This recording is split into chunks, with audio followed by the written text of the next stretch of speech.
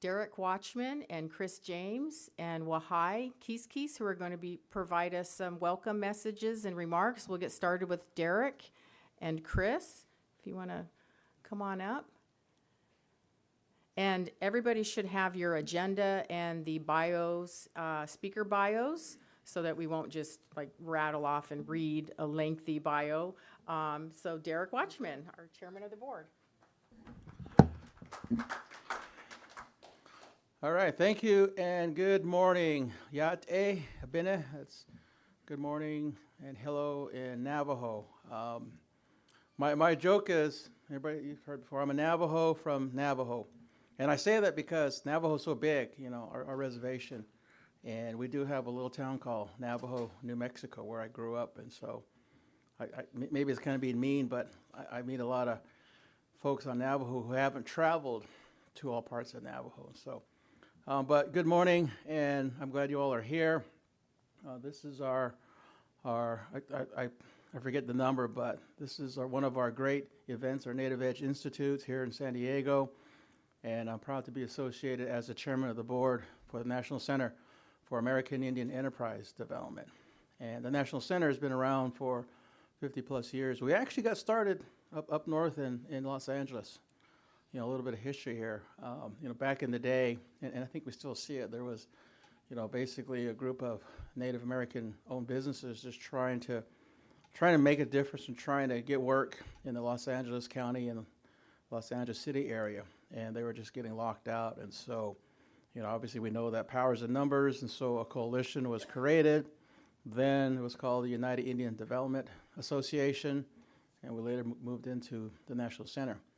And so what we do is advocate, promote, and help create, expand, and build businesses, not only on reservations, but, you know, through our brothers and sisters that are off. Because when you look at the census, over half of our Native brothers and sisters live off reservations. And so, and that statistic is actually getting worse. And so for me personally, I think what we do here at the center is to help improve the business so that our reservations can flourish, so that, you know, we always talk about in Navajo, you know, Dinipikea, land, that's sacred, that has a lot of meaning, and that's our reservation. So how do we build our home life? How do we build our reservation so that we can live there, or we can bring our young ones home? You know, because, you know, at some point, if we don't address that, you know, we're going to have these reservations with nobody on there.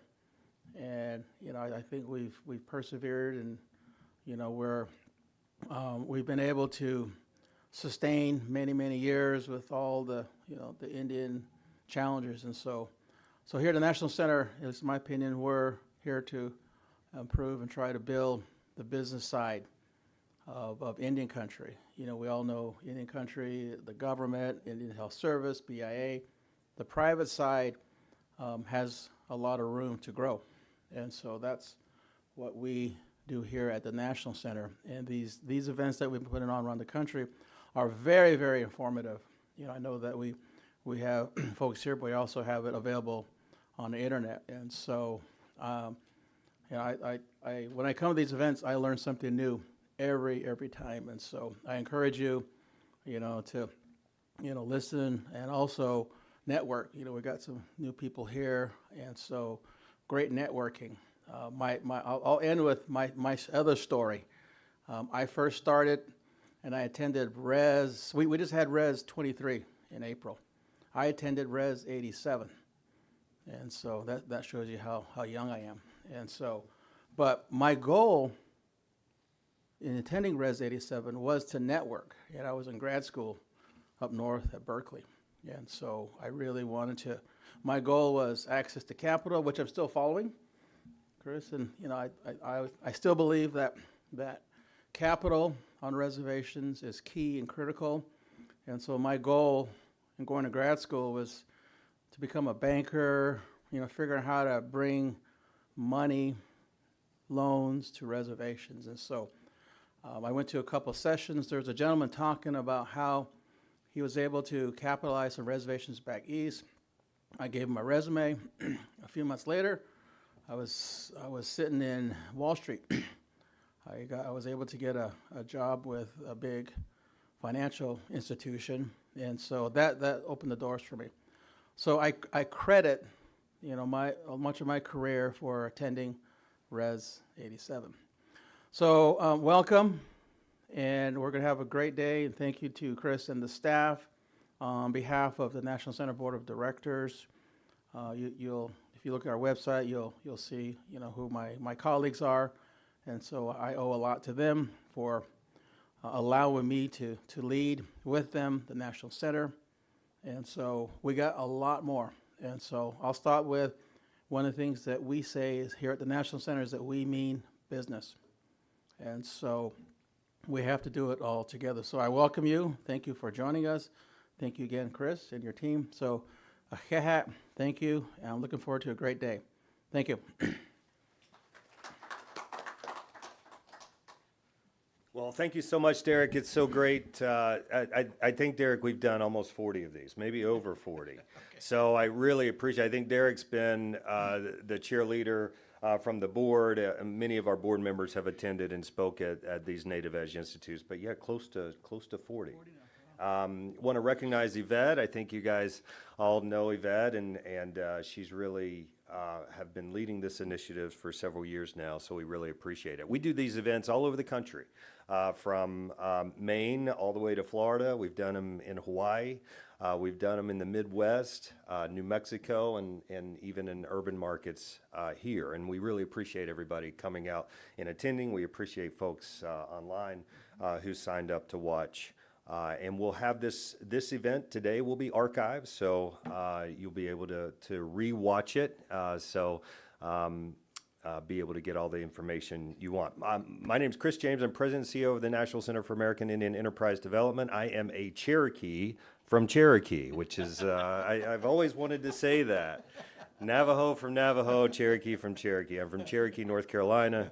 Born and raised on the reservation there, Eastern Band of Cherokee Indians, and it's really nice to be here in California, 4,000 miles away from my home. But believe it or not, some of the mountain ranges around here look very similar to North Carolina. So really great to be here.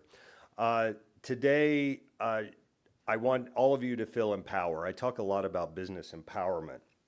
It's a word. I like the word empowerment. Maybe sometimes it's a buzzword, but I do.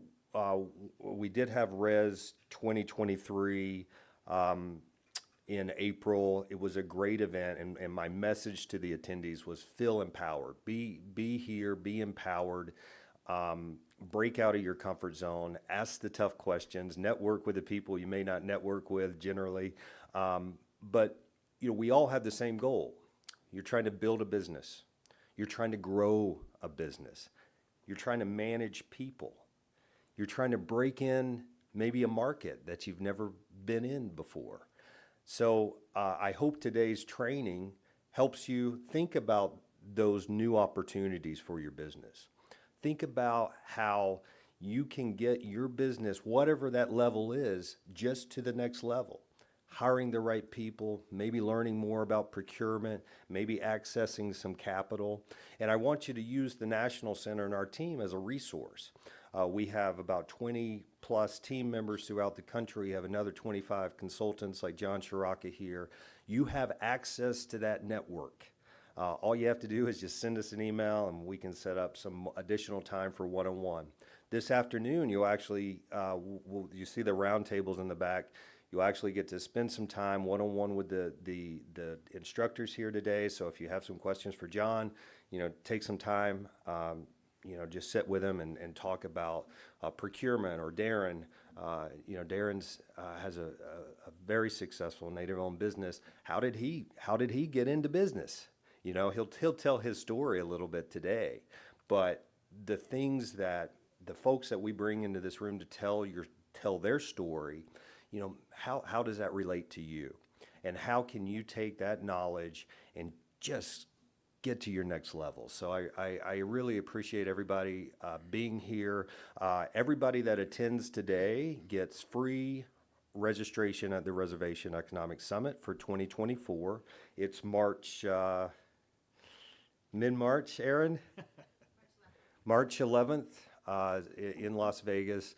We'll also be giving some door prizes, some Alaska Airline flight tickets. So we'll have a few of those that Yvette will give away a little later. So you may be able to get a ticket to, you can fly anywhere Alaska Airline flies, or maybe you want to fly to Vegas for the Reservation Economic Summit. But that'll happen in next year. Our next Native Edge Institute event is what, Yvette? On the East Coast. June 28th. So we'll be over on the East Coast, again in Roanoke, Virginia, focusing a lot on procurement. And so feel free to tune in electronically or free to attend any of our sessions. We really appreciate you being here today. From the bottom of my heart, I really appreciate folks coming and seeing how they can get to their business or their community to the next level. So thank you so much.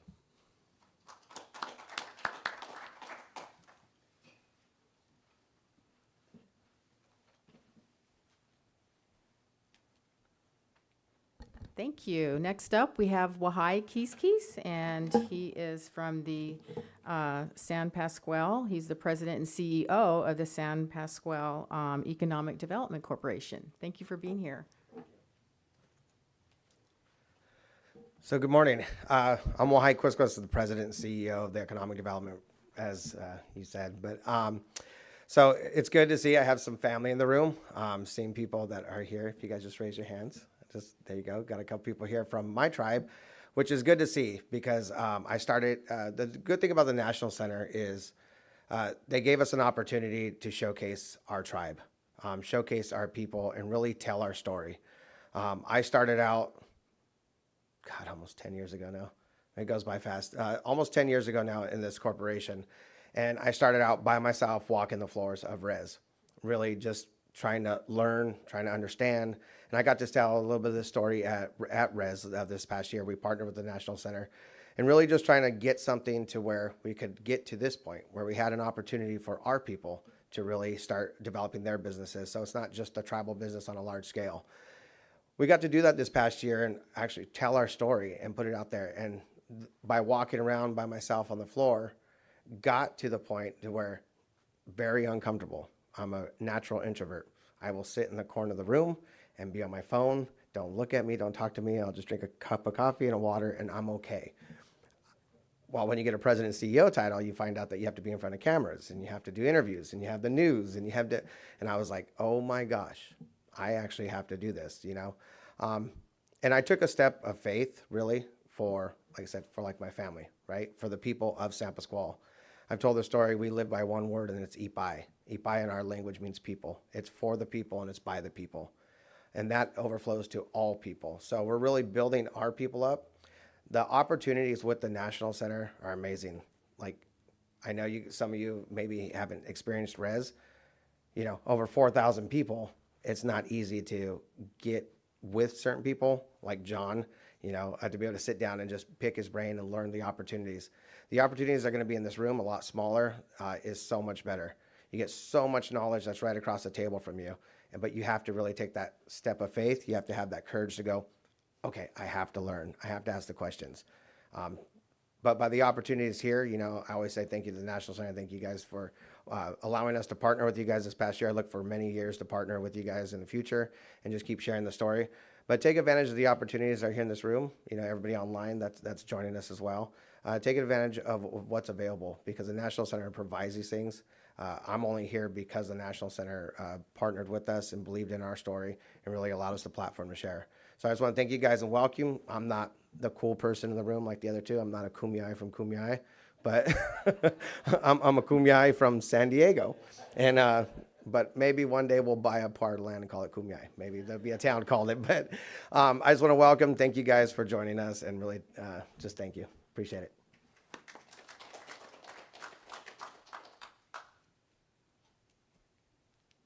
Thank you, Wahai. Next up, we have John Chiraka, and he's going to go over everything you wanted to know about contracting, government, federal contracting, certifications, and all the good stuff.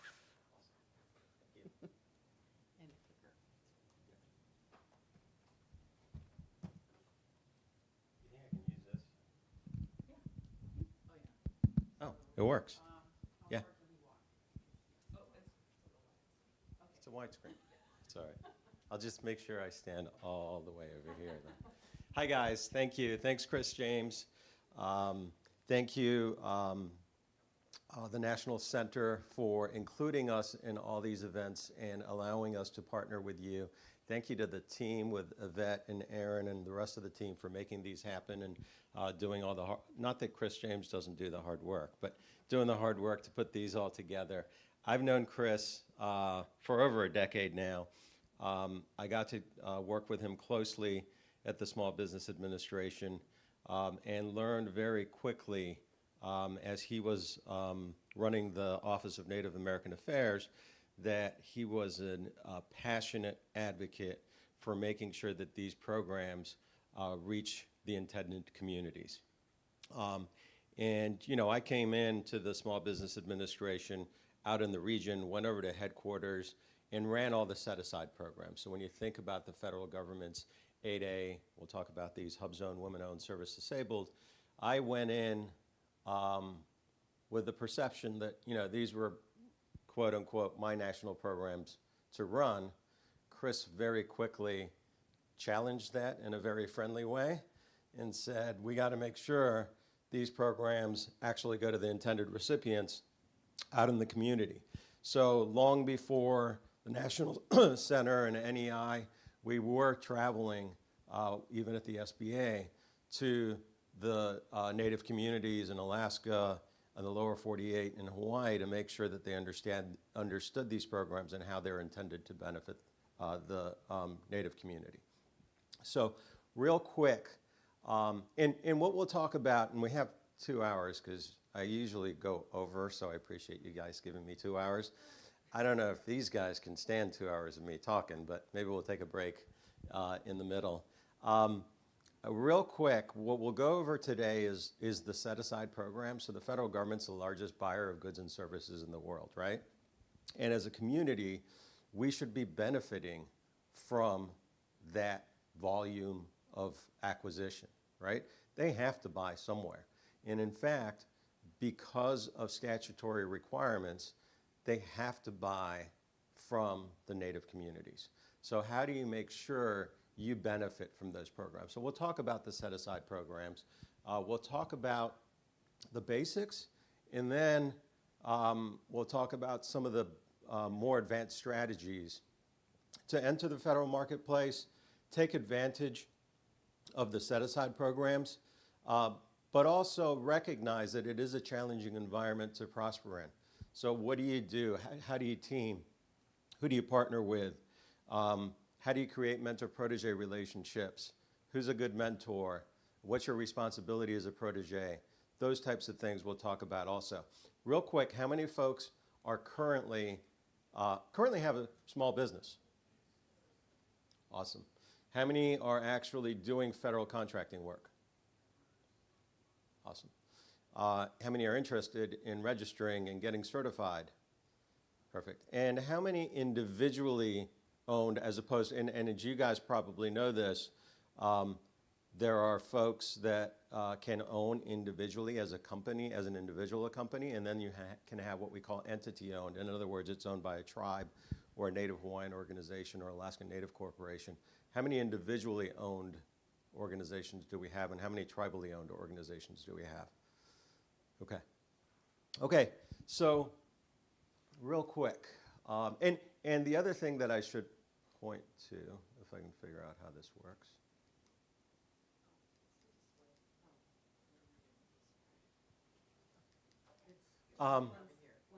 That's okay. No worries. I was going to ask a question to the audience, and now I forget.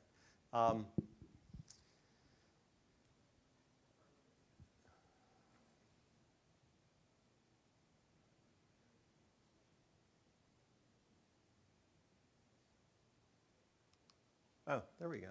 Thank you. Okay, so the federal marketplace. How much do we think the federal government buys every year? Any ideas? Billions. Almost almost going into the trillions. And 23% of that has to go to small businesses, right? And it's a requirement. So this is one of the programs I was responsible for. Every agency is gold with respect to their small business spend. And if you go into USA Spend, you can see where each of the agencies are with respect to their spend, right? And not every agency is gold at the 23%. So when you look at, 120 to 150 billion dollars, and that's broken down further with socio categories, there's 23% that's supposed to go to small businesses, but every agency is treated differently. So when you look at where we were at the Small Business Administration, if you look at that agency, they purchase a lot of things that are small business friendly, right? So their goal actually is something around 60% or 70%. The Department of Energy, as you can imagine, nuclear testing facilities, et cetera, their goal is like 10% or 11%. Department of Defense is like 22 or 23%. So it depends on the agency. And one of the things that you can look at is how is the agency doing with respect to their performance, right? So entering the federal market, and so I'll sort of give hints along the way at ways to look at to differentiate yourself and find the opportunities. Because you can certainly do a shotgun approach. And as newer companies, oftentimes the challenge is you don't know where to go. And so you do a shotgun approach, you have limited resources, and you get frustrated and discouraged because your shotgun approach isn't creating an impact with respect to sales. So the challenge is, how do I continuously try to refine the opportunity targets, and what data analytics or what data points should I be looking at to refine that? We'll talk about some of the basic systems. So like you guys who are entering the federal market, I encourage you to visit SAM, right? And there's a slide on that. And by the way, I'll sometimes use the slide, sometimes not. I encourage you guys, like everybody this morning said, ask questions, right? This is much more beneficial to you guys if we have an interaction. I don't have to stick with these slides. If you guys have questions, don't worry about what type of question it is. I guarantee you the person next to you probably has the same question, but is maybe reluctant to ask it. Yes, so you're raising your hand. Yes? What do we look for on SAM versus USA spending? Yeah. So SAM, there's two things with SAM. SAM is where you register to do work with the federal government, right? And SAM is also the place that will list every opportunity over $25,000 that comes out. USA Spending is more of a data analytical tool where you can see how agencies are spending, what contracts they're purchasing, and how they're purchasing. And we'll talk a little bit about that. Yes, sir? Where do you find the contracts under 25,000 listed? That's a great question. Generally, that's the micro purchase threshold, right? Generally, those are not listed. Generally, that's when a program office says, I need small training. It's under $25,000, or I need a printer. They can go out. They don't have to list it. They can go out, purchase it off shelf, and it's not listed. That's when you have the relationships with the agency where they can come to you directly and purchase it. And oftentimes, quite frankly, they'll go like you and I, because they don't have to, under the micro purchase threshold, they can put it on the government card. They can buy it online. Now, when I was running some of these programs, we encouraged purchasing from small even below the micro purchase threshold, but technically they don't have to. Now, that's a good question, because from the micro purchase threshold to the top of the simplified acquisition threshold, which is $250,000, that's all reserved for small business automatically. So that's really an area that is ripe for entering the federal marketplace, right? Because that's automatically reserved for small business. So that has to be listed. And for all intents and purposes, those should always go small. Make sense? Any other questions as we go through? Okay, so in addition to the 23% and sort of figuring out what agencies are performing and how they're performing, there are additional set-aside programs that the federal government manages, right? How many people are looking at the 8A program? Okay, so Registered for that. you're already registered? Awesome, how long? 3 years. Has it been helpful? Okay, we'll talk about that. That's why I'm here. Okay, we'll talk about that. Awesome. So we talk about the 8A program. 8A program is really unique. It's a 9-year program where it has very unique, so you have different programs. 8A, which is also small disadvantaged, women-owned, service-disabled, and hub zone.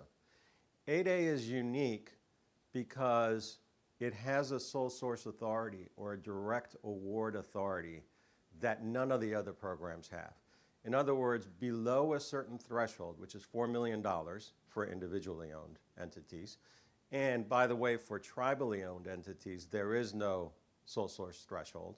There's a justification and approval at $22 million for civilian agencies and $100 million for the Department of Defense. So technically, a tribal 8A can get an unlimited sole source, but none of the other programs have that sole source authority, right? So that's a lot of folks that are looking to get into the 8A program say, that's awesome. So I'm going to go get my 8A because I'm qualified, and we'll talk about what qualification means. I'll get the 8A, and then it's a 9-year program, and then the other challenge is you get to year 7, and you're supposed to be transitioning away from those really beneficial sole source opportunities. So if you don't hit the ground running, you sort of waste your first several years, right? And when I was running these programs, we had a challenge because if an entity or a firm qualified, you had to let them in. Even though you could argue, well, we don't think they're ready for the program. And what do we mean by ready for the program? So you want to make sure, because you only have a limited lifespan in the program, and it's the only one that has a limited lifespan, by the way. Because you have, but it's the only one with the unique sole source authority. If you only have 9 years, you want to have some track record and some networks in the federal government, right? You want to at least have done a little bit of work somewhere, maybe not as a prime, but at least as a sub. You want to have performed somewhere where they understand and appreciate the impact that you've made as a small business.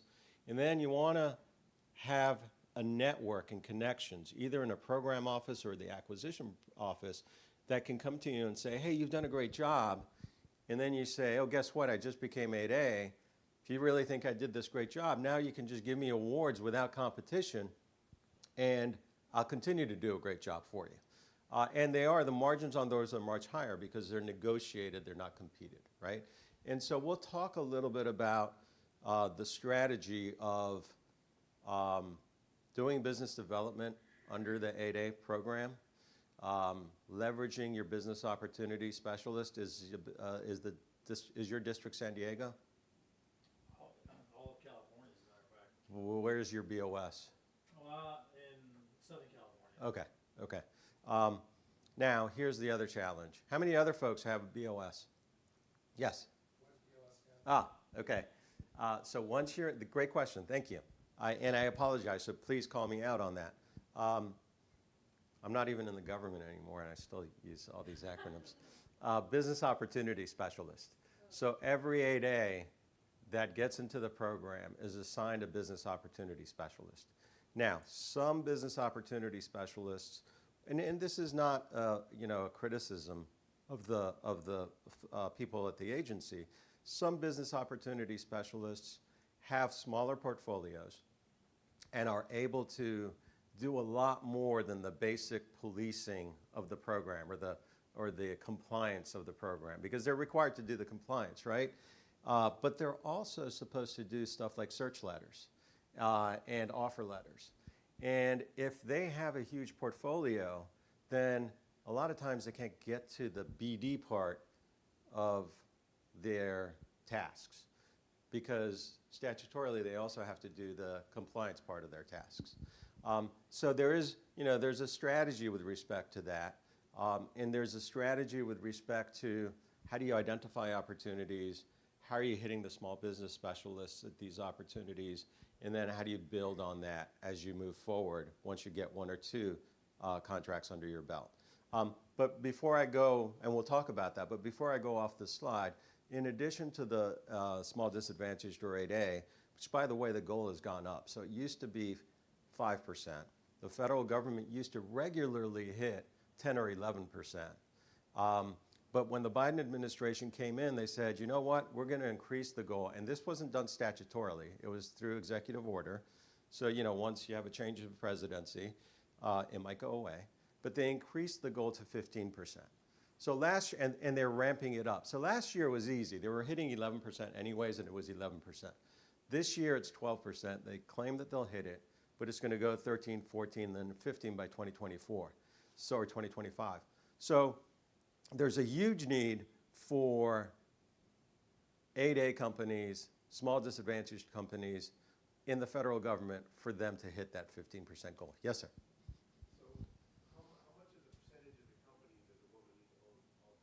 That's a great question.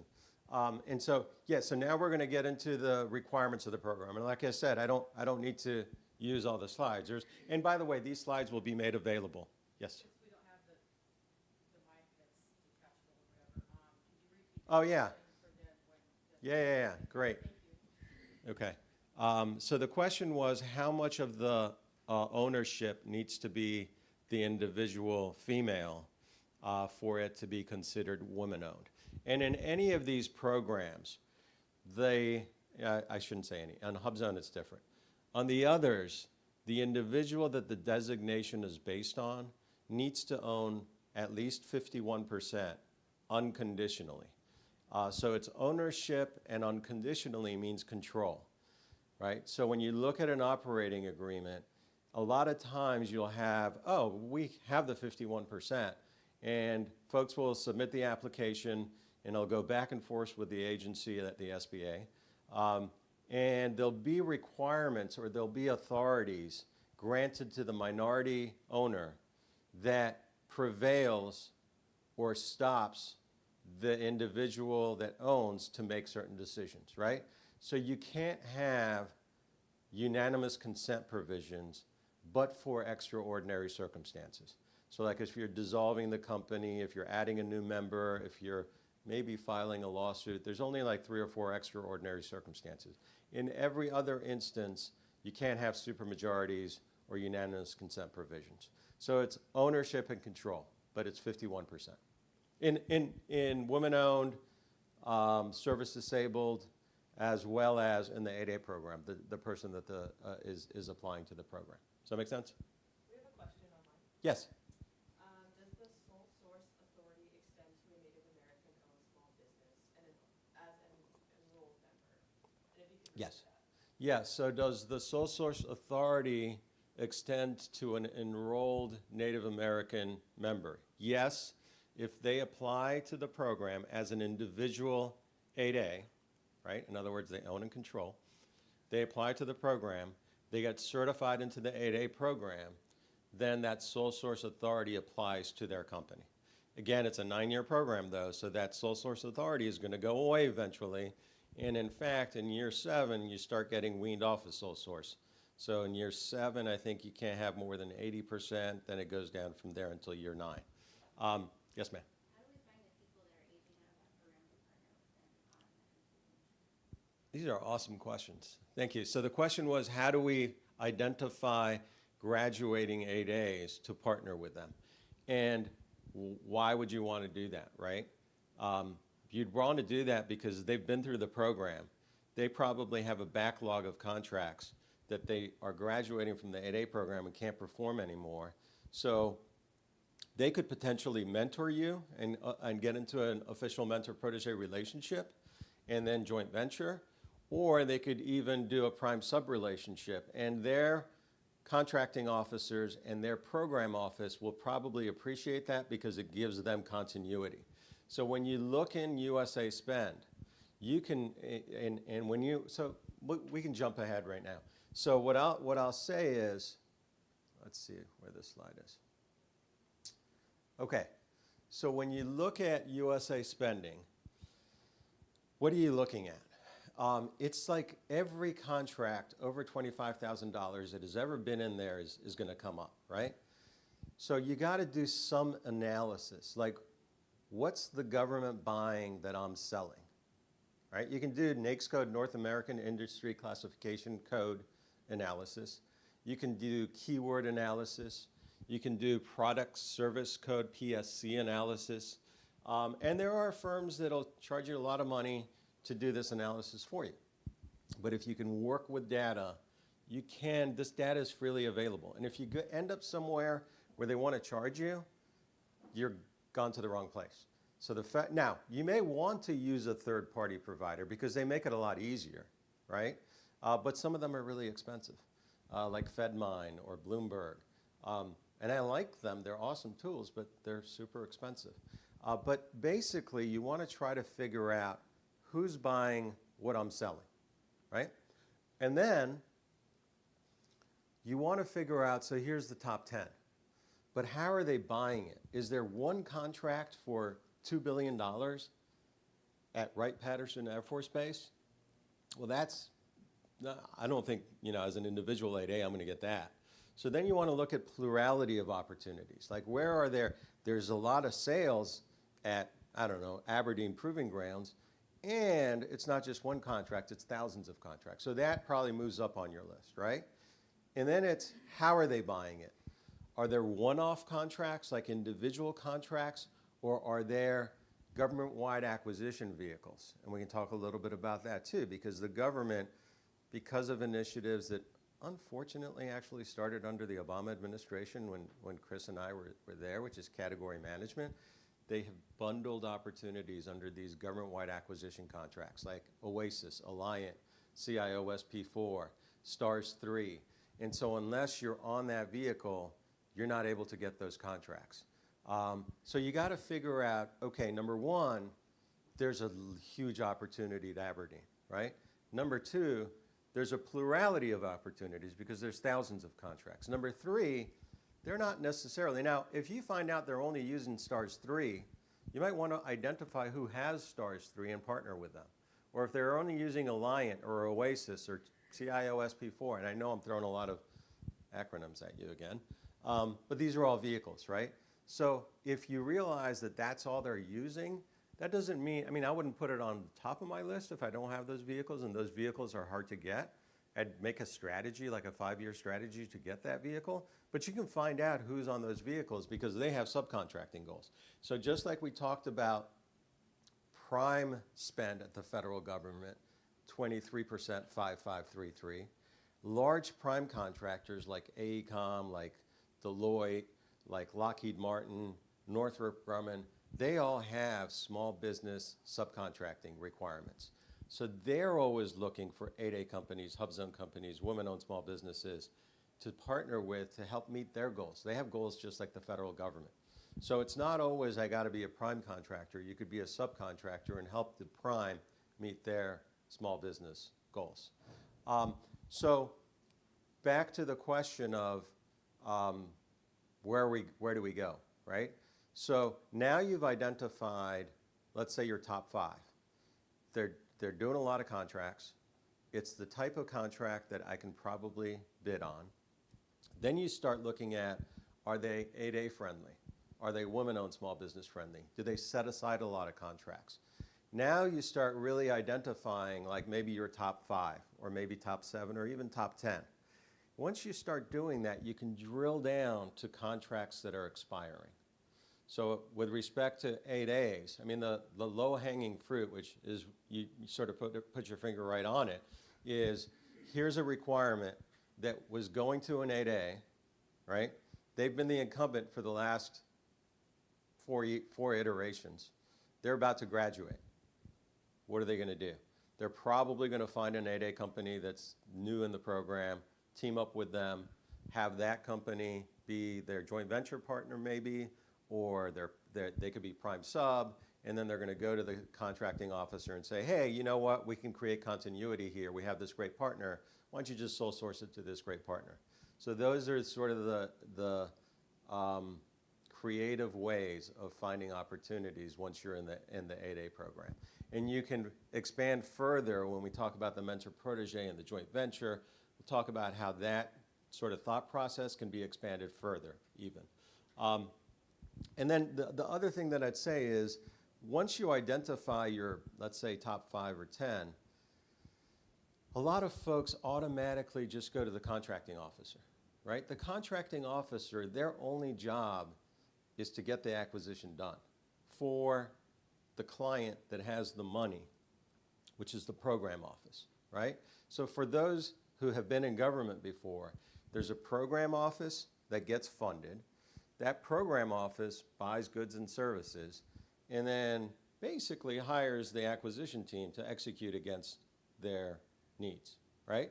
So it's important to have a relationship, yes, at the contracting office because they have goals, they're looking for good companies that they can trust, et cetera, but it's important to get to know the program office as well. And there was a memo issued by the Biden administration when they first came in that reiterate, because a lot of times program offices and contracting officers have been reluctant. They're like, whoa, whoa, whoa, we can't talk to industry. You know, that's a conflict of interest. That's not true. Unless there's an acquisition on the street, yes, when that happens, they can't talk to you because it's on the street already. But there's no reason, like when they have industry days, when they have matchmaking days, that you shouldn't be talking to the acquisition office and the program office. And then the last, and I always think about this as a three-legged stool, right? So step by step, right? We tracked it down, top 7 or 10. We figured out it was really friendly for, let's say, 8A or women-owned. We identified a few contracts and identified when they're expiring. We had identified the contracting office and the program office. The last leg of the stool is the small business office. So every major acquisition organization, so when I talk about like Wright-Patterson or Aberdeen, or, you know, what's the base here out in San Diego? It's Camp Pendleton, Blonde, okay. tons of them, there's like 32 up there. Great. So once you identify that, most of those larger installations have a small business professional assigned to it, right?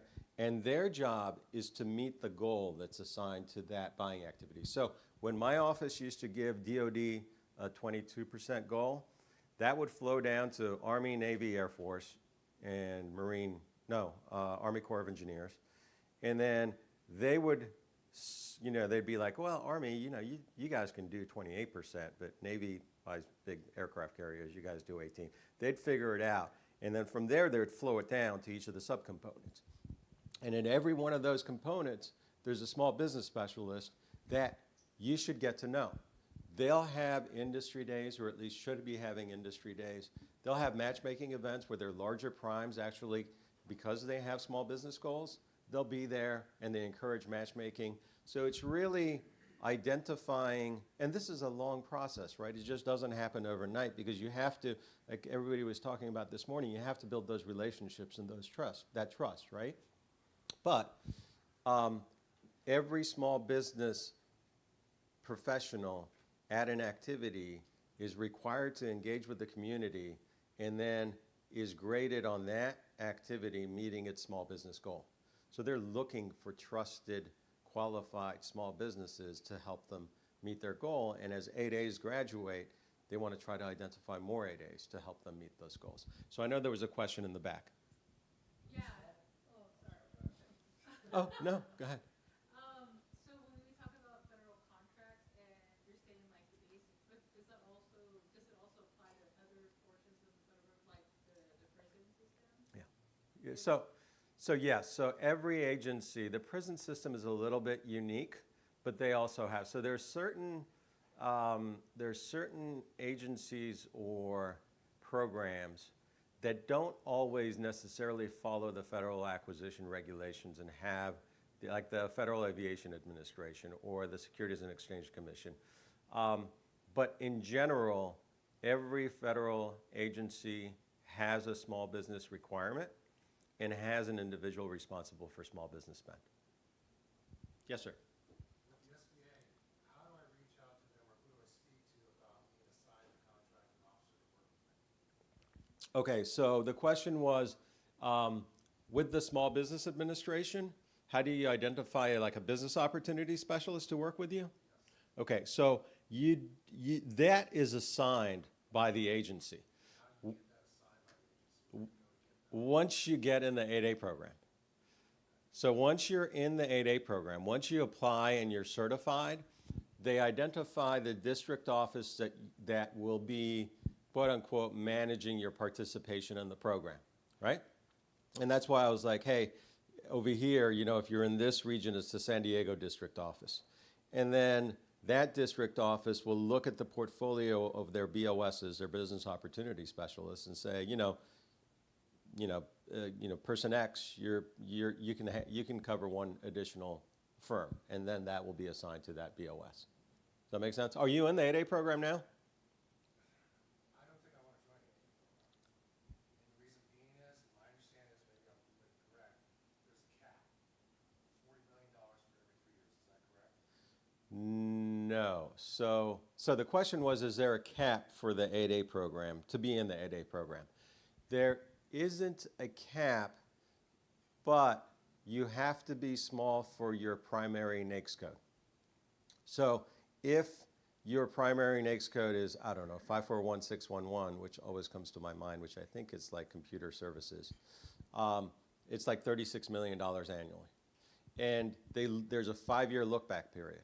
So as long as you're, and if that's your primary NAICS code. Now, sometimes an 8A company will come in and be like, I want my primary NAICS code to be shipbuilding. And that's like 1,500 employees. And then the SBA is like, wait a second, you sell computers. So, it's got to be realistic. You got to pick your NAICS code based on the actual work that you're doing. But that primary NAICS code is what determines your participation in the program. Yes, you can early graduate if for the last, so they look at a 5-year look back. If your 5-year look back exceeds the NAICS code size standard, then you could be early graduated, or you could realistically look to change, and this is a more intricate strategy, but hey, I'm going to change my NAICS code to one that's larger. You can't just pick shipbuilding. You have to put it in your annual plan. You have to make an argument and a case for why you're changing it, and then the SBA has to agree to change it. Does that make sense? Yeah, the reason why I wasn't sure if I wanted to do it, there's a lot of projects out there in the federal government. One project could be $40 million. Yeah, but that one project that's $40 million is probably over 5 years, right? Or over 2 years? I deal with VA a lot, so you have a wing edition, Uh-huh. $40, $60 million, one shot. Yeah. So that takes me out of the program, but I'm not quite there yet. Yeah. 2 years where I get there. That's why I didn't know if it's something. Makes sense. Yeah. So the question is, if you get, so it's for the audience, the question is, you get into the program, you get one, giant contract, and then are you out of the program? So my answer would be, it's possible, but remember it's a 5-year look back also. So if you could get $50 million contract that first year, you look back, you had zero or a lot less the previous. So the average is going to still keep you in the program, at least for a period of time. And that gives you an opportunity to go after those large sole source opportunities. Does that make sense? Okay, any other questions so far? Okay, so just on this, the other thing that I'd point to is, we talked about the various systems a little bit. SAM, you got to register in SAM to do work with the federal government. The one thing that a lot of folks don't do, and for those that are already federal contractors, I'm going to ask this question. Do you guys know what DSBS, or Dynamic Small Business Search, is? No.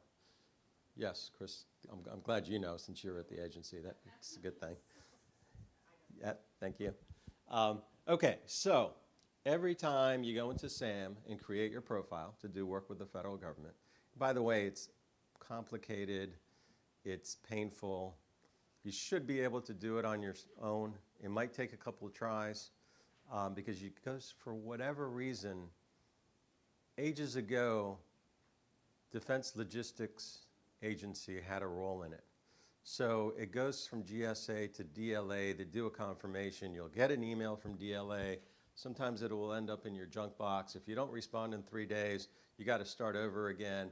It's a little bit painful, but as soon as you start it, you're going to get like 1,000 emails about, hey, we'll get your SAM registration for $500. You could do that if you wanted to, but you should be able to do it yourself. And by the way, the National Center has a bunch of PTAC staff across the country that can help you with that too. So reach out to the National Center and the PTACs if you're having an issue getting your SAM profile registered. Oh, yeah, not, you're right. It's just real quick, it's Apex accelerators and not PTAC anymore. Yep. Yeah, and we do serve 26 states. We can also be a reference to the native Apex Center here in California, as well as just the regular curriculum center, correct? Right, and there's a California Apex that will be presenting this afternoon.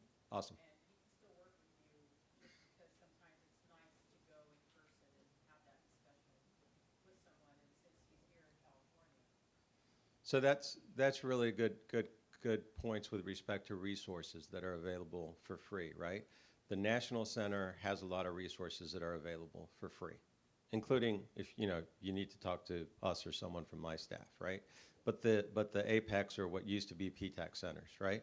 But then there are small business, what were the SBDC, small business development centers that are attached to universities. And then sometimes there are Veterans Business Centers, VBOCs. And then sometimes there are women-owned small business centers. And the one thing, before I went to headquarters, I was a regional administrator, and I had the Mid-Atlantic. And don't get frustrated if you end up at one of these places and they're not the exact right match for you, right? Because like in Philly, the PTAC at the time actually wasn't good with federal contracting. The SBDC was much better. They had a really good staff. But in Pittsburgh, it was the PTAC that was really good. In DC, it was the Women's Business Center. It's just how they staff up, right?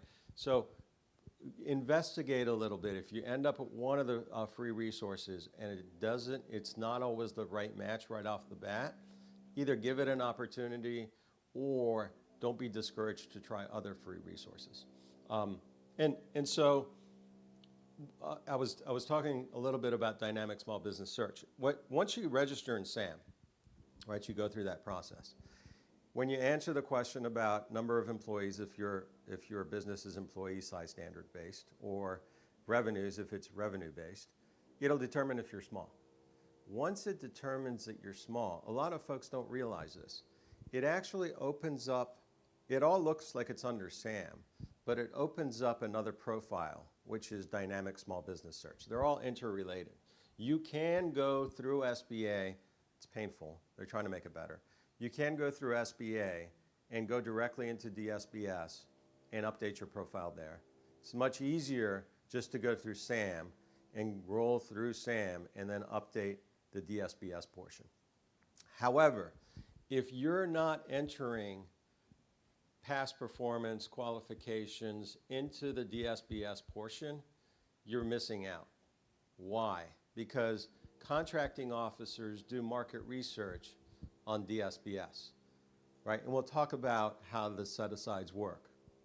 But contracting officers, when they do market research, they're looking through dynamic small business search as one of the tools to identify small businesses to work with. So if you're not updating your profile, if you haven't entered your qualifications, then you're not coming up on their search. And when they get to the rule of two, and we'll talk a little bit about that in a second, they'll say, well, there's not two small businesses, so we're not going to set this requirement aside.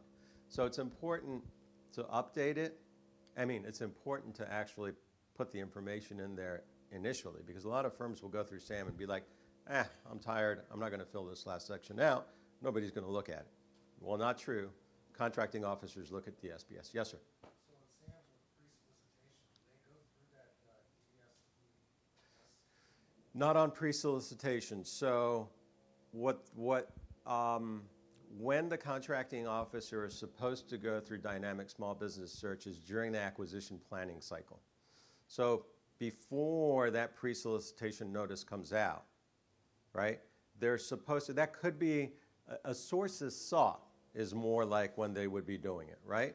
So when you see a sources sought, generally the contracting officer is trying to determine, hey, is there 2 or more 8A companies, hub zone companies, small businesses, so I can set this requirement aside. So definitely, if you see a sources sought, and I used to do federal contracting before I went to the agency, and I know it takes a lot of time, and sometimes it's onerous. But if you see a sources sought, and you want that requirement to get set aside, I would respond to it. And if you have competitors, I would ask them to respond to it too. Because the more responses they get, the more it can't be just any sort of response, right? It has to be a qualified response. But the more qualified responses they get, the more chance it'll get set aside. And it could even potentially get sole source if it wasn't issued as a competitive requirement to begin with. How many qualified sole sources does it take to set it aside as a sole source? So that's the rule of 2. So the question was how many qualified responses are required in order for it to get set aside, right? It's the decision with respect to sole source is a different decision, but the respect to getting it set aside is a rule of 2. And we'll talk about that in 1 second. So if you haven't been, number one, if you're registering in SAM, no DSBS, update it. The other trick with DSBS, Dynamic Small Business Search, the firm that updated their profile last comes up first. So if a contracting officer goes in there and puts in an NAICS code or puts in a keyword, whoever updated their profile last is the one that, it's just an antiquated system, right? So we have clients that'll go in there and, add a sentence, take out a sentence, put a, comma, take out a comma. Do that at least once a quarter so that you're on the top of the list, right? Okay, and then we talked about USA Spend and doing your research. The subnet is statutorily required, but it's not regularly updated and it's not the best system, although SBA is looking to improve it. When we talked about large prime contractors and subcontracting, large prime contractors are required to have subcontracting goals and meet those subcontracting goals. If they are not meeting those subcontracting goals, they're supposed to list their opportunities in subnet. And so you could Google it, the link is there. Sometimes there's good opportunities in there, but there isn't really an office that regularly updates that, and it's really left to industry, and oftentimes it's outdated. But it's another resource at a minimum to identify which large prime contractors are looking for small businesses to partner with. Any questions so far? Okay. We're going to skip that for a second because we had a question about how set-asides happen and are enforced, right? So we talked about the 23%. We talked about the goals. My old office used to establish those goals depending on how the agency bought. Well, how is it enforced? Well, first of all, we had a question about the simplified acquisition threshold and the micro purchase threshold, right? Micro purchase threshold is $25,000. It's really not monitored. It's hard to monitor it. It's on the purchase cards oftentimes. Some agencies are much better than others, but it's hard to monitor. Anything above micro purchase and the simplified acquisition threshold, which is $250,000, is automatically reserved for small business. So and we used to track this by agency, by the way, how the agency was performing on their SAT, simplified acquisition threshold. And the other benefit of this is that simplified acquisition threshold follows simplified acquisition procedures. So as a new entrant into the federal government, you don't have to comply with the entire federal acquisition requirements when you are implementing a contract under the simplified acquisition threshold, SAP. SAP matches SAP. Great acronyms again, but easier to work with, right? So it's a good entree into federal contracting. Some agencies are at like 98%, some agencies are at like 70%. There's always reasons why you can't hit 100%, Think about licenses, right? Like a Microsoft license, a Cisco license, something like that. They have to go to Cisco or Microsoft 9 out of 10 times. So on those requirements, even though they are below the SAT probably, they're going to go to other than small. Any questions there? Yes. So what's the step-by-step simplified acquisition threshold? So it's sign up with Sam, find one, then it's like what kind of contracting or what kind of you send or you like What's the steps? Yeah, so those will be listed, right? And so anything over $25,000 is going to be listed in SAM. So you'd identify it in SAM. Usually the turnaround period is much shorter. Usually the response requirements are much more abbreviated than a $10 million contract. You'll have to follow the requirements on responding. And it goes through an abbreviated version of evaluation and award. And then award is really simplified as well. But you'd identify those opportunities still in SAM, and you'd follow the procedures. And every agency does it a little bit differently. There are some basic requirements and rules on how it's supposed to be conducted, but it's much more abbreviated. and then follow up on that. That's okay. Let me know if you think of it. Any other questions on simplified acquisition threshold? Okay, so how many folks know the rule of two? Okay, that's really important as well. So this is in statute, right? And in the federal acquisition regulations. If there are 2 or more small businesses that can provide the product or service at a reasonable price, not at the best price, at a reasonable price, meaning a fair market price, then that requirement shall, it's not a may, it shall be set aside for small businesses. That's why market research becomes so important. So when we talk about acquisition planning, that contract, and there was some recent cases, the Tulliver case, I think it was, that reemphasized this.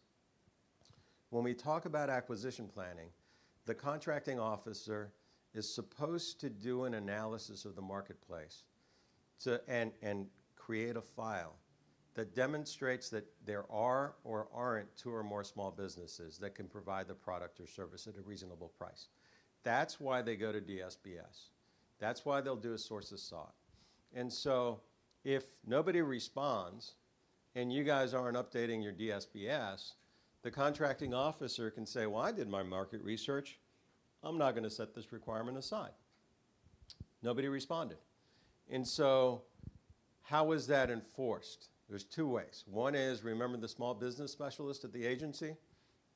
Technically, during acquisition planning, I say technically because it doesn't happen all the time. And you guys are the eyes and ears on the ground and can sort of make sure that the small business folks, if you're looking at a contract coming up, you can work with the small business folks to make sure it gets set aside. So technically, the small business person is supposed to be engaged in acquisition planning. And then, how many folks know what a procurement center representative or PCR is? Okay, so a PCR actually works for the SBA. This is kind of like the SBA police. This was under one of my offices that I was responsible for. They are at every buying activity. Now, what I'll say is, when I was running the program, there was 119, and they covered the entire country. And I thought that was bad, right? Because think about all the buying activities, and you just said how many there were here. Today, there's 36, and they cover the entire country, right? Anything that does not get set aside. So the contracting officer does their acquisition research, they do their acquisition planning, nobody responds, or maybe they just don't want to set it aside. They have to send a form to the PCR.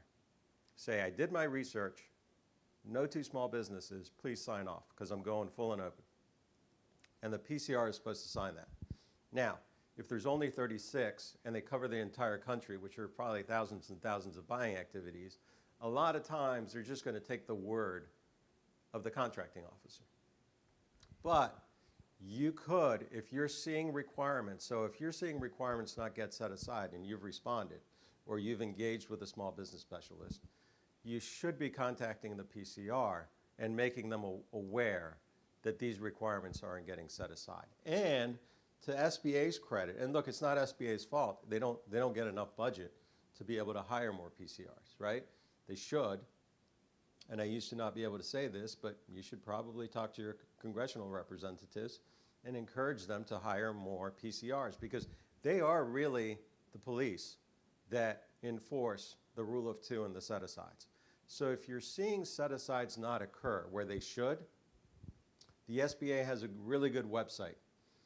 If you go to the SBA website and do PCR directory, it'll give you the individual that's responsible for each buying activity, and it'll tell you who their boss, the area director, is. So if you're reaching out to the PCR and you're like, hey, you know, we were working on this requirement, we thought it would get set aside, it's not getting set aside, send it to the PCR. If they're not responding, you can go to the area director and engage the area director at headquarters. Yes, sir. What about those entities that are 638?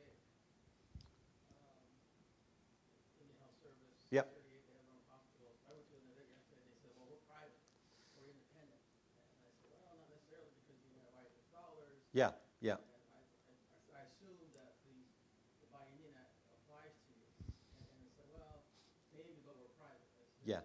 You're not. Yeah, no, that's a good point, because it's almost like when the Department of Transportation spends money in states. It is federal dollars, but once it goes to the implementers, yes? Oh, the question was when IHS, Indian Health Services, and their implementers in the field, like the hospitals, what requirements do they have further to go small business, or to make sure that Buy Indian or 8A is followed and implemented? And it's a little bit of a, Well, that's if there are 638 contractors, so, you know, they're contractors in the government services at the tribal level. Their contention that we're private. correct. So the question is, if there's 638, which I don't know that term, by the way, 638 contractors at the private level. Well, basically, that's probably about 93638. Uh-huh. Tribes can opt to contract government services, and so typically, law enforcement, healthcare services are 638 turnout. They receive the money. Yeah. It's still, that's, Yeah, they had to go, because we're doing that right now, Yeah. on healthcare. yeah. But here, it's just 638 is like all those. So the funding comes through the program.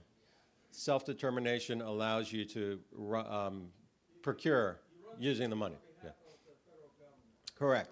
That's, yeah. Or not, and do these rules apply? Yeah, so I don't know the answer. So in my mind, if you ask me that question, it's very much similar to flow-down requirements from the Department of Transportation to the states, right? So there is self-determination, obviously, because the funds are going to tribes. Tribes are a sovereign nation, right? So they have self-determination and can spend the money typically as they see fit, right? And so those flow downs may not apply in that instance, because, yeah. So I don't know the answer to that question. But very similar, and this is really important actually, and I should have mentioned this earlier, when we talk about sort of the U.S. spend, with the infrastructure bill, a lot of the spend is for roads and infrastructure. You guys know the Build Back Better Act, right? Billions of dollars. A lot of that is going to go to the states. And so when you look at the state level, they don't always follow the 8A, women-owned, service-disabled, hub zone. They follow minority business enterprise or disadvantaged business enterprise. And each state, unfortunately, pretty much has its own certification process. And so even if you become 8A at a federal level, or even if you're MBE or DBE in, let's say, Virginia, doesn't mean you are in California. So depending on where the money's going, you may have additional requirements with respect to certifications to work at the state or local level. But I'll look into that to see if I know the answer to that, or we can figure it out. Any other questions on sort of the simplified acquisition threshold and the rule of two? No? Okay, over here, I just wanted to make sure we understood, because there were some questions about small and primary NAICS codes. So the one requirement for the program and participating in the program is that you're small in the 8A program for your primary NAICS code. And primary means where's the preponderance of your work coming from.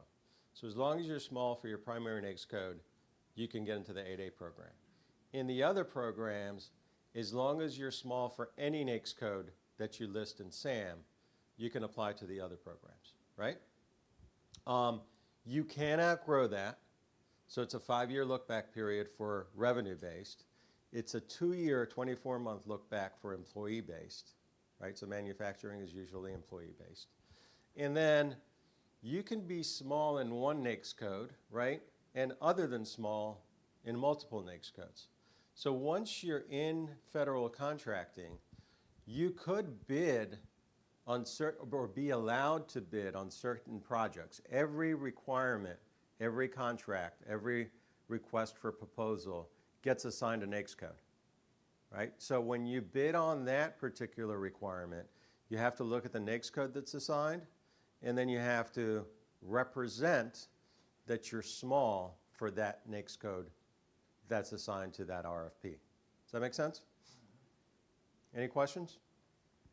Okay, before I get into a little bit of the specifics on the 8A program, I'm going to talk a little bit about affiliation because this catches people off guard. Where is it?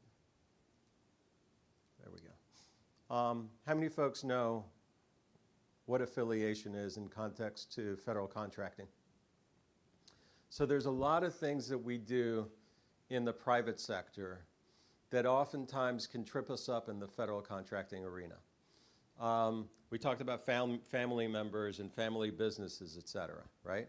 So if you have common ownership, common management, shared facilities, these are just a few examples, right? If you always do joint ventures together, if you joint venture with a company over and over again, these things that you would normally do in the private sector just to grow your business can potentially lead to a finding of affiliation. And what does that mean? That means that, and this was another program I was responsible for, and it drove me crazy because the SBA looks at, quote unquote, the totality of the circumstances. So they don't look at, oh, you have, husband and wife, and you have common management, so that equals affiliation. Or you have a whole bunch of joint ventures, and 90% of your revenues come from one source, so that equals affiliation. Or you have shared office space and shared management or employees, so that equals affiliation. There's no clear bright yellow line or red line, whatever the idiom is, I guess.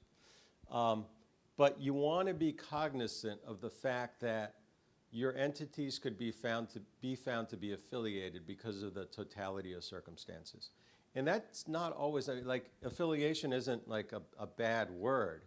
It just means, number one, you need to represent appropriately. Number two, your revenues or your employees will be combined to determine if you're small for that NAICS code. I think there was a question here. Yes? Yeah, so when it talks about affiliation, okay, I'm just gonna use myself as an example. Yeah. I'm trying to start a small business, I'll be in structural steel and reinforcing steel, which is a small business. But will be under the umbrella of the union. I won't be hiring any members Yeah. to do this. So when they do that affiliation, because my contracts are specifically for a specific entity, will that change the way I apply for the, within, I guess it's a combination, yeah. No, that's a great question, because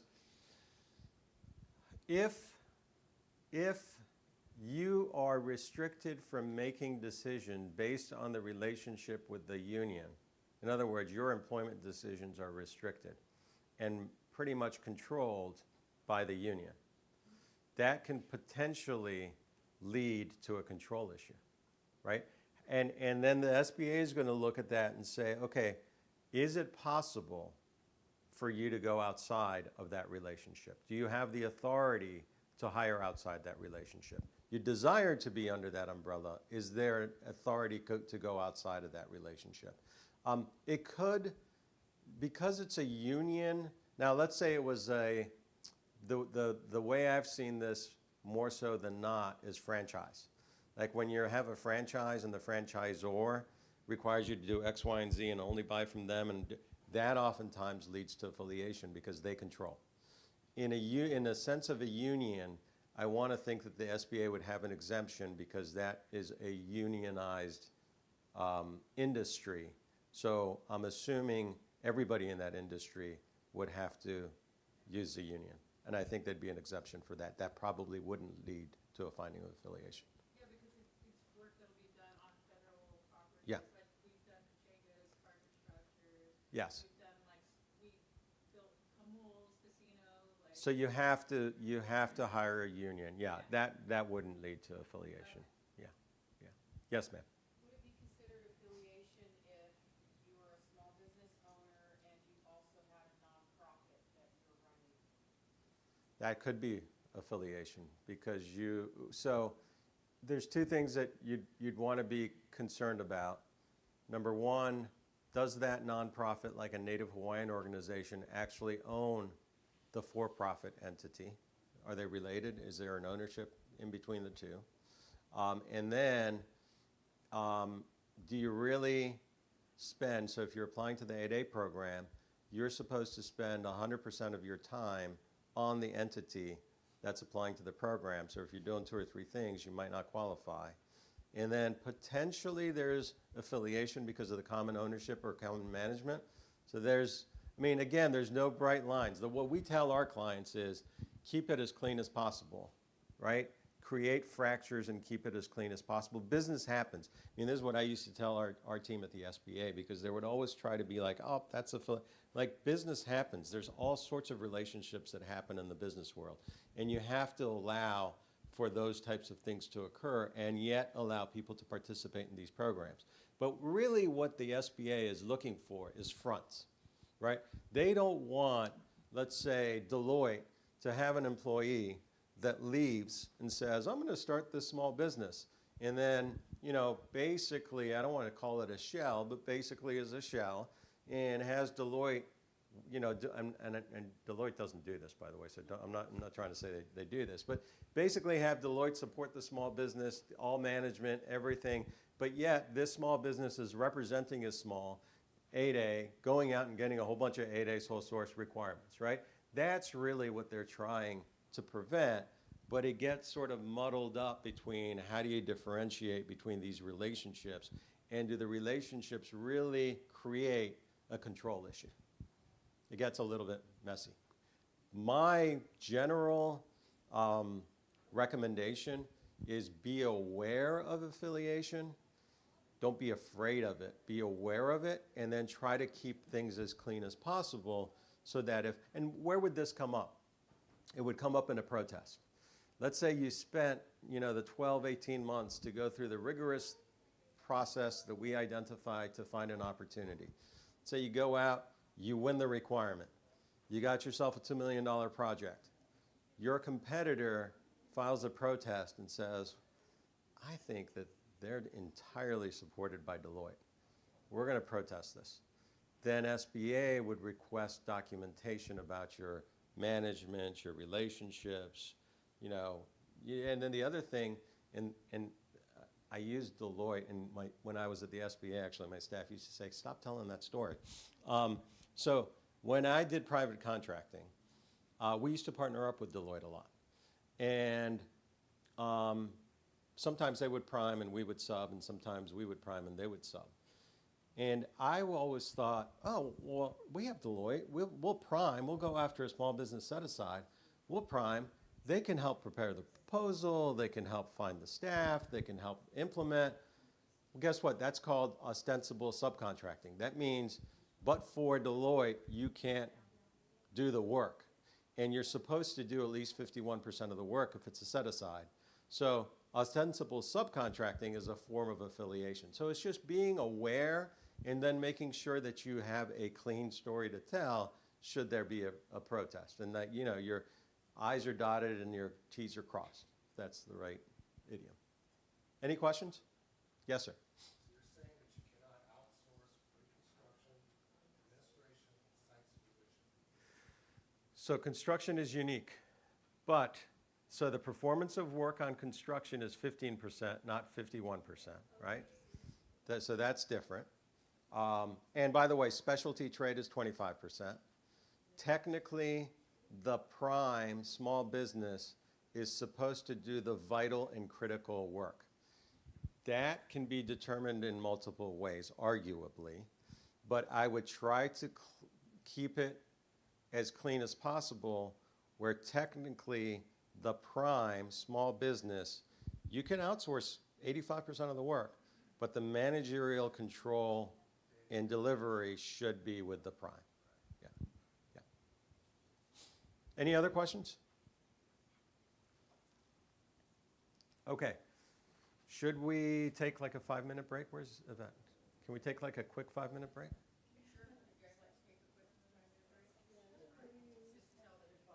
But you guys got to promise to come back, because, you know, every time we do a 5-minute break, nobody comes back. Yeah. Come back. 5 minutes. And online, if we can let them know. 5 minutes.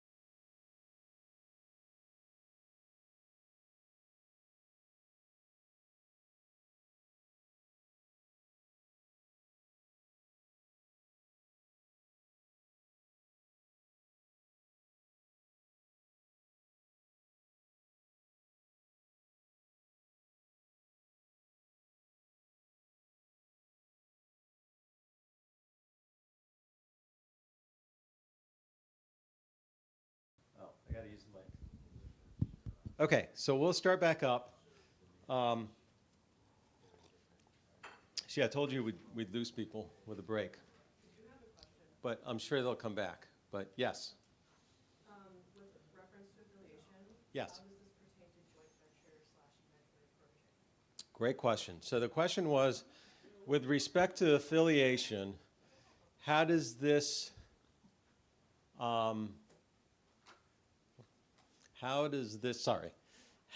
affect joint ventures and mentor-protege relationships? So, and we're going to get to the mentor-protege joint venture program. I promise. It's only 11:11. I still have time. But when you create a mentor-protege relationship, you can create joint ventures under that mentor-protege relationship. And those joint ventures are exempt from finding of affiliation. So when we were talking about there are different relationships that can potentially lead to a finding of affiliation. First of all, you can do a small-to-small joint venture. So let's say you have two firms. Both are small for the NAICS code that's assigned to the requirement. So you could technically create a joint venture as long as both are small, and you can pursue that opportunity as a joint venture. Now, there's reasons why you might want to do that as opposed to prime sub. If you kept doing that, in other words, if you guys kept going after opportunities with respect to that joint venture, and then 70%, 80% of the revenues were just coming from this joint venture, eventually the SBA is going to say, look, you guys are really affiliated. You're one company. You just do joint venture after joint venture after joint venture. So, however, if you have a mentor-protege relationship, and that mentor-protege relationship is approved by the SBA under the All Small program, then you're exempt from any finding of affiliation with your mentor. So you could do a joint venture. You could do joint venture number 2. You're also exempted from ostensible subcontracting. So a lot of times, and I know I'm jumping ahead, a lot of times for newer firms entering the federal marketplace, either the joint venture scenario with another small or a mentor-protege relationship is a way to sort of get your foot in the door with the support of another business, right? And why mentor-protege, right? So the mentor-protege program actually started, I mean, there's agencies that have it, like I think GSA used to have one, VA had one, but none of them were like the SBA program, right? Those mentor-protege relationships teamed up a small with a large. It was a prime sub relationship with the large would be the mentor, and they got some brownie points at the agency if they bid together.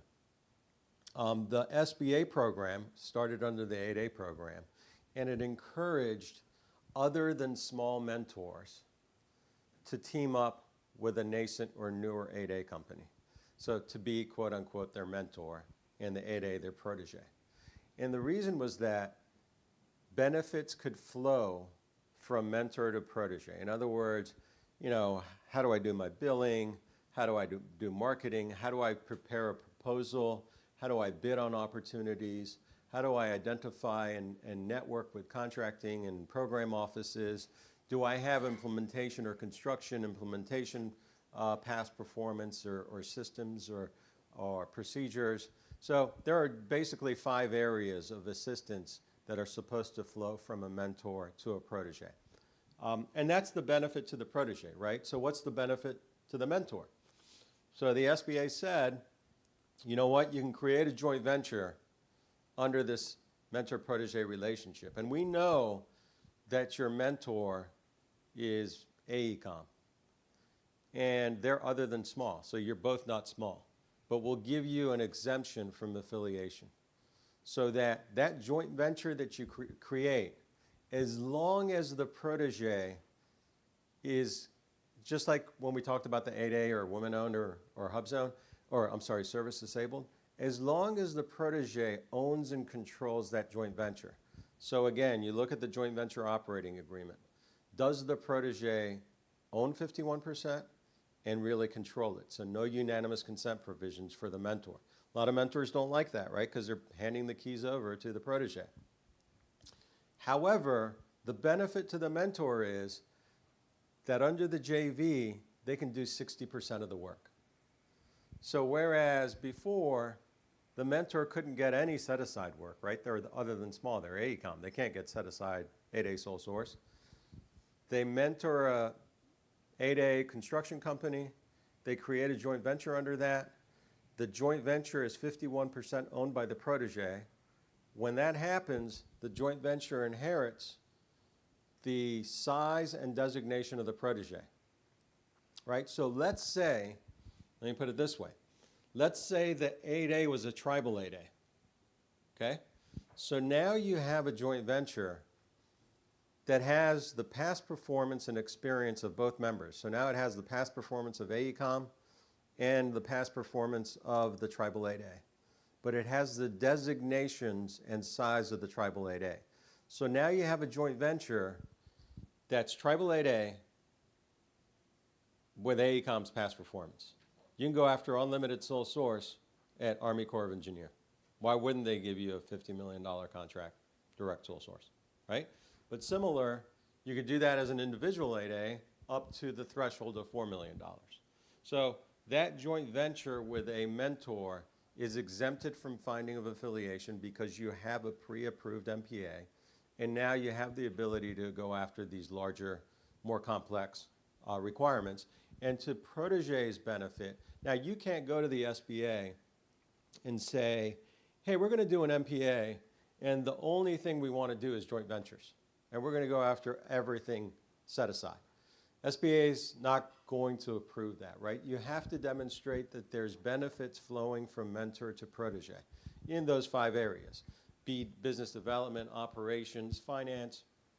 I think one is international trade. Doesn't have to be all 5, by the way, but you have to demonstrate that there's benefits flowing. And then you can say as part of that business development section, we're going to create a joint venture and go after set-aside contracts and sole source opportunities. Does that make sense? Any questions? Has anybody, yes, ma'am. What would be the downside of doing joint ventures? Like, for the joint ventures, is it kind of like how we do have a cap on? I'm still all new to this, so I'm just trying to like. No, it's okay. So does it still have that cap, like with the lifespan of like the 9 years? Like, Yeah, that's a great question. So the question is there any lifespan to those joint ventures? And by the way, to the mentor protege program. So yes, great questions. A small business only gets 2 mentors in their entire lifetime, right? So you want to choose carefully. And there didn't even used to be like an annulment, like the SBA was like silent on annulments. And they never, you know, if you went back and said, sorry, this didn't work, they were like, okay, well, your first one's gone. And there were one-off ways of appealing that and trying to get that first one annulled. But in 2021, they updated the rules that if you go back within 18 months and demonstrate that the mentor wasn't performing against the mentor-protege agreement, that they would annul that MPA. So you only get 2 in your entire lifetime, right? It's 3 + 3 time period. So it's good for 3 years. It gets renewed after the 3rd year for another 3 years. So it's a total of 6 years for the umbrella mentor-protege agreement, right? The joint venture that's created under that mentor-protege agreement is a limited life entity. It's a 2-year entity by reg.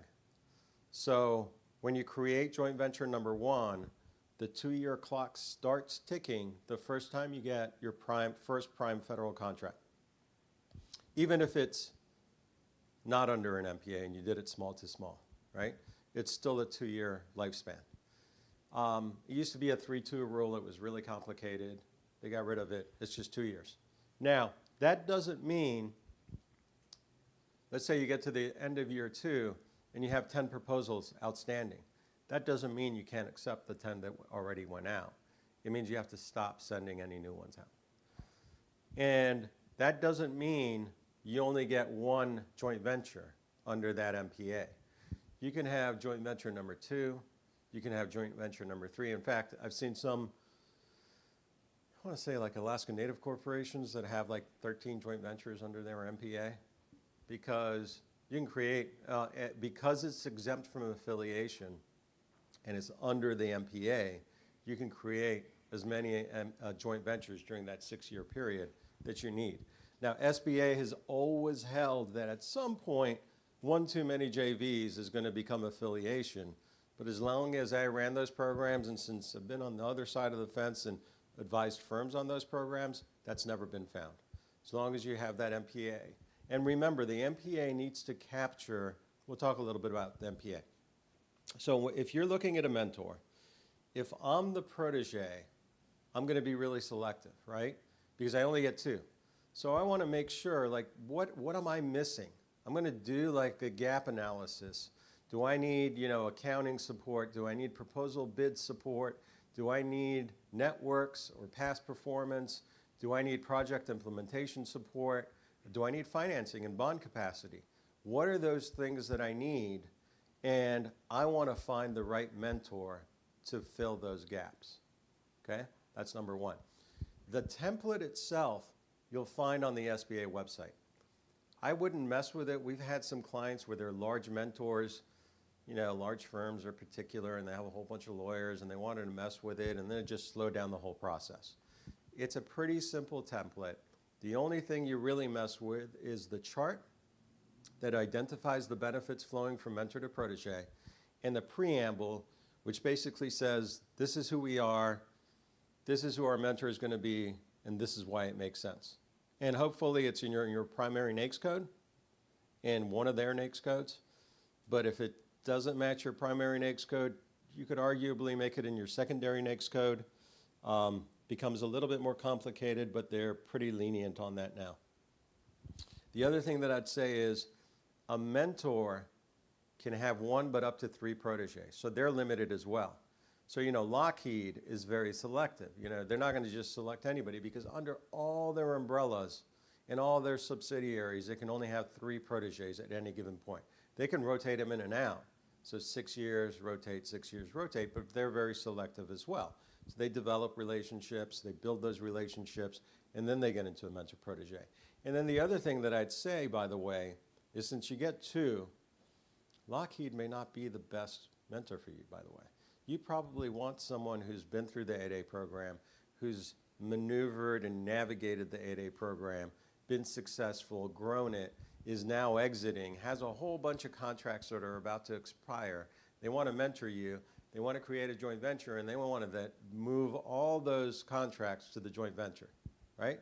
That's sort of the strategy, at least if you have, at least for one of your mentors. Then the other one can be the Lockheed or the AECOM or the Deloitte or any other firm. So the important thing on the mentor-protege agreement is the benefits flowing from mentor to protege, right? When we advise proteges, and I'll be completely transparent with you guys, when we advise proteges, we're like, hey, make it really, really specific. Who's going to do what, when, how, what are you going to get over those 6 years? Map it all out. How are you going to report against it so that you can pin down the mentor, because you have to report every year. And then you have to get approved for extension after year 3. So you want to map it out, pin it down, and make sure they deliver against it. If we're advising a mentor, we're like, hey, you have to deliver against this, so you should make it a little bit fuzzy, a little bit gray, things that you can actually deliver against, because you have to report on this, and you want to be viewed as a good mentor and one that delivers. So in all honesty, there's a balance between, super specific and feel good. You want to get what you need, but you want to also be able to report to the SBA that it's a successful relationship to get extended for the second 3 years. Now, we've had proteges that want to, do 6 and then another 6 afterwards, or double them up, or have the same mentor for both 6 periods. It gets a little bit complicated, and you have to be able to tell the story of why that makes sense, but it can be done. Trying to see what else with respect to mentor protege that makes sense. Yes, question? Yeah, Up here first? Yeah, Yes. oh, sorry. Yeah, go ahead. Yeah, can you share with us an SBA successful relationship you've seen it develop over time? Sure.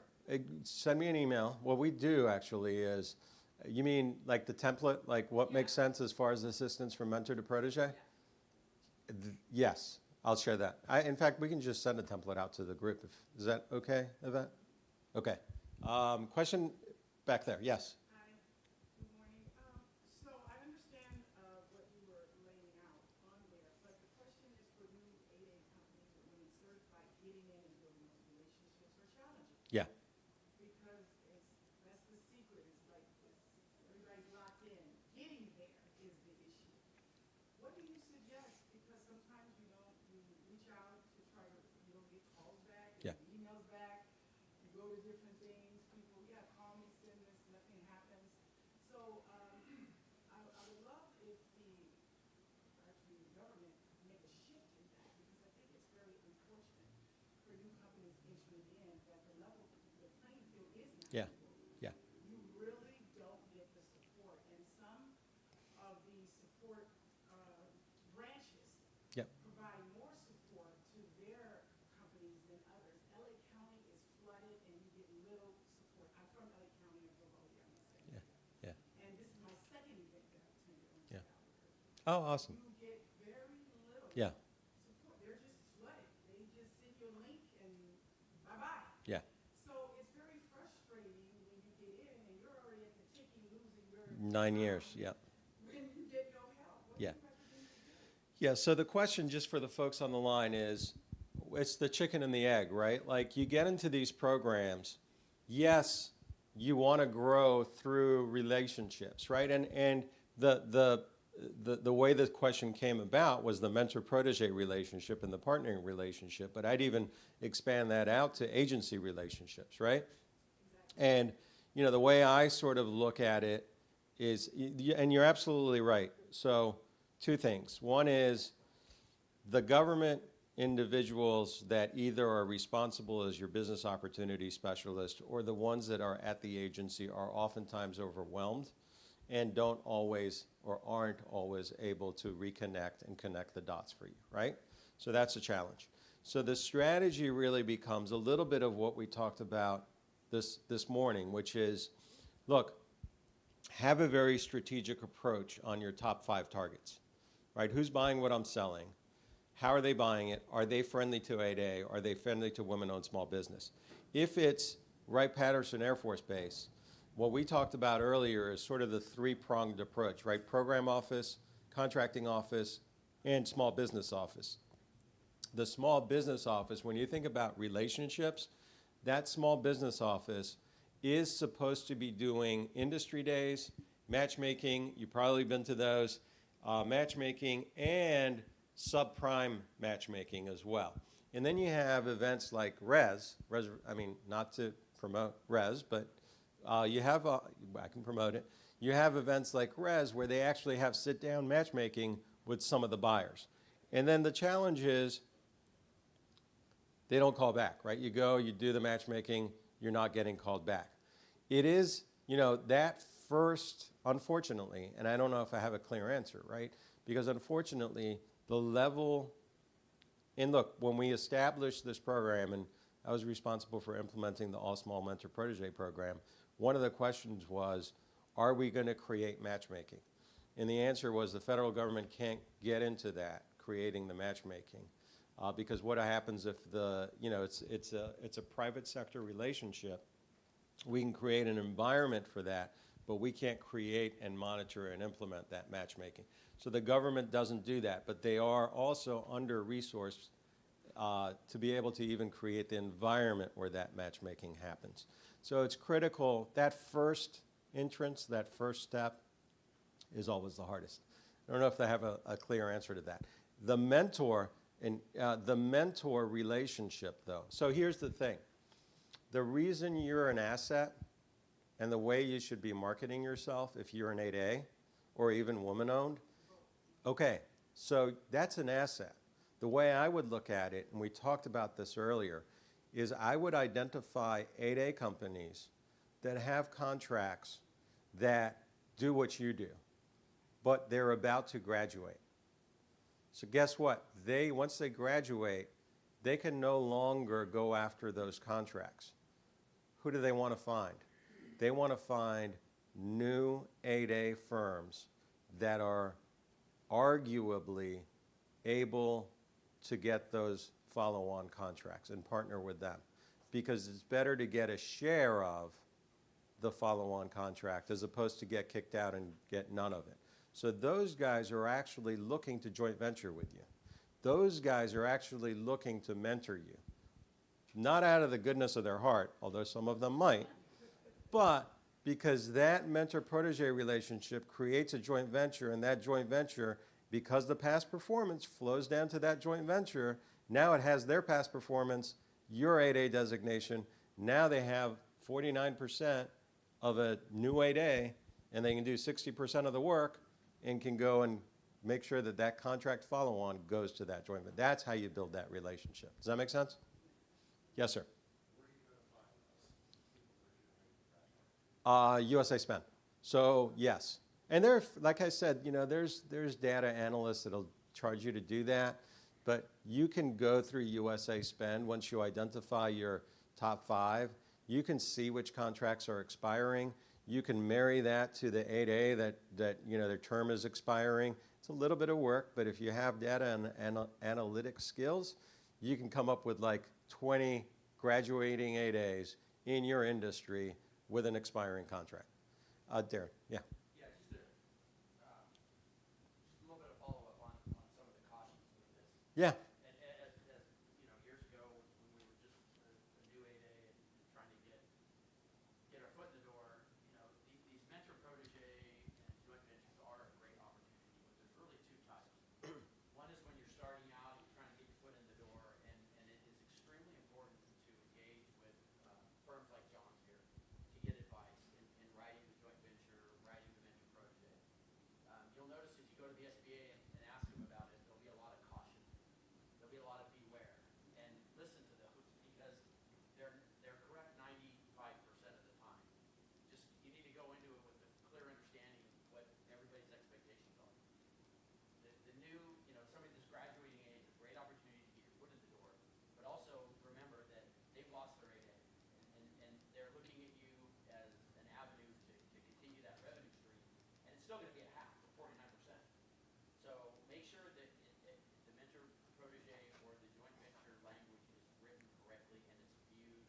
You know, you have a lot of confidence and you have a lot of faith in the mentor because they've been doing it a long time, but you can and most likely will be taken advantage of. I think the most successful ones are down the road when you find an opportunity that, you know, they're larger, you're small, you just want to go after a bigger project and you need the girth. But again, just proceed with caution. Yeah, It can be that's very, very useful. question. Yes. I have 2 questions. Thank you for this. It's very helpful. First one, I know Alice represents many of the high schools as an example. I was always curious on the mentor protege program, how you flow those down to state Yeah. offerings. Yeah. So that's my first question. And the second was going back to the 40% equity in the joint venture by the mentor. Yes. My understanding is that they can invest in that either through equity or through debt. And wanted to see if you could kind of give some guidelines about how they can bring some capacity building as one of the objectives Yeah. for the protege. Yeah. We need the cash. Yeah. We need the cash flow. Yep. So how does that money get brought into the? Yeah, so the question, the first part was the mentor protege program and can it flow down to state programs, right? And unfortunately, I haven't seen any reciprocal recognition of the federal program at the state level. And we talked earlier even about with the Build Back Better funding that's going through transportation, and those all ultimately go to the local jurisdiction and get implemented either through the DBE or MBE programs. And at the state or local level, they don't recognize. Now, they could recognize the joint venture as an LLC entity, but they don't have the regs to recognize it as an entity that inherits the past performance of both members, right? Exactly what you're talking about with the Caltrans. And Yep, yep. taking money in for all things that they're taking money. Correct. The infrastructure bill.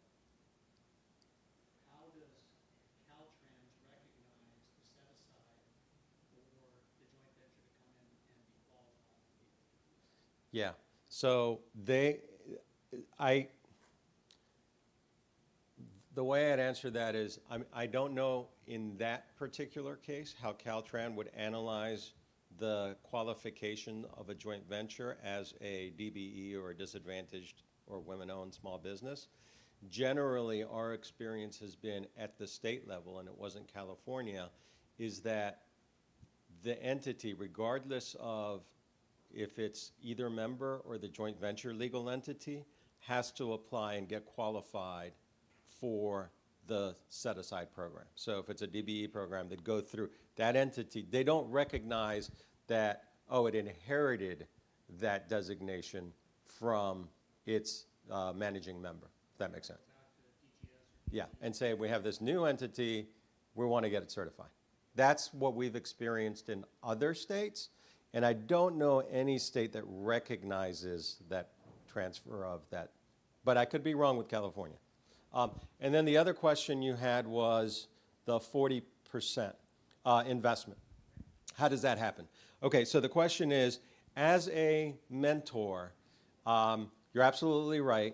An investment from the mentor to the protege is exempted from any finding of affiliation. In other words, technically speaking, if a random large company invested 40% in your small business and then started helping you and doing joint ventures and stuff, because of the totality of the circumstances, SBA would say, hey, you guys are affiliated.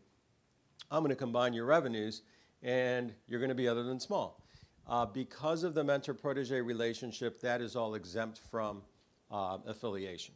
And you're absolutely right. Assistance can happen as ownership, which is I'll take 40%. We worked through just recently just that scenario with a client. SBA is going to look at that at the district office, if it's an 8A, as a change of ownership package that goes in. And they're going to look at, hey, did this mentor take advantage of the 8A? In other words, is the valuation based on some market analytics or some comparative analytics? So, and is it an arm's length transaction, number one? There could be debt, right? Again, they're going to look at that debt agreement to see, hey, are there restrictions based on the debt and covenants that restrict the ability of that 8A to really control and own, right? So is there any covenants that say, hey, we just gave you $2 million, you can't make decision X, Y, and Z moving forward. So they're going to look at those negative covenants to make sure that control is still maintained by the 8A company. And then the other thing that I'd say is, if your firm needs funding, and only if your firm needs funding, I'd look at those relationships, because they can become messy. I was just talking, was it last night or the night before? No, yesterday, at a firm that had gotten into the 40% acquisition. It wasn't working out, and now they want it out. Their purchase agreement didn't clearly outline an exit strategy. So their perception of value of the 8A, they're like, we'll buy you back. You know, they were like this, and the mentor was like, well, wait a second, the value is actually, so now they're arguing about how we would buy back the mentor.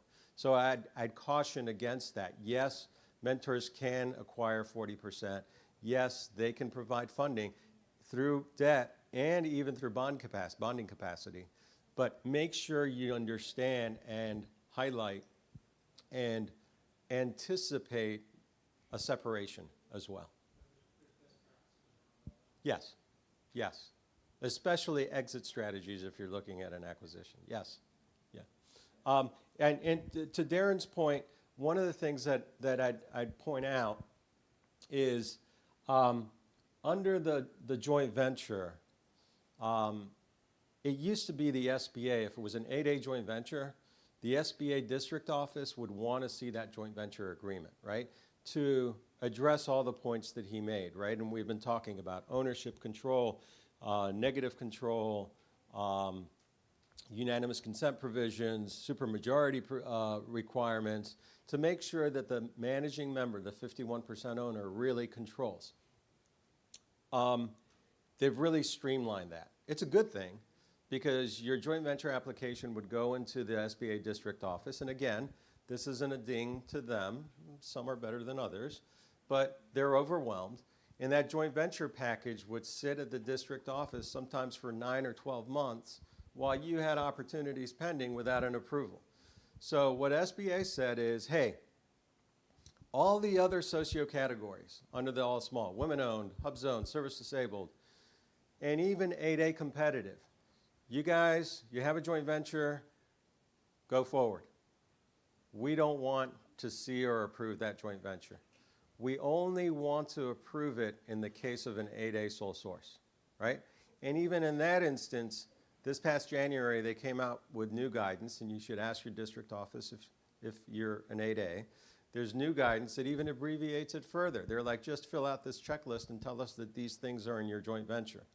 Now, that might get you the first step, but if you ever get protested and your joint venture doesn't meet the requirements of the regs around ownership and control, you're gonna lose out on that protest.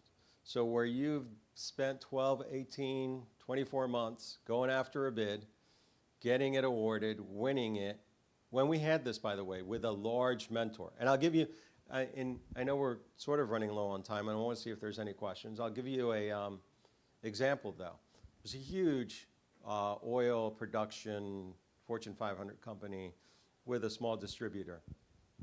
Anticipated that originally the joint venture, and it was a mentor-protege joint venture, would go after 8A contracts.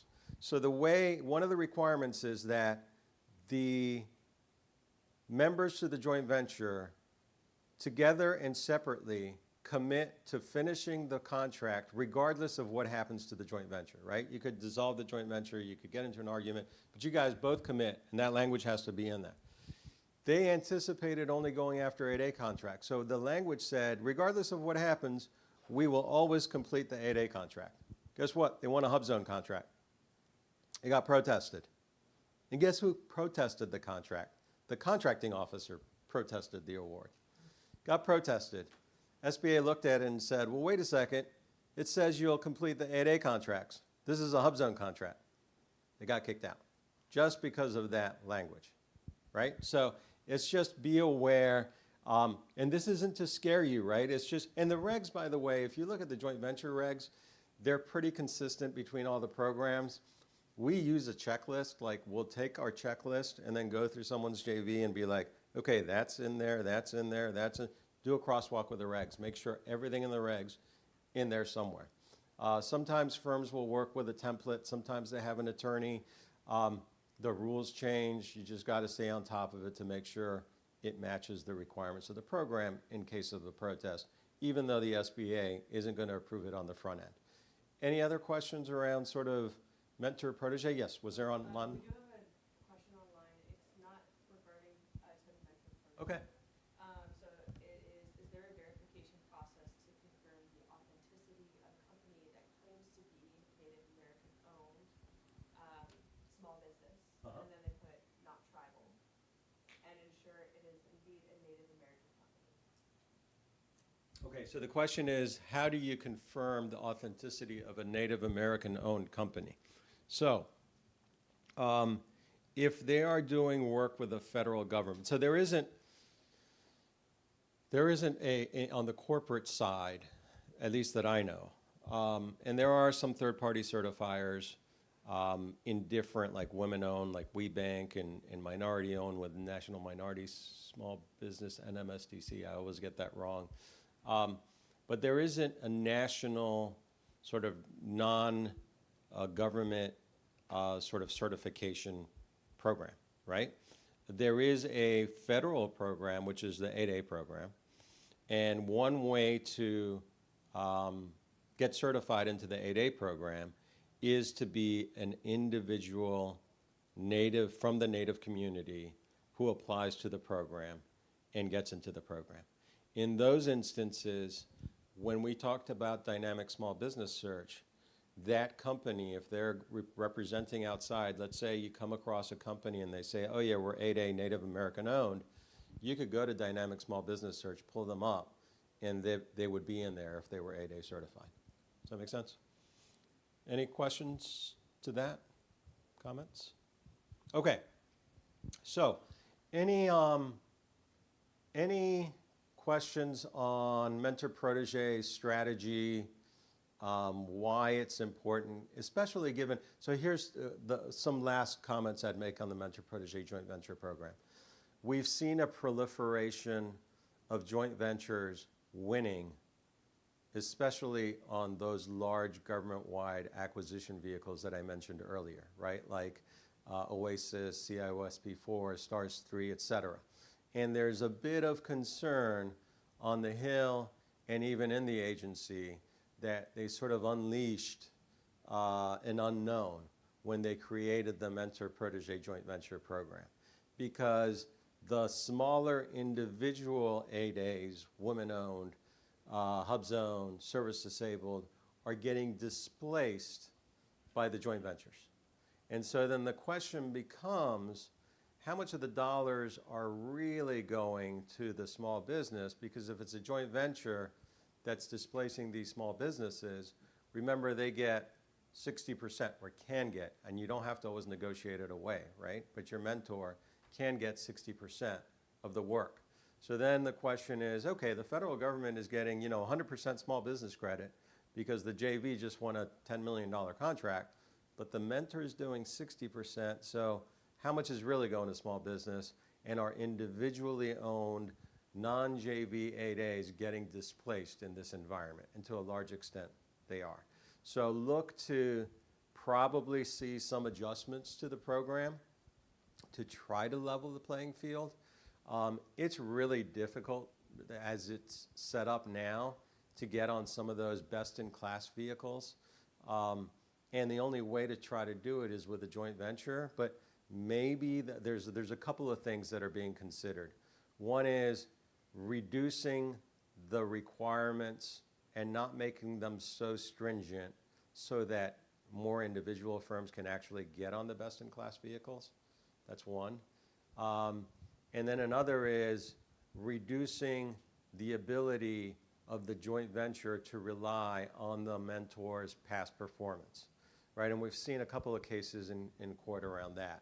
Because technically speaking, the regs, the SBA regs say the past performance and qualifications of both members flow to the joint venture. So when you have a proposal you're going after, and this was an OASIS question, was that can all three past performance references come from the mentor? Well, GSA was like, no, only one can. And then there was a court case, and then SBA said, well, at least two can. And so there's that decision and that conflict, I guess, that's going on with the program. But it is definitely, if it's structured correctly, and Darren makes a good point, if it's structured correctly and you really do benefit from the flow of assistance, it can be a way of entering the federal marketplace and bringing that capacity that a mentor would bring to the table. Remember, you only get two. So do your homework.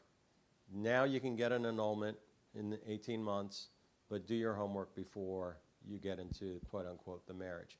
The last thing I just want to touch on, we talked about joint ventures. Last thing I want to touch on is just the current trends, right? There's several things going on that you should be aware of, and especially as you get more sophisticated, entering the federal marketplace and understanding the federal marketplace. Spend obviously was up, and the 22 numbers aren't out. I'm sorry, they are out. This hasn't been updated. The trend is definitely up. It was significantly up during COVID. What is sort of a problem, though, and everybody recognizes, I don't know if I have this chart. Hold on. These are all available, by the way. Oh, here. What everybody recognizes is this horrible thing.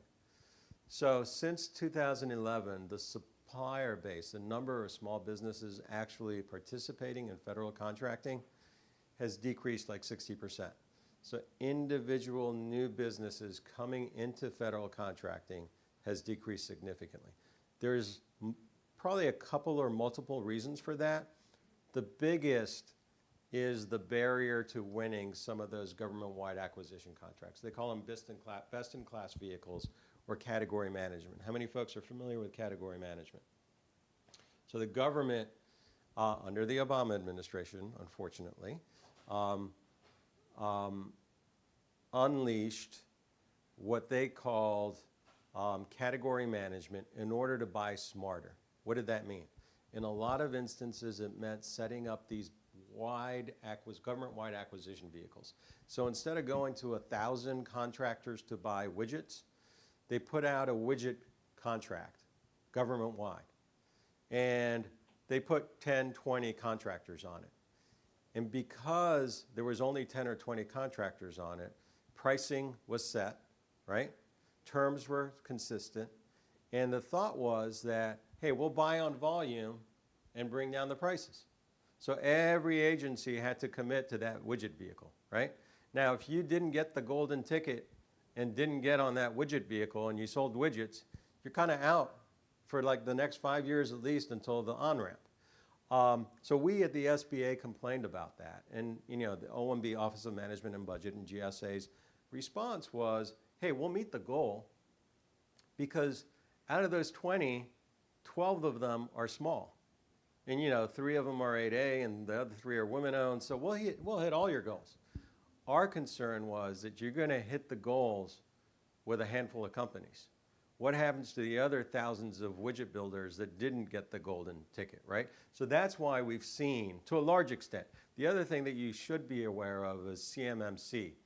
I'm not going to get the acronym for this, right?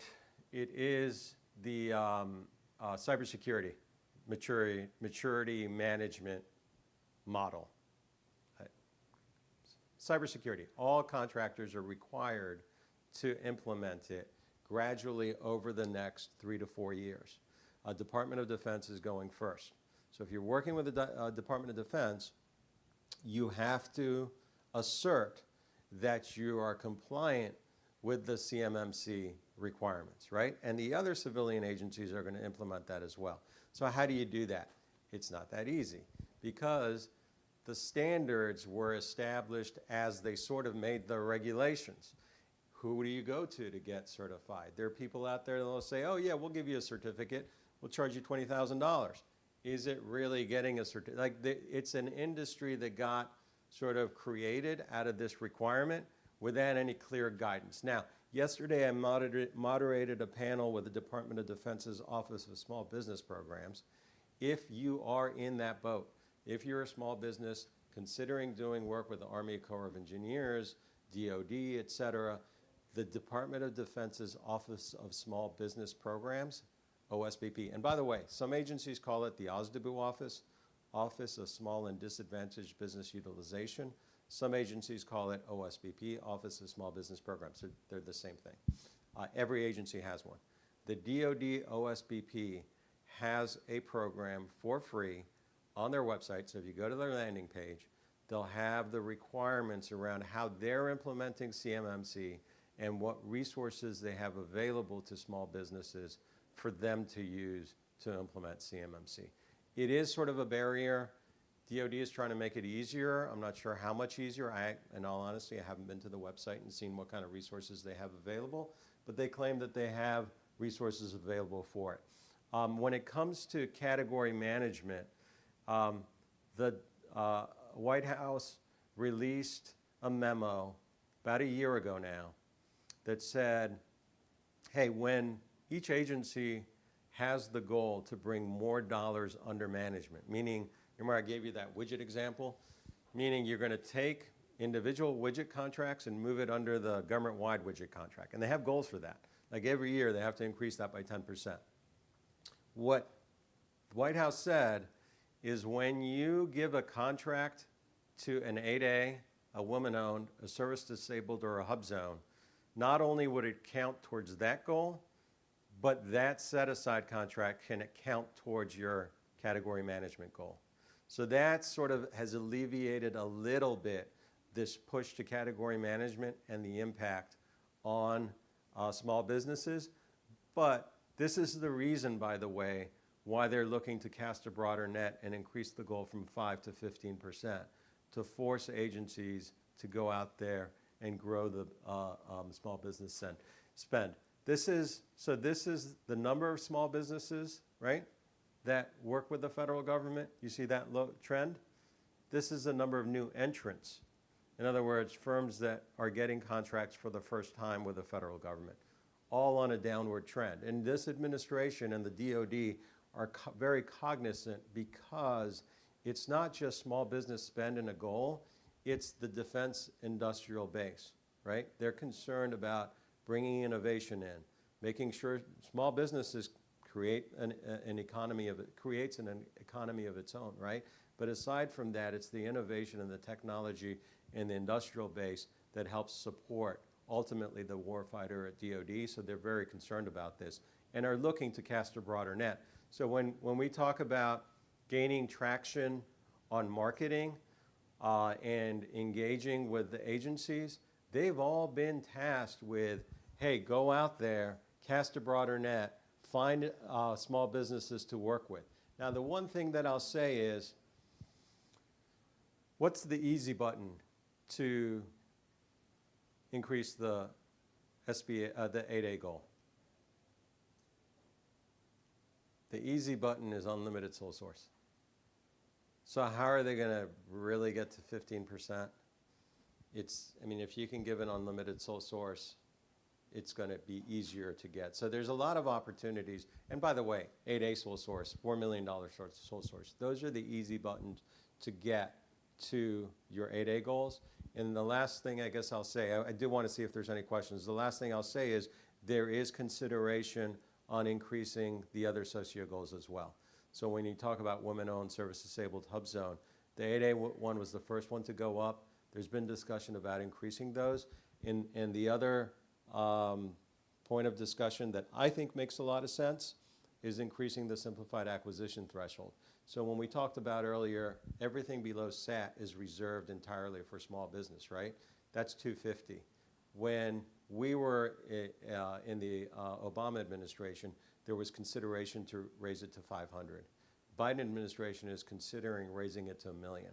So that really opens the runway for reserved simplified acquisition threshold contracts and gives opportunities for small businesses to participate in the federal marketplace in a simplified way, because it's the simplified acquisition procedures also. Any last questions, comments? Yes. We might have an opportunity to have you back after lunch for some Q&A. Okay, cool. Thank you, guys. Well, I think they're probably already tired of me, but that's cool. Thank you, guys.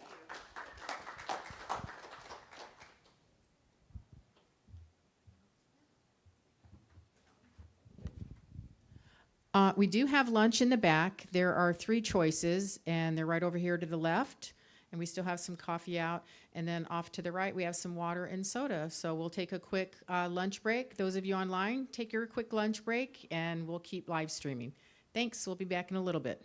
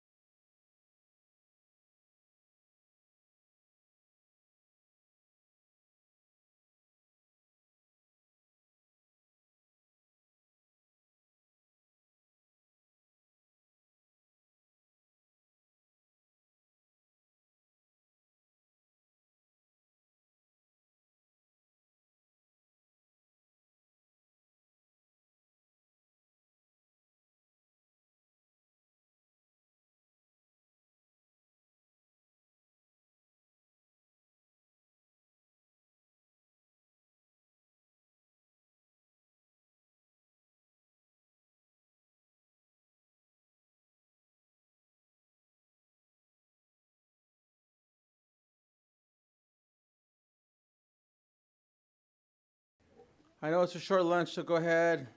This is our lunch and learn, so keep eating and thank you. Great morning, great presentation. John is the best when it comes to understanding and getting your questions answered about dealing with SAMs and the feds and all those other good things. And so, as he said, he is available if you have any extra questions, more questions, not only today but afterwards. That's why we're here from the National Center.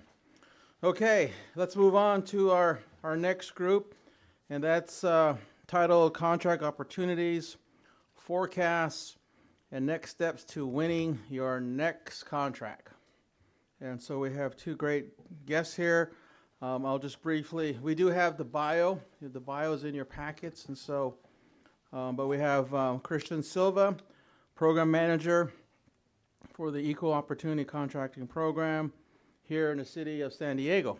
So welcome, Chris and Christian, sorry, thank you for joining us. And then also we have Elma, I'm gonna mess this up, but Elma Excuse me, Bañuelos.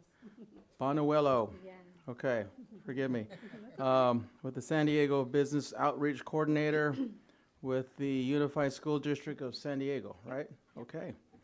Okay, so what this section basically is going to learn how to navigate the steps in winning your next contract with the various organizations. So we have the City of San Diego and the school district here in San Diego. So I'm going to turn it over to Christian, and he'll kick it off. So it's all yours. Thank you. Thank you. Good afternoon, everybody. Again, Christian Silva, I'm the program manager with the Equal Opportunity Contracting Program. That's a division within our purchasing and contracting department. So we have, it's broken up into three different segments. We have our contracts division, which is for public works, both in construction and architectural and engineer. And then we have our procurement division, which does our goods and services. And then we have my section, which is the Equal Opportunity Contracting Program. So I'll be discussing about our SLBE program, what that is, what you need to know about it, and then we'll also follow that up with requirements for each of the different bidding disciplines. So I'll go over all those different segments, three segments throughout the presentation. So I'll just start with the SLBE program. So what is the SLBE program? It stands for the Small Local Business Enterprise Program. So what it is this preference program within for just the City of San Diego. So this is a City of San Diego certification. It was introduced in 2010. So that's when we started implementing the program. So it's got about 13 years under its belt. So it's very successful.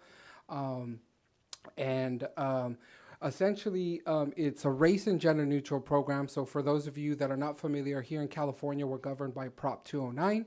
So we are only allowed to have race and gender neutral programs. So it's essentially just a preference program that's based off of your business size and the locality. Those are the principles. I'll kind of get into other details of the program, but those are essentially the principles of the program. And it offers restricted bidding, bid discounts, mandatory goals. Again, it's a preference program within different segments of the contracting. So this next slide is subcontracting requirements for construction. So as I mentioned, we have three different segments in terms of procuring contracts, construction, then we have the goods and the A&E, architectural and engineering, and then we have goods and services. So here we're going to discuss the construction. So we recently increased these caps. So right now, anything 500K and below is restricted to emerging local business enterprises. And sorry, let me back up a little bit. So within the program, just so you can understand the graph here, we have a two-tiered system. It's all within the SLBE program. The first certification is an ELBE, so it's emerging local business enterprise, and the second one is a small local business enterprise. It's all under the same program. It just depends on what your income caps are over through an average of 3 years, and I'll kind of go into that in another slide. So we have restricted competition for only emerging businesses. They can only bid amongst themselves. So it levels the playing field. You're not bidding against other bigger contractors that maybe have more resources and can, undercut you in the bidding process. Then we have from 500K to $1 million, we have for both small and emerging businesses. So again, this is strictly restricted for certified firms within our program.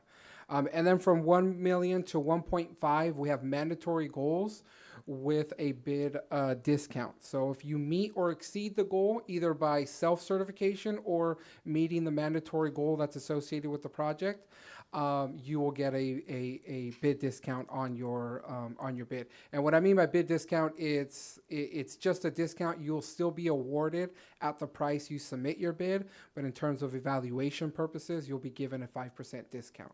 Okay.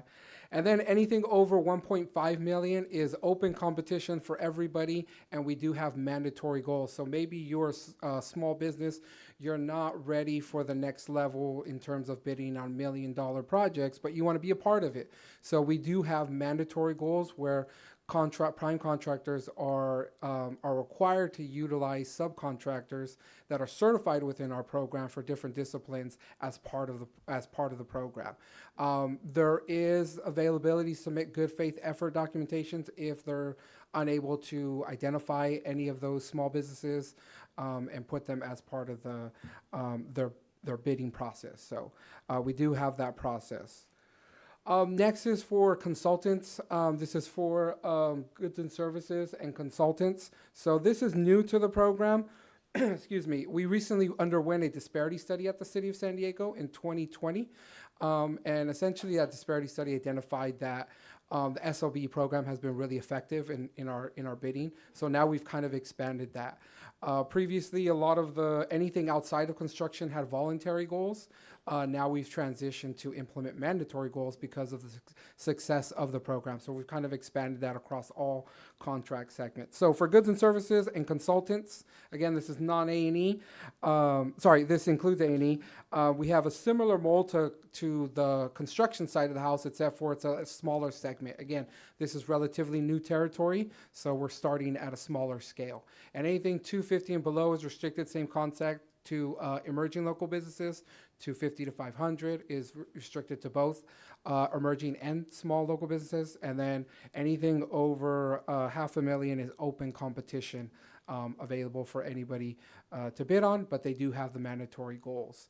And I just want to, when I'm talking about goals, just note that those goals vary depending on the asset type. So if we're doing a water and sewer group, it's going to have a different set of goals than what we're doing, maybe paving streets or designing. So it's all based off availability within the program, and that's how the goals will be capped. So they all vary. It's not a set goal across all contracts per se.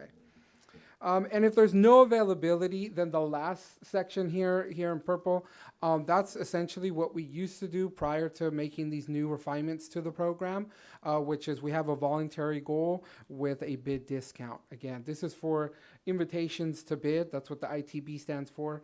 And again, this is a low bid system. So this is strictly low bid.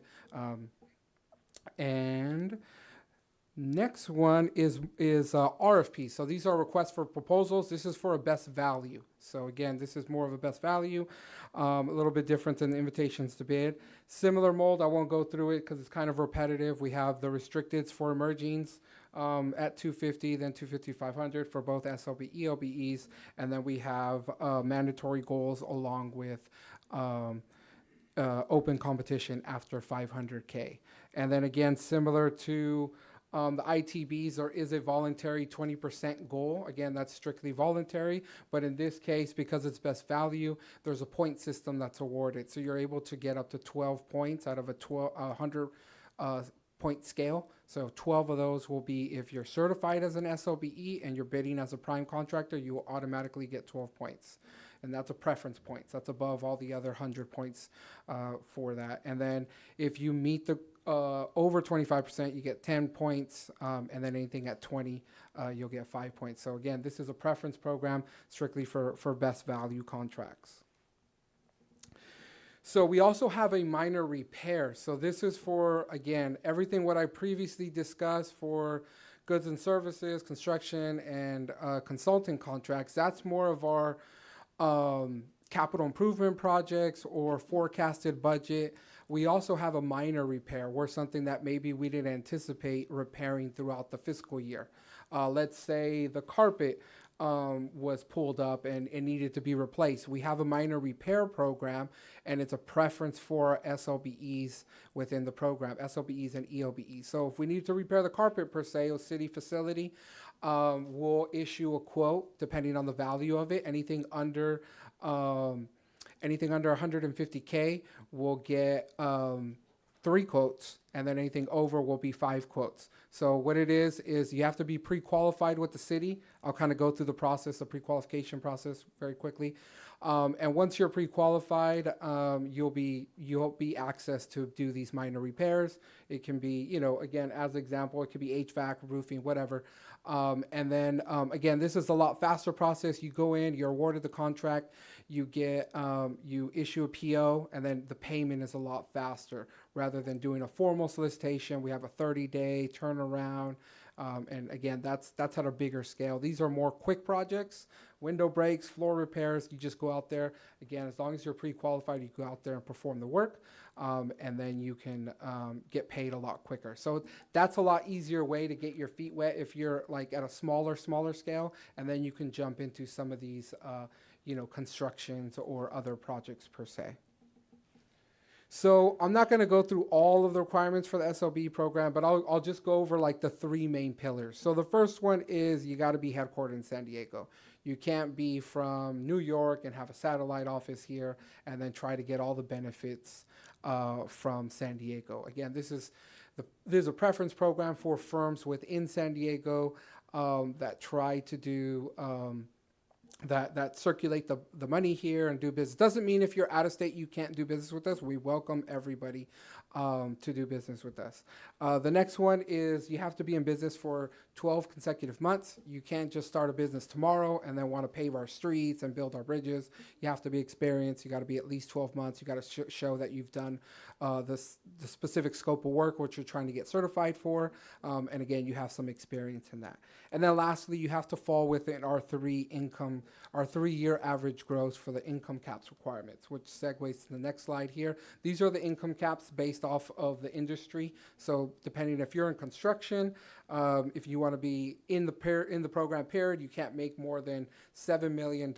This is gross average over 3 years. So this is these are small businesses. Some of you, what we model this from the Department of General Services. If you're familiar with that, they have an SBE certification, a small business enterprise, but they also have a micro business, and that's what we model ours because we're more of the micro scale. Again, we're not as big as the state of California, so we model that. So if you're certified as a micro business with the Department of General Services, you're essentially almost a shoo-in with us. So anybody that has that type of certification is interested, definitely recommend that. So here's some more general information. Like I said, I don't want to go over, it's a long list of different items, but here's some general information of where you can find the SLBE program and things. And again, not even if you're not trying to get certified, this is a great resource just to get understanding. And within this list, there's a checklist there. So for those of you that are interested in applying, there's a great checklist here that'll kind of tell you, depending on what the structure is of your business, whether you're an LLC, sole prop, or whatever, it'll guide you through the process on what needs to be submitted. It's not that intimidating. It's a very simple process.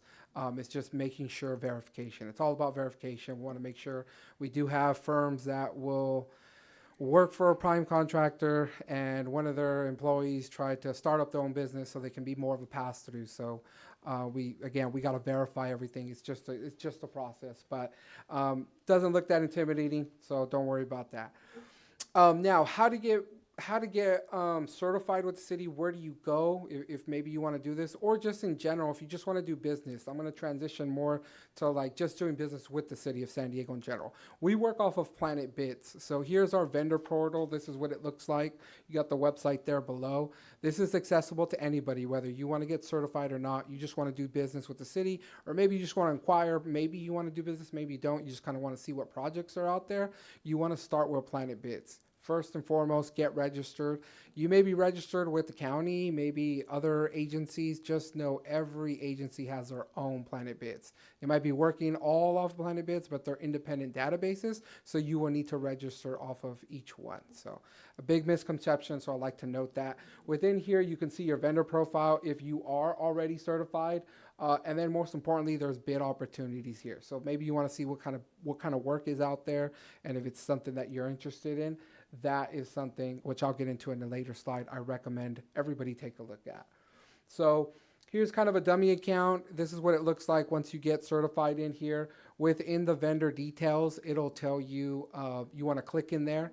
After you do your application, or in the initial stage of it, it'll go through. You want to click that, and it'll ask you if you want to be SLBE certified. So you'll click that at the top there. At the bottom where this arrow is, you'll see a populated link, and that'll take you to a third party, and you can go through that process for certification purposes. Okay? So just really quickly, what the certification will look like is it's basic information. You just fill out, again, all of your information. I think it's like 3, maybe 4 pages for information. Just basic information about your business, what you do, how many employees you have, address, all of that basic stuff. I have the arrow there because the first thing you want to do is email it to yourself. So if you're interested in that, that's the first thing you want to do in case you get timed out. You don't start from scratch. So that's the very first thing you want to do is email yourself. That way you have your application saved. And this is just kind of more of the same information: when your business was fully operated, when it initially started, how many employees, the owners, all of that good stuff.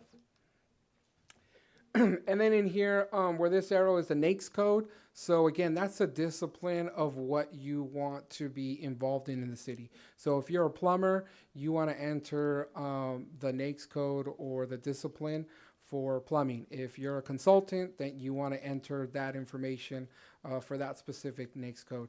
We are a manufacturer, same thing. We work off of the NAICS codes here at the City of San Diego. So anything, whatever your discipline, you can search through there, and then you want to make sure you add that, okay?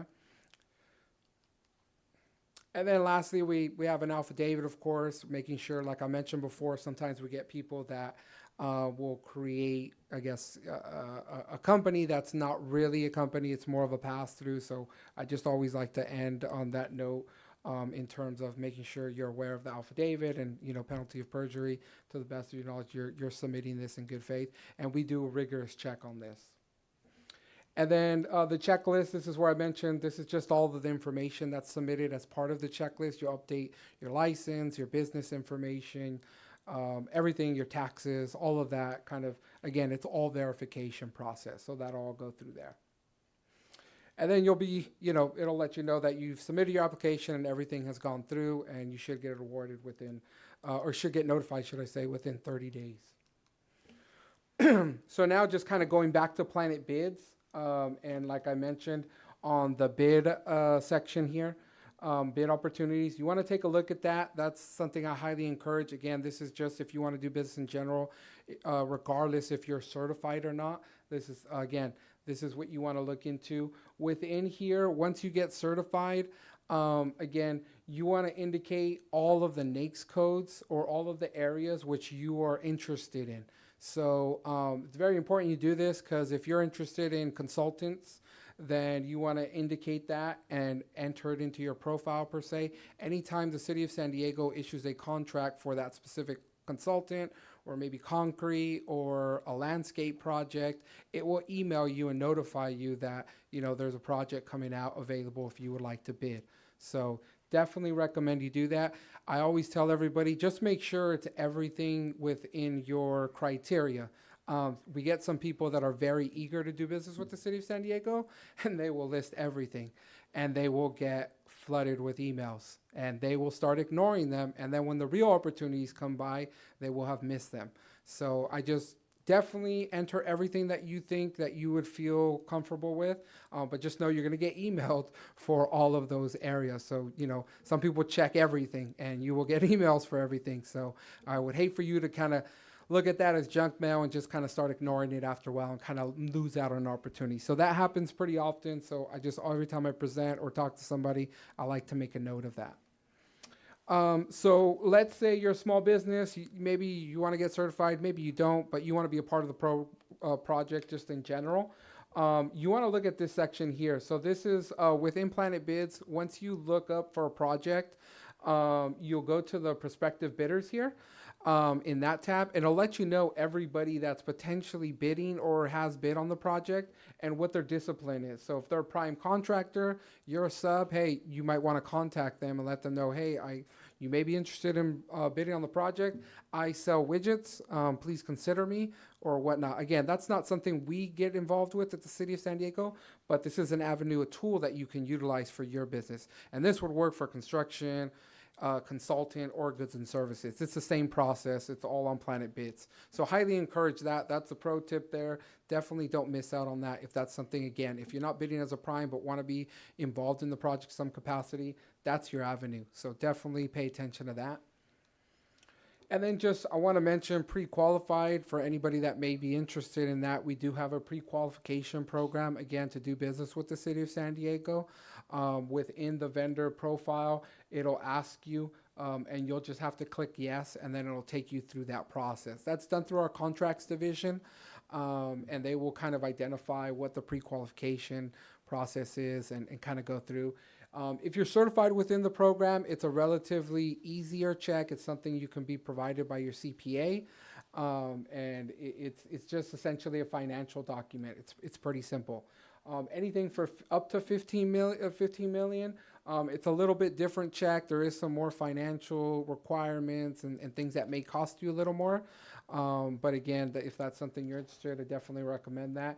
And then anything over 15 million is a lot more in depth. You have to get like an audit financial statement, and that starts getting a little bit pricey. But again, you're kind of entering into the bigger side of our bidding capacity. So we do have that pre-qualification program, so just wanted to make note. Again, we have the website there below. It's done through our contracts division, but I always like to note, in case anybody's interested in that.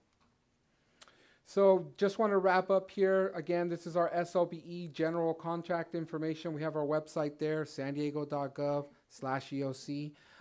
Definitely reach out, take a look at it. We have other resources in there, not just the SLBE program, so highly encourage you to kind of look at it. We also have a group email, so if you just have a random question, you want to get in contact, maybe bidding related, definitely reach out to us. And then we have Desiree here, Morales in the front, who assisted me today coming in. So she's our certification specialist right now. She's filling in that position. So definitely, if you want to speak to her, I brought her here today so you can have those conversations. So yeah, with that, I'll take any questions anybody has. Unless I just did a great job and or everybody's hungry. Yes.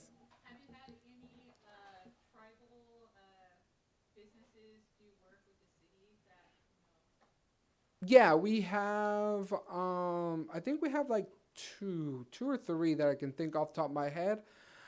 They do more of our archaeological and paleo. So yes, they are. Mm-hmm. Yeah, we do. We need more though. So anybody that's interested, definitely come see me. Any other questions? Any other questions? Going once, twice, all right. Well, I'll still be here if you have anything. Thank you. Thank you, Christian. Great overview. Okay, now we'll turn it over to the Unified School District of San Diego, Alma. Sure. It's all yours. There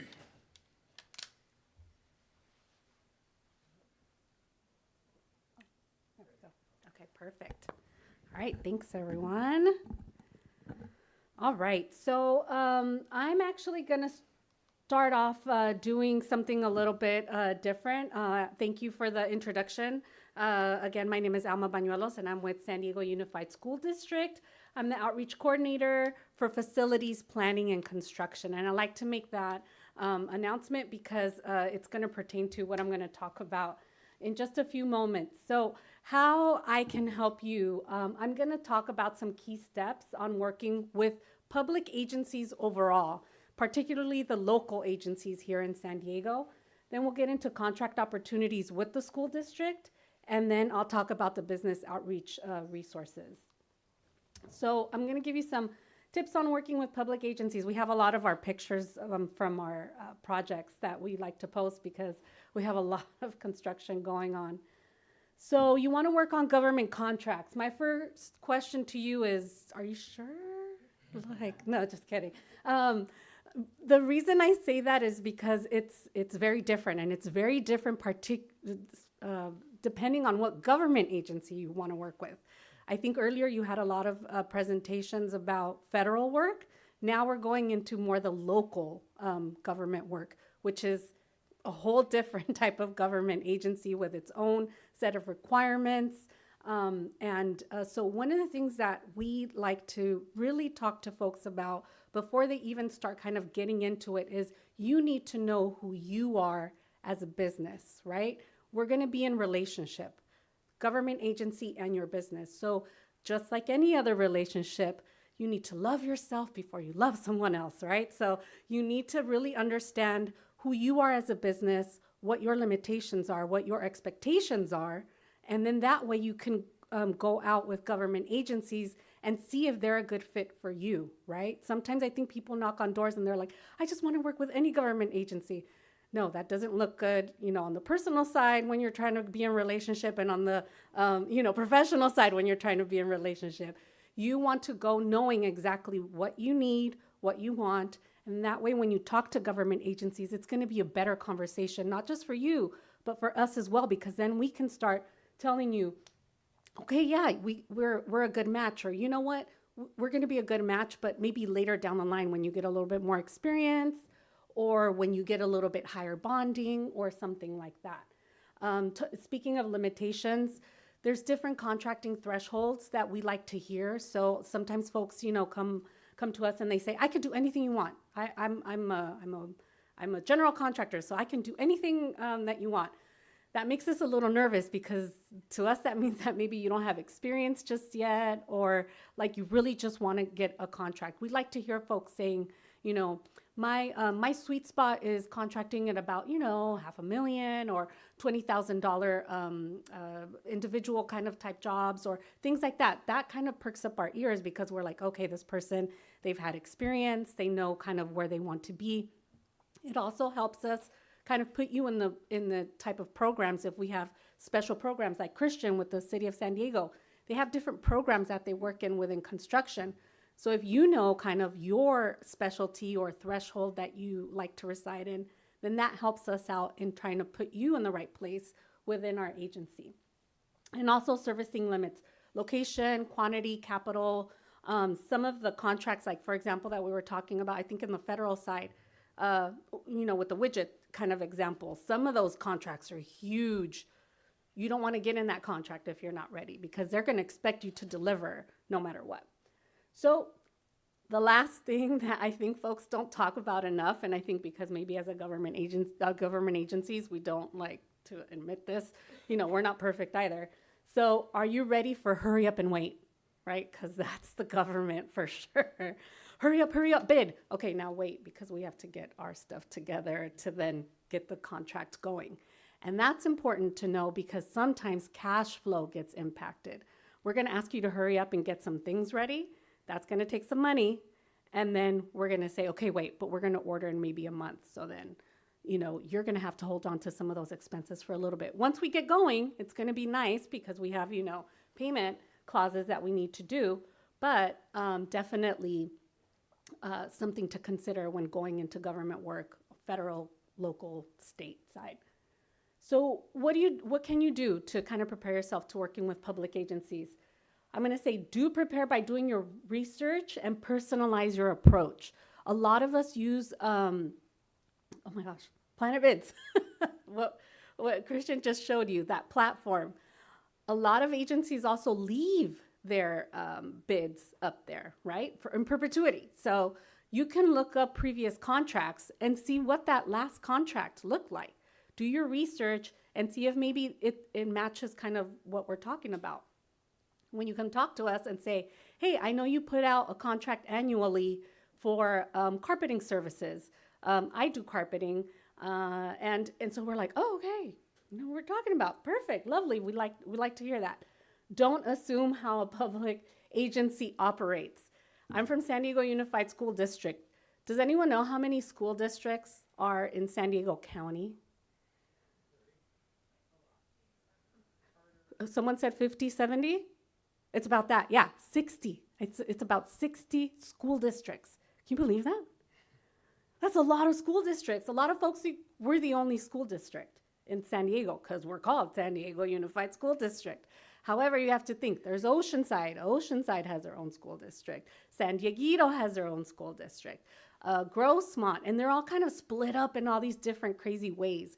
Now, we're a big school district. We have about 180 schools, but you can't expect us to operate similarly to maybe Grossmont Unified School District, right? We're very different agencies. So even though you have worked with maybe another agency, when you come to us, kind of tell us if you've had experience with someone else.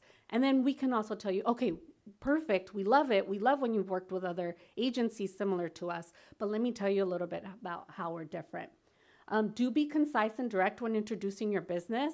Like, let us know exactly what you do. Let us know some of like kind of your star projects, things like that. And don't waste your time, right? I think Christian was talking about minor repair at the city of San Diego. That's great because the city of San Diego doesn't have flooring people that they hire that are employee folks that do that kind of work, right? Or they don't have folks that are actually kind of painting or stuff like that. At San Diego Unified School District, we do. We have, this was a surprise, we have glaziers, people that actually make windows. Most school districts don't have that. But because we're such a big school district, it makes sense for us to have our own plumbers, our own folks that do flooring, painters. We have a big painting, janitors, stuff like that. So we don't put RFPs out for those type of services because we do all of that in-house. So you don't have to talk to us about kind of like our services, but definitely talk to Christian, right? So I think that's another thing that folks sometimes they get so romanticized, with a certain agency that they knock on that door, but maybe the better agency, like in our personal lives, right, is on the other side. So let's see. So things to think about, which public agency is right for you. Think about what products and services we procure. Do we require past experience, right? A lot of us do, and it's a little bit different. What are the insurance and bonding requirements that we have? They all are different as well, depending on the agency that you're talking to. What are the terms of contracting? Some of us do annual contracts. Some of us do indefinite quantity, things like that. And any other unique contracting requirements, right? Are there NDAs? Are there kind of proprietary things that we need to work with, stuff like that? And hopefully all of these things will help you to figure out which agency is right for you. So now that I've said that, let me reintroduce myself so that you all can kind of think of these things as I'm talking to you and see and think, hey, is San Diego Unified right for me? So again, I'm Alma Bañuelos from Facilities Planning and Construction, and I'm here representing Facilities Planning and Construction. Now, San Diego Unified overall buys tons of stuff. But I'm here representing Facilities Planning and Construction because that's a division that I work for. A few years ago, we started off with Proposition S. Now we have Proposition Z, measures Y, Y, and U. And that means that we are funded with tons of money to do construction. When that started happening, the school district said, hey, we need a business outreach division to get as many local businesses in our projects as much as possible so that we could get that tax dollar money back into the community, hopefully to the small businesses, and hopefully to even some owners, parents of students, right, that are going to our schools. So FPC really is the only department that has a business outreach division. So that's what I'm most well-versed at. So if you're outside of construction, I can do my best to help point you in the right direction, but I'm not going to more than likely be able to kind of answer specific questions. But the school district itself, we buy tons of stuff. We buy products and services, materials and supplies, obviously, a lot of kind of office supplies, paper, food. We buy tons of food, textbooks, school materials, equipment, software, computers, all that kind of stuff. And we also, like I said, have our bond program, and that is construction and non-construction goods and services, mostly kind of IT for that non-construction type stuff. Capital improvement bond program, all the propositions that I talked about, Proposition S, Z, Measure YY, and Measure U.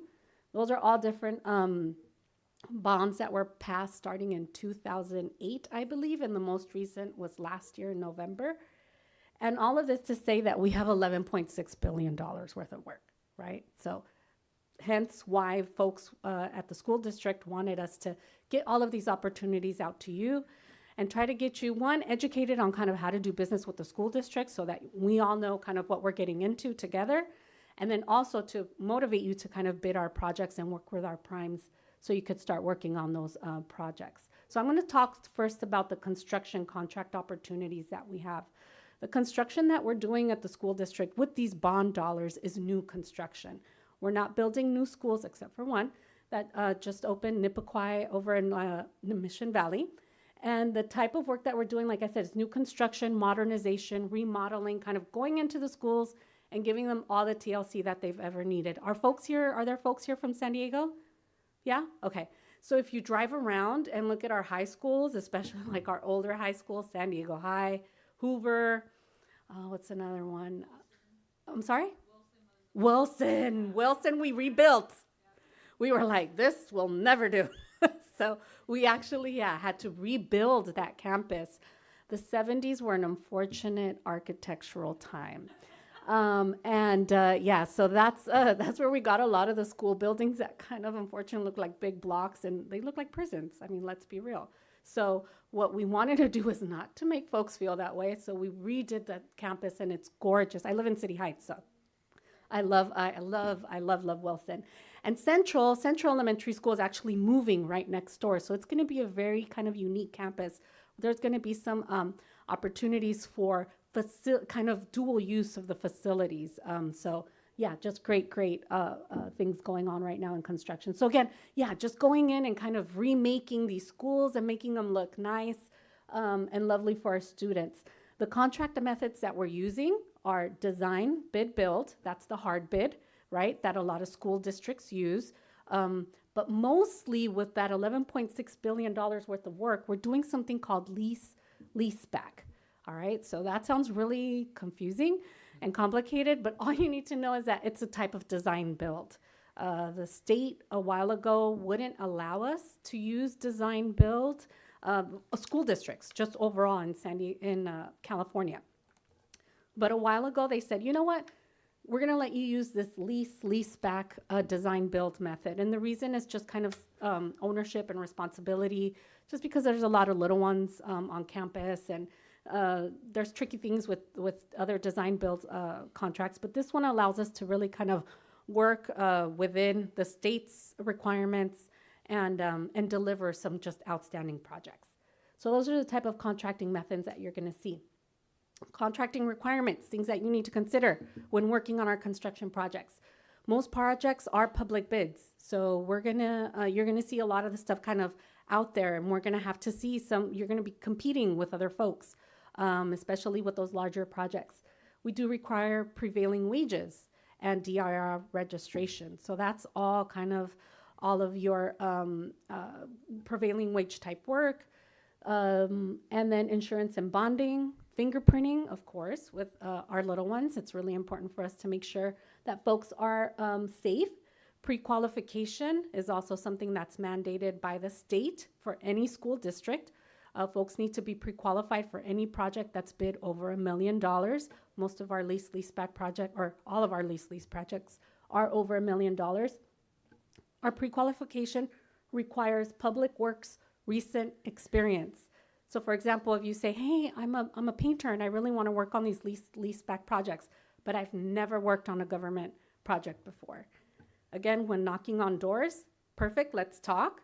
We're going to tell you what it's going to take for you to eventually bid to us, but maybe one of your first projects is going to be with the city, right? So that you could talk to the city about one of those minor painting projects, because that for us counts as public works recent experience, right? So again, kind of just laying out that framework.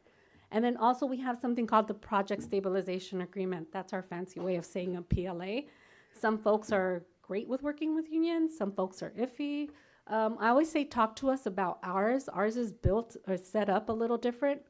But in San Diego right now, a lot of folks are kind of going to the PLA, a project labor agreement route. So something important to talk about and to understand before you kind of get into a project. So here's our forecast. For 2023 and 2028, we have a lot of projects coming up. If you total all that up, I don't know how much it is, but it's a lot of millions. Probably, I think for the next 5 years, we're looking at about $2 billion worth of construction work. So whole site modernization projects, those are those major kind of projects that I was talking about where we're just going in and just kind of looking at stuff and saying, hey, what do we need to do? Do we need, more than likely what we're doing is we're getting rid of a bunch of demos. No, demo is the work that we do. We're getting rid of a bunch of, what do you call them? Modulars. Modular buildings. When we had population booms, we put in modular buildings to kind of deal with the student population. Still high, still a bunch of people there. So now we understand, okay, we need permanent buildings. We're getting rid of those. We're restructuring administrative buildings. Another big thing that you probably know about is safety. You know, fortunately, we live in beautiful San Diego where open campuses made sense, you know, back in the day. But now, in light of a lot of different things that have been happening, unfortunately, in the nation, we have to close our campuses and make them a little bit more safe for folks, right? So back in the day, it made sense for folks walking from the neighborhood, coming in through the back of the school, front of the school, whatever. Now we want to kind of close that in, but still make it not look, you know, kind of depressing. So we have to come up with different fencing ways to keep folks safe, but also motivated to go to school. A lot of security, a lot of shade shelter projects. There's a lot more education that's going on outdoors nowadays, but we also want to keep our, you know, little ones kind of safe from the sun and all that kind of stuff. So all of those facilities kind of improvements, that's what we're looking at for 2023 and 2028. For professional services, now this is the A&E side, engineering. We do a lot of engineering, architects, hazardous waste materials, a lot of different kind of any professional services that you could think of to build our facilities. We usually request those through RFPs or RFSQ sometime, depending on what we're looking at. We advertise those every 3 to 4 years because they're on-call services. I mean, we want to keep continuity. Some of these projects take about a year or two to kind of actually develop. And projects are tasked as they arise. So we give you the project. It's a not to exceed award of maybe, you know, $500,000 or something like this, and then we assign you a task. Hey, build us this school, and then we go from there. We contract with firms of all sizes, so that's I have my list of architects in the back if you're interested in that. But we have architect firms that are small, local, maybe have 5 folks as part of their whole staff, and we have other architect folks that are just, you know, 100, you know, maybe. So it all depends on the project. Because we have such different schools and campuses and projects that we're working with, we like to assign the tasks to match kind of the architect firm. All right. And again, so this is what we were talking about earlier, the type of professional service contracts that we have. Architecture, within construction, we have inspection, management, and testing, solar stuff that we have going out, and also engineering.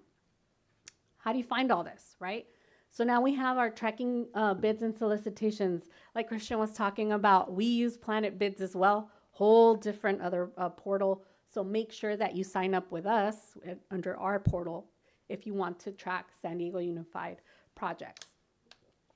We also are very active on different type of social media. So Karen, my boss, who's the outreach program manager, she is great on LinkedIn. A lot of folks connect with her initially on LinkedIn, but she posts all of our bids, different program updates. And we also use a lot of different media to kind of advertise just general things that we have going on, to do our best to try to get the word out there on all the projects that we have. And some resources from our department. So the business outreach program, we're tasked with promoting doing business with the school district informing all contractors and subcontractors of what we have going on, engaging particularly what we call an emerging business enterprise, or XBE, right? Because we have so many different type of business enterprise certifications, particularly minority and women-owned, disabled veteran-owned, and small businesses. We connect stakeholders, contractors, and all the different resources. Mike is going to talk to you just a little bit later about Apex accelerators. They're a great resource for businesses looking to do work with government contracts. We like to connect folks with them when they're kind of transitioning over to the government side. And we also have special focus on different target areas. And one of our target areas that the school district kind of went into is disabled veteran business enterprise. I think Christian talked about Proposition 209, which makes it really difficult for us local agencies to kind of really engage minority-owned, to create minority-owned goals or women-owned goals. But disabled veteran isn't specific to race or gender, so we're able to kind of work with this one. So our board was, back in 2011, decided to make mandatory participation on all of our construction projects for disabled veteran business enterprises. And so what that means is that we're trying to get as many folks as possible onto our projects with a disabled veteran certification. That eliminates the good faith effort, because for a while we did have good faith effort, but good faith effort doesn't cover it. If you don't have 3% participation of disabled veterans on our projects, then unfortunately we cannot accept your bid. And what does EBE, XBE mean to us? Again, all-inclusive, pretty much information or certification for us. We track all of this participation, so even though we can't make official goals, like mandatory goals, we do have programmatic goals, but even though we can't make them mandatory, we do track the participation, and we do make it public. And so we have primes that are building stuff out here that have their beautiful signs, like Turner and Swinnerton and, all these folks. And they're the same ones that are working on our big projects as well. So when we track the information, if any of these numbers don't look good, then it doesn't make them look good. And we found that in tracking the information, even though we cannot do mandatory goals, right? We can't tell them, you have to meet this goal. But we say, hey, we're making them public. Here's the numbers. Then they kind of get motivated to meet our non-mandatory goals. So that's the way that we as an agency have kind of found to, even though we're limited, to work with within the limitations that we have. And we try to accept everyone's certification. So if you go through some type of kind of validity kind of process, we will accept the certification. So that pretty much means almost any government agency, a lot of the private agencies as well that do like the validity process as well. So these are all the different certifications that we accept. We even do our own kind of self-certification, except for the DVBE, because we have to, since that's mandatory participation, we like to have an agency, a third party that kind of makes that possible for us. So when we're talking about, hey, what are the goals? Are we meeting them? How does that happen? These are our construction goals for our program, right? So again, we have the mandatory 3% participation for disabled veterans, but our goal obviously should be higher, because if it's mandatory, then it has to happen. So it's 5%, but we're actually 5.85. And as you can see with all the other ones, we're just shy in some areas, but pretty close, right?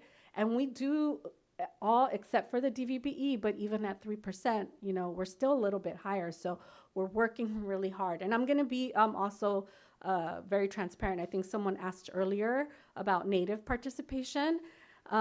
We don't, in our lease back, not in our other hard bid, we only have one Native organization that's participating. And it's difficult, right? It's difficult to get folks. And again, all transparency here. We want more, just like Christian said, we want more participation, but we understand that it's a difficult thing to work with government agencies. But we're going to do our darndest to kind of let you know what to do, how you need to prepare yourself, and how to be successful. Because we don't want you to participate on our projects, get our numbers looking good, and then in the end you fail. We don't want that at all, right? We'd rather you not bid and maybe connect you with another agency that's going to make you more successful. So definitely we'd like to boost those numbers. I can't remember who it is, but we did have this conversation not too long ago about kind of the participation with the first event that I participated in with Native Edge Institute, because we were like, oh, hey, let's figure this out. But yeah, let's boost those numbers and make that better. Resources. So all the things that we do for you all. We have a database, our own database, aside from Planet Bids, where we just notify you just on construction projects. We put everything on Planet Bids. We have our plan room, LinkedIn with Karen. We do have our Twitter account as well. We post a lot of things on our different medias. And we have our outreach website. All of this at no charge. I think someone was talking about earlier about, like, you know, there's a lot of things that agencies put up for free, but who has the time to look all this stuff up? But if you have a teenager at home or a nephew or a niece and they're saying, hey, I want a new car, then you say, okay, help me with this stuff, right? And have them run some of those kind of analytics or look up information, or give them a website and say, okay, I want you to find anything that says this or anything like that. And I think that then time is money, right? And if they're going to be helping you out, then, you know, you're going to be supporting them, but then also they'll be helping you out with engaging your business in more government contracts. This is our team. Karen Linehan is our outreach program manager. I'm a business outreach coordinator, and then Lease Leaseback, Sydney is kind of like the expert in that, so that makes our team. Are there any questions? And while if there's questions, I'm also going to leave the QR codes for our kind of popular sites. Any questions? Yes? So just to confirm so I can kind of get it. Yes. I'm trying to start my business right now. And Yes. It's just me. Uh-huh. And I'm going to be a small business coach, just me. I'm going to be a scratcher and an iron worker. I'm going to be bidding against big companies like McMahon Steel, Clark, you know, City with Steel Solutions, like all these huge companies Yes. that have tons and tons of people. Uh-huh. And the disadvantaged disabled veteran, that's a mandatory. Yes. Right? You have to have 6%. Well, if I'm only one person, how does that, like, how does that work? Because then I won't be able to bid your projects at all, ever. And I'm a woman, I'm all the other three. Yes. You know, Yeah. minority, you know, woman, and I'm even, you know, tribal. So Yes. I just don't see how, unless I get bigger and enter a partnership, but even then, like, you know, Yeah. getting that disabled, you know, understanding that it's a mandatory, that's you guys' goal, but like. But we still have all the other goals, which our folks are meeting, right? So they're not just looking for disabled veteran business enterprises. Okay, sorry, maybe I wasn't getting. Yes, yes. No, we have, yeah. I can't even, Yeah. I can't even bid you. No. No, the only mandatory goal is the 3% disabled veteran business enterprise. That's mandatory. But we have set goals for minority-owned, women-owned, and small business. I had heard about that because we have almost a hard hats program. Oh. So how you guys got Clark, or how you guys got Wilson Middle School when I worked on it. Uh-huh. They had indentured in workers. Yes. That specific project and bid that project. Yes, yeah. But they're huge. Yeah. These huge companies have been well over 15, 20 Yeah. years in the industry. Capital upstarts. What we're starting to see is that, like with the primes, right, with leaseback, the primes are issuing out the contract, and so they're soliciting bid packages from, let's say, an iron, right, McMahon Steel, San Diego Steel Solutions, those. And let's be real, those are probably the only two that bid within iron, It's true. right? I've done most of my projects with those. Right. So those two will bid, but also what's happening now, because they know that we're coming down so hard on folks with meeting the goals, the primes are now requiring what I call prime subs, so the subcontractors that are submitting, they're requiring them to have XPE participation. So while you may not come on as a prime, you could come on as a subcontractor to McMahon Steel or San Diego Steel Solutions, right? And provide certain services, and that participation will count towards their project. Now, the other thing would be whether or not you want to kind of grow yourself into providing that type of work, because we just have so much things going on right now. And we're not the only government agency in town that's building. You have the airport that's building Terminal 1. Sandag is doing now the Otay, I think Otay entrance, or the other border entrance. And so all the agencies, and I'll tell you this because I'm part of a public agency. Am I good on time? Sorry, I don't want to steal time. Yeah? Okay. We're part of the public agency consortium. So all the business outreach people, we meet every 2 months. And we talk about, we're a little different. I think someone talked about than LA. LA folks were reaching out to me trying to see how they could build a public agency consortium. They don't get along up there. I don't know what it is, but here in San Diego, the agencies we meet, so Sandag, the city, the county, school district, UCST, like everyone that you could think, 12 of us that are from different public agencies, we meet every 2 months, and we talk about the difficulties that we're having during that time, any kind of current events that are going on. And one of the things that's happening for all of us right now is that we're all busy, and so we're seeing our subcontractor pools get small. So there's an incentive for us to build small businesses like you, so that you can either grow or just work within these projects at any in any way possible, in any capacity, even as a small business or as a subcontractor. As long as you're on a project, that's helpful for us. I only bring it up because I'm noticing the trend in construction, like from last year. And this is not just San Diego. This is me traveling, going to conferences. We're all saying the same thing across the trade sector, Mm-hmm. skilled trade sector, that the demand for us is rising and rising, and there's not enough of us. Yes. On top of that, there's not enough small businesses like us Mm-hmm. for us to get in the doors, and these requirements It's not helping. It's shutting us out. And Yeah. you need these to be filled. Yeah. The job needs to be done. Like whether it's bridges, or it's Yeah. schools, whether it's casinos, regardless, there's projects out there both in the federal, Yeah. state, Yeah. and in counties everywhere where we're getting shut out. Yeah. It's hard to see. Yeah. It's really difficult to see it, and like I'm like, oh, that'd be great. I can do that. I can do that work. And Yeah. it's like, oh, but you don't meet this specific Right. requirement within our program. Let's chat. Yeah, let's chat. And If I don't say anything, yes. be another person. Like, Yes. oh, I guess I just shouldn't even look at.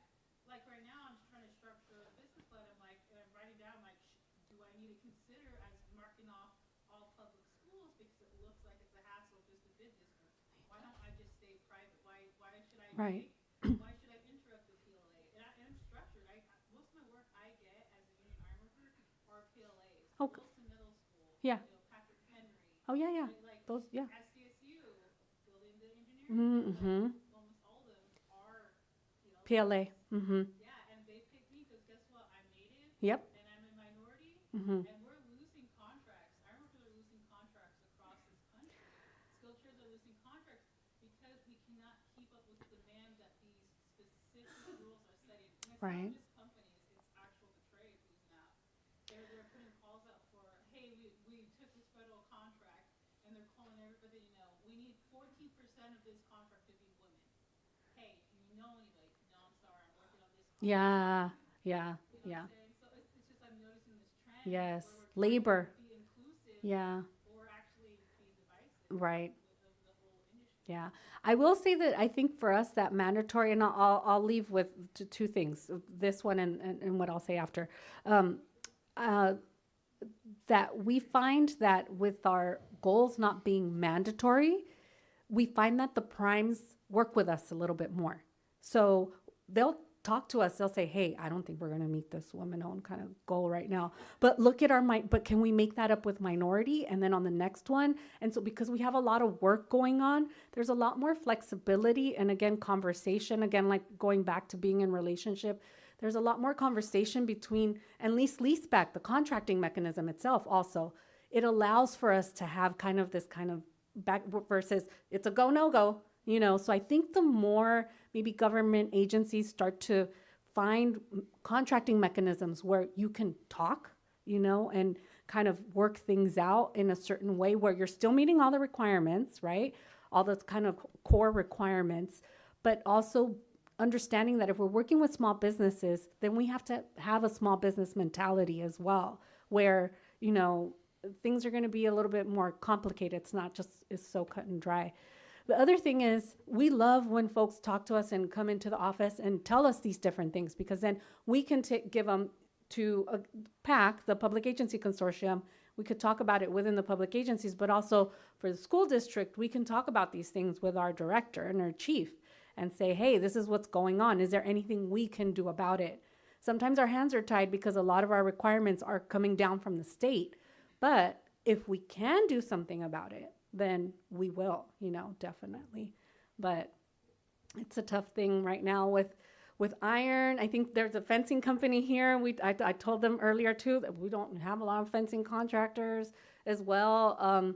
There's just a lot of different trades right now. So if there's anyone out there, if you know people, construction is booming right now. It doesn't look like it, but construction is a big area right now. So consider it if you want.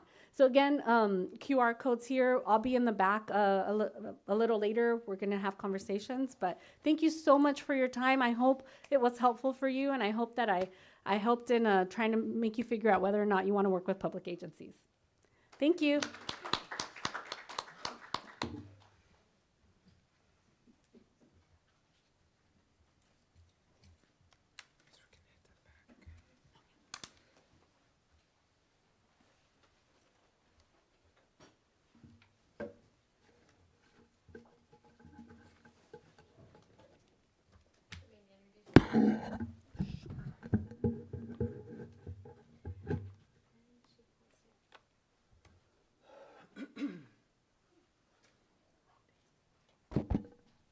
February. It still says New Mexico too. Hello. My name is Erin Abrahamson. I'm the Chief of Staff here at the National Center, and I have the privilege to introduce Darren Maston for our next session, as our next speaker for Leadership Essentials, the Foundation of Success. So here's Darren. Good afternoon. I think I have a video on the next slide if we'll. I guess I can do this.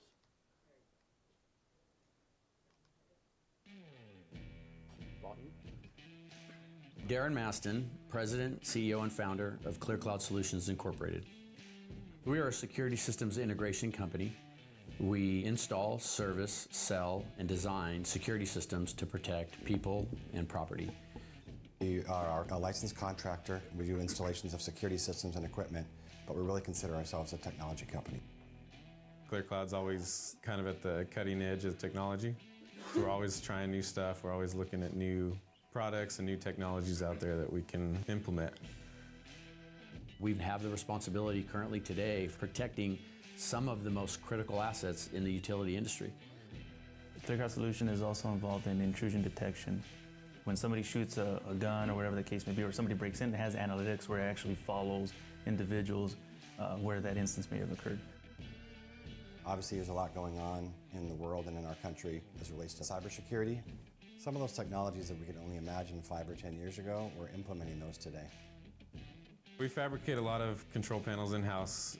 We take all the components and wire them up to all work together with the power supplies, the battery backups, network modules so they can monitor everything, put it all in one package. We go out there and we're proud of the work that we do. And sometimes I go behind some other work that was there that's kind of going to interfere with what I'm doing, and I clean that up. ClearCloud Solution has no boundaries for service. Wherever you guys need us to work, that's where we're at. The bulk of our business is down in the Southern California market where a larger office and warehouse exists. We've been able to venture out and open an office in Phoenix, Arizona, soon to move into Northern California and other parts of the country where we have national contracts and opportunity to go coast to coast. Physical security and cybersecurity has to be comprehensive. It's in your product decisions, it's in your manufacturer decisions, and it's in your installation. So because we have people that understand the network very well on our technical side and our engineering department, we take clients from conception to execution better than the competition. If you want to be a federal contractor today, you've got to be at a certain level with your own personal cybersecurity. We're able to provide a service to help those companies identify where their weaknesses are and help them get to the level that they need to. We've pretty much gone steady like this throughout the past 5 years, and I don't see us slowing down. He doesn't give up on anything. He's a very determined man. Growing up, when I had obstacles in growing up, you know, on the reservation, all the different things that come up as a kid, those create your character. And so as we hit stumbling blocks in the infant stages of the company, storms that we overcame and got through that created the character that prepares us for future storms. And it actually ensures our longevity, it ensures our ability to go through obstacles and hindrances in the future. And that goes for not just me, but my team as well.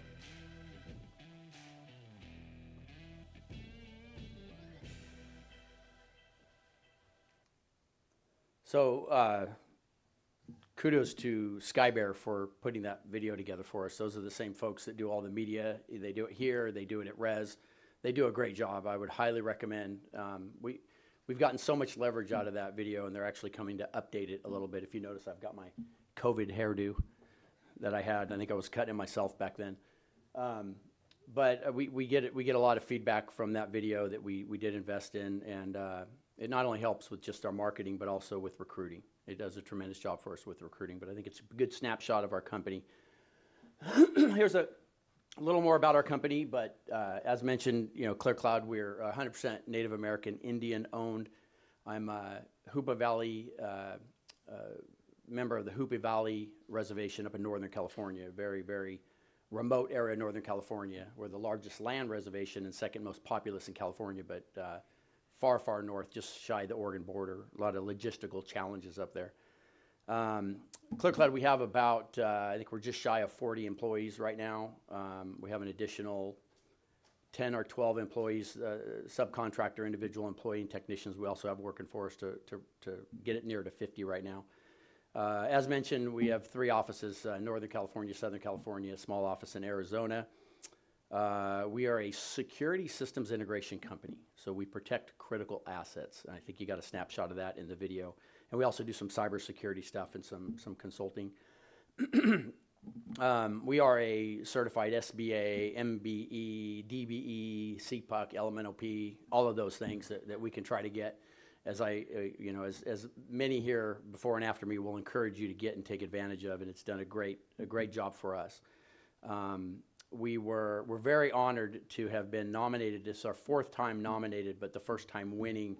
We won the Southern California Supplier of the Year in the LA market last year, which is a very difficult task, a very competitive market. We're very proud of that.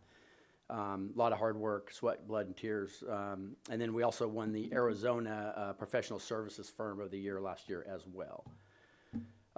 Some of the things we do are listed up here. I'm not going to go through all of them, but like I said, systems integration. We protect critical assets. Video surveillance, analytics, we service and maintenance everything we do. We design security systems, install, we sell all the product. For those of you with your finger on the pulse of today's technology, it's flying at warp speed. AI is a topic that you can't turn on the TV or the radio and not hear about. There's a lot of pros and cons with it. We're trying to take advantage of the pros. These type of technologies in surveillance and protecting critical assets like the grid or military bases, it's critically important to reduce false alarms so that those AI analytics where these cameras today can actually, before a camera could alert you with movement, today that camera used to be a lens that projected an image over a coax cable to a tube for you to view. Today it's a computer with eyes, and it learns continuously in the environment that you put it in, and it will learn what you teach it.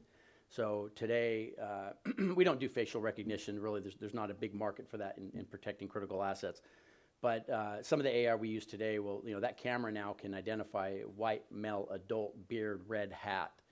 blue sweatshirt, bike, no bike, vehicles, what type of vehicles. It can extract license plates. There's a lot of key AI that goes into this stuff. So this is a list of some of the other stuff we do. Like I said, cybersecurity is one of them. Notable customers, we are a federal contractor. We are an 8A federal contractor as well. Although, quite honestly, 8A business is less than probably 10% of the business that we do today. I can honestly say, I've given classes with John all over the country about how to become 8A and all that, but I don't think we've utilized it to the full extent that we could, and so we're still learning as we go as well. But some of our notable customers: United States Navy, Air Force, Army Corps of Engineers, Arizona National Guard, Customs Border. Southern California Edison is our largest customer. The grid itself is considered probably one of the country's most prized assets. If the grid goes down, Google it. You'll be surprised what you find out. I think they estimate north of 70% of our population perishes because we are so dependent upon electricity and our logistics and our refrigeration and our communications and everything that we do. So protecting it, there were vulnerabilities that were exposed a few years ago.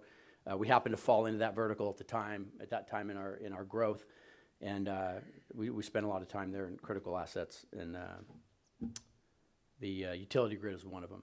So. So I could use this. Sorry. And so this is a very important slide for us because this we're talking today about leadership for a short period of time that I have with you guys today. And I think it's something that really is it's not really focused on enough. This is a slide that we talk about a lot in our company, more than you can imagine. There's three things, I call them the hills to die on, or a three-legged stool, if you will. But integrity, taking care of our people, and community outreach are things that we do a lot to focus on. In fact, we've found that when we focus on these three things, everything else seems to fall in line one way or another. But again, this is not a mission statement. This is not something you throw together in a business plan. This is really this is the fabric of our company.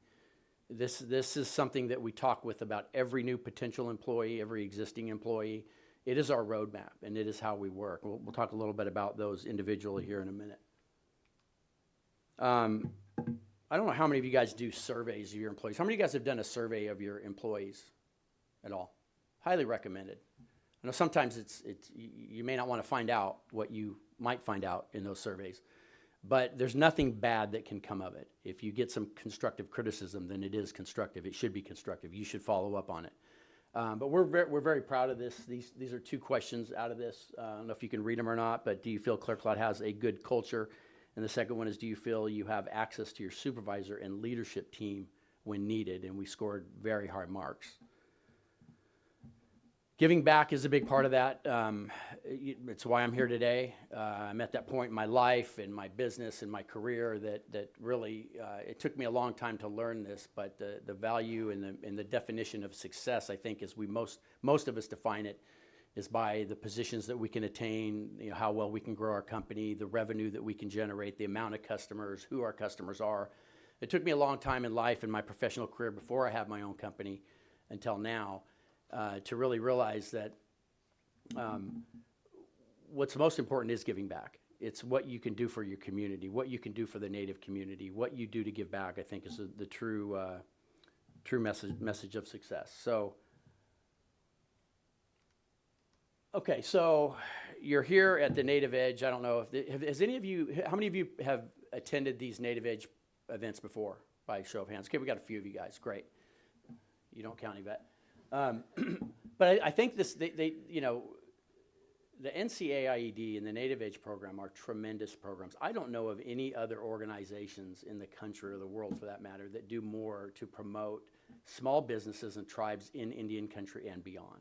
And it's why I travel with this group. I've traveled with them for a few years. We've been all over the country, and it's my way of giving back and sharing, some of my skeletons in my closet, some of the mistakes we've made, and some of the successes we've had. But it's a great organization. They do a great job of helping you navigate through what nobody would argue are not treacherous waters, right? So, there's a lot of education. There's a lot of good advice here to talk to you about how to become a DBE, how to get your certification, the advantages of MBE, Native American Indian spend, how to get your 8A, what to do, what not to do, mentoring, mentor protege, you name it. And those are great.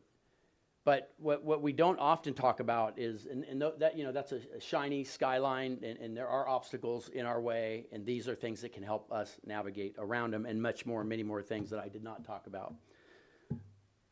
But one of the things that we don't always realize is what's beneath the surface, what lies beneath the surface. And I'll give you guys some statistics here on the longevity and likelihood of the success of businesses in years 3, years 5, and years 10. But these are some of the things that will sink your ship.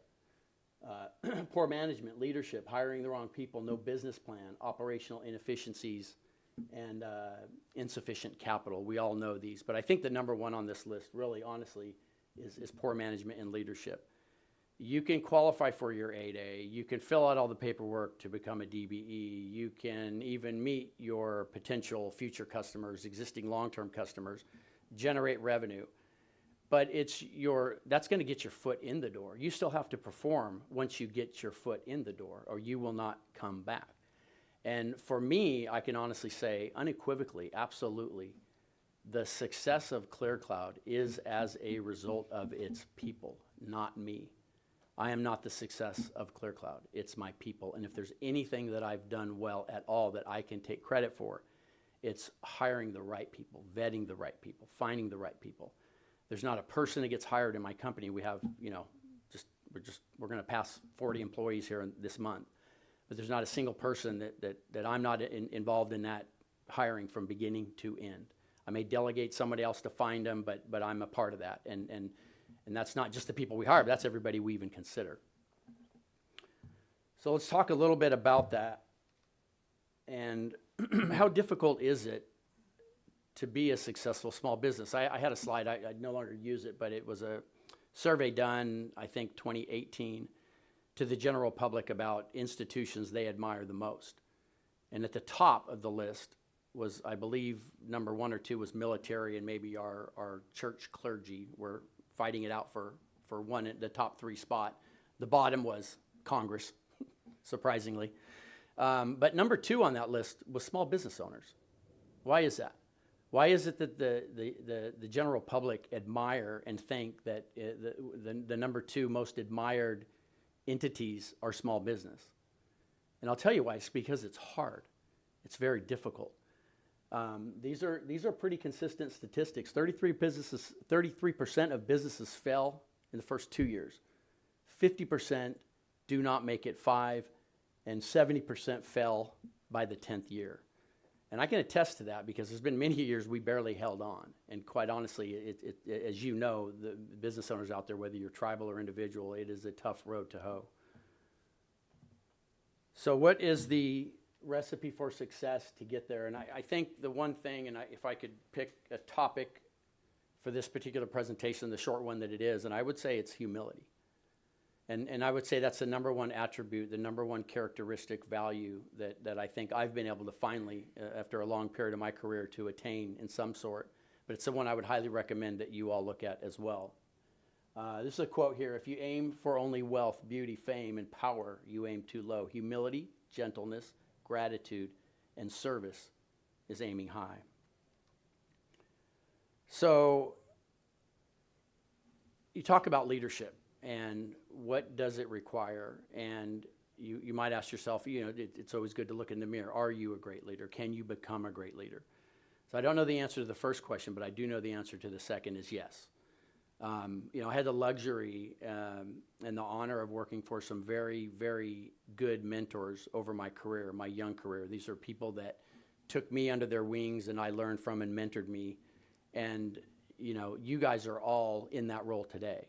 You are the mentors of your employees. The success of your company will depend upon your employees. It doesn't matter. I'm sure we have some companies in here right now that you don't have any employees. You may not ever want to have employees, and you may not ever have any employees. But that leadership will shine through, and not just your employees, but also your customers and those leadership traits. But as I mentioned a little bit ago, the number 1 asset that we have here at ClearCloud, and I think it speaks for any company, is your people. They are an extremely valuable asset. And we talk about the word integrity. integrity is something we use in our interviews, we use it in our meetings, and integrity is a word that's often used very lightly. And you think about what does integrity mean to you, and most people would come to the quick conclusion, don't steal, don't lie, don't cheat, right? Well, it means all that, but it means a lot more to us. It's how you carry yourself. And when I think of integrity, I do think of humility, because integrity is honesty, and I think humility comes from honesty. It comes from taking ownership of your mistakes. It takes a little bit of looking in the mirror instead of looking out the window when things go wrong. And to be a great leader, and I don't know if I probably won't get to these slides, but there's some slides at the end that talk about a book that some of you may or may not have read. It's called Good to Great. Has anybody read the book From Good to Great? It's a great book. If you haven't, I highly recommend that you read it. But they basically took, I think, a total of 1,300 companies. They studied them for almost in excess of 40 years. And they came down to 11 companies that were extremely not just good, but they became great. And there was one significant thing that they all had, and that was what they call a level 5 leader. And there's level 1, level 2, level 3, level 4, and a great explanation for each of those. But a level 5 leader, the number one attribute that they gave to those level 5 leaders was humility, was a will to succeed combined with a high level of humility, not arrogance, not bravado, which a lot of great leaders have, but it's humility. And I would say, it took me a really long time in my career to really understand that. I think my faith has a lot to do with it. I won't lie about that.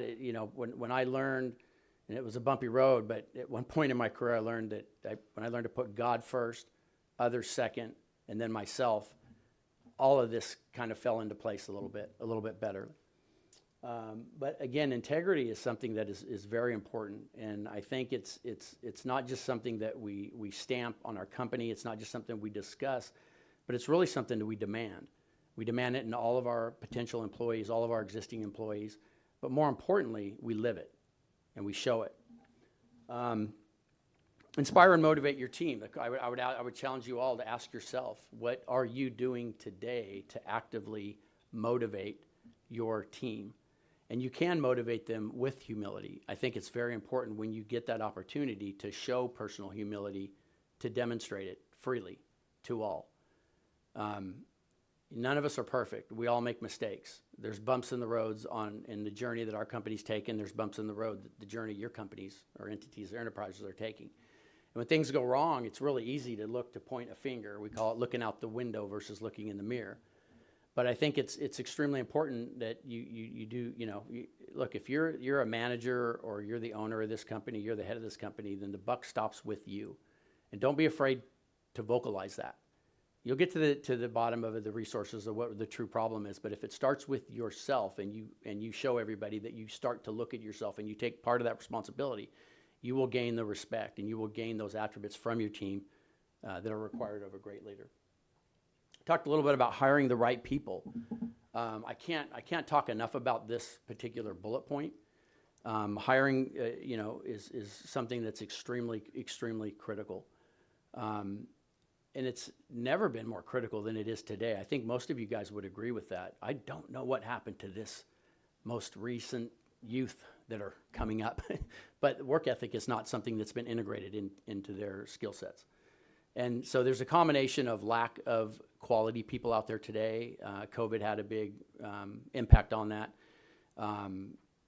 They say that the unemployment rate is the lowest it's been in 50 years, but they fail to acknowledge that 11 million more people are out of the workforce. So the unemployment rate only equates to those looking for work. And if 11 million people are no longer looking for work, it makes the 7 million that don't have a job a lot better. But that impacts all of our business. So it's more difficult to find people today. It's more difficult to recruit. A lot of people want to work at home. It's not an option with our company. We do have, I think, a couple people that work from home in remote places. We have employees in 4 states. But it's difficult. And so I think if there's any advice I would give to you on hiring, it's please make sure you're involved at every step of the way. What are you doing to recruit? What resources are you using to recruit? But it should be a big part of your time if you're building your company for the future. And I listed here, don't have a victim mentality. What do I mean by that?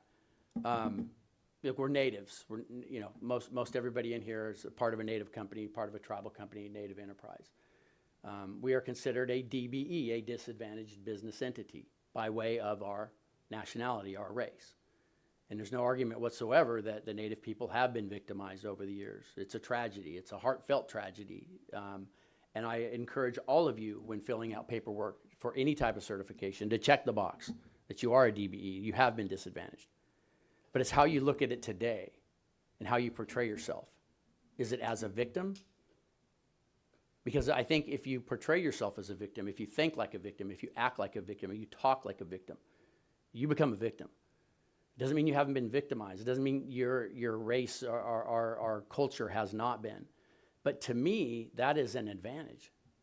It's an absolute advantage. I could tell you, I don't think I would be anywhere near successful today if it hadn't been for the hardships that I lived through. I grew up on the reservation, on the Hoopa Valley Indian Reservation, very, very remote area. In Northern California, we're a reservation on our homeland, one of very few tribes that are. But at a young age, I was smoking things and popping pills and drinking whiskey out of the bottle and wrecking cars and heading absolutely in the wrong direction. And, you know, by the grace of God, you know, some mentors got a hold of me and set me on a different direction. But, you know, I would say that what I went through as a child, you know, we all know that the statistics on Indian reservations for ethnicity, #1 in alcoholism, #1 in drug addiction, #1 in domestic violence. Now I can go on and on and on, diabetes, you name it. These are troubled communities. And if you happen to have lived in one, you happen to have been associated with one, you have family in those, we can call ourselves a victim all day long, but it's those obstacles that I overcame in my young age and growing up that, you know, really helped. Weathering those storms helped build my ship to be a much more seaworthy vessel. So although I you know, can definitely check that box, I'd say that it's an advantage, not a disadvantage. And also, the last time I checked, the government, they're pushing me in front of the line for contracts when I can complete them. So again, it's a mentality, okay? Let's see what we're doing on time here.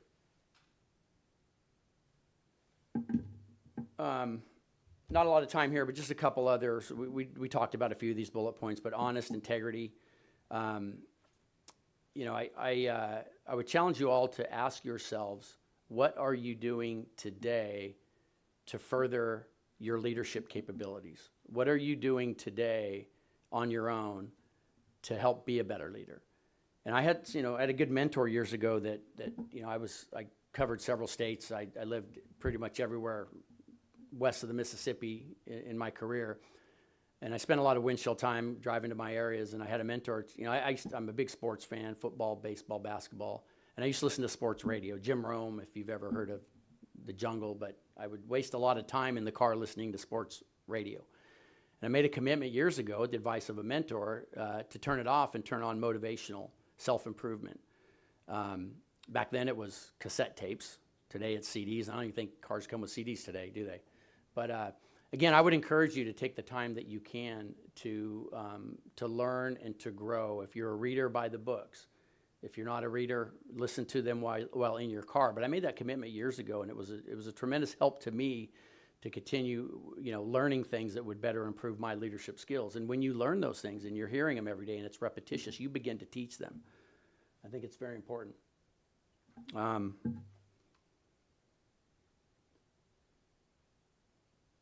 We talked about ownership.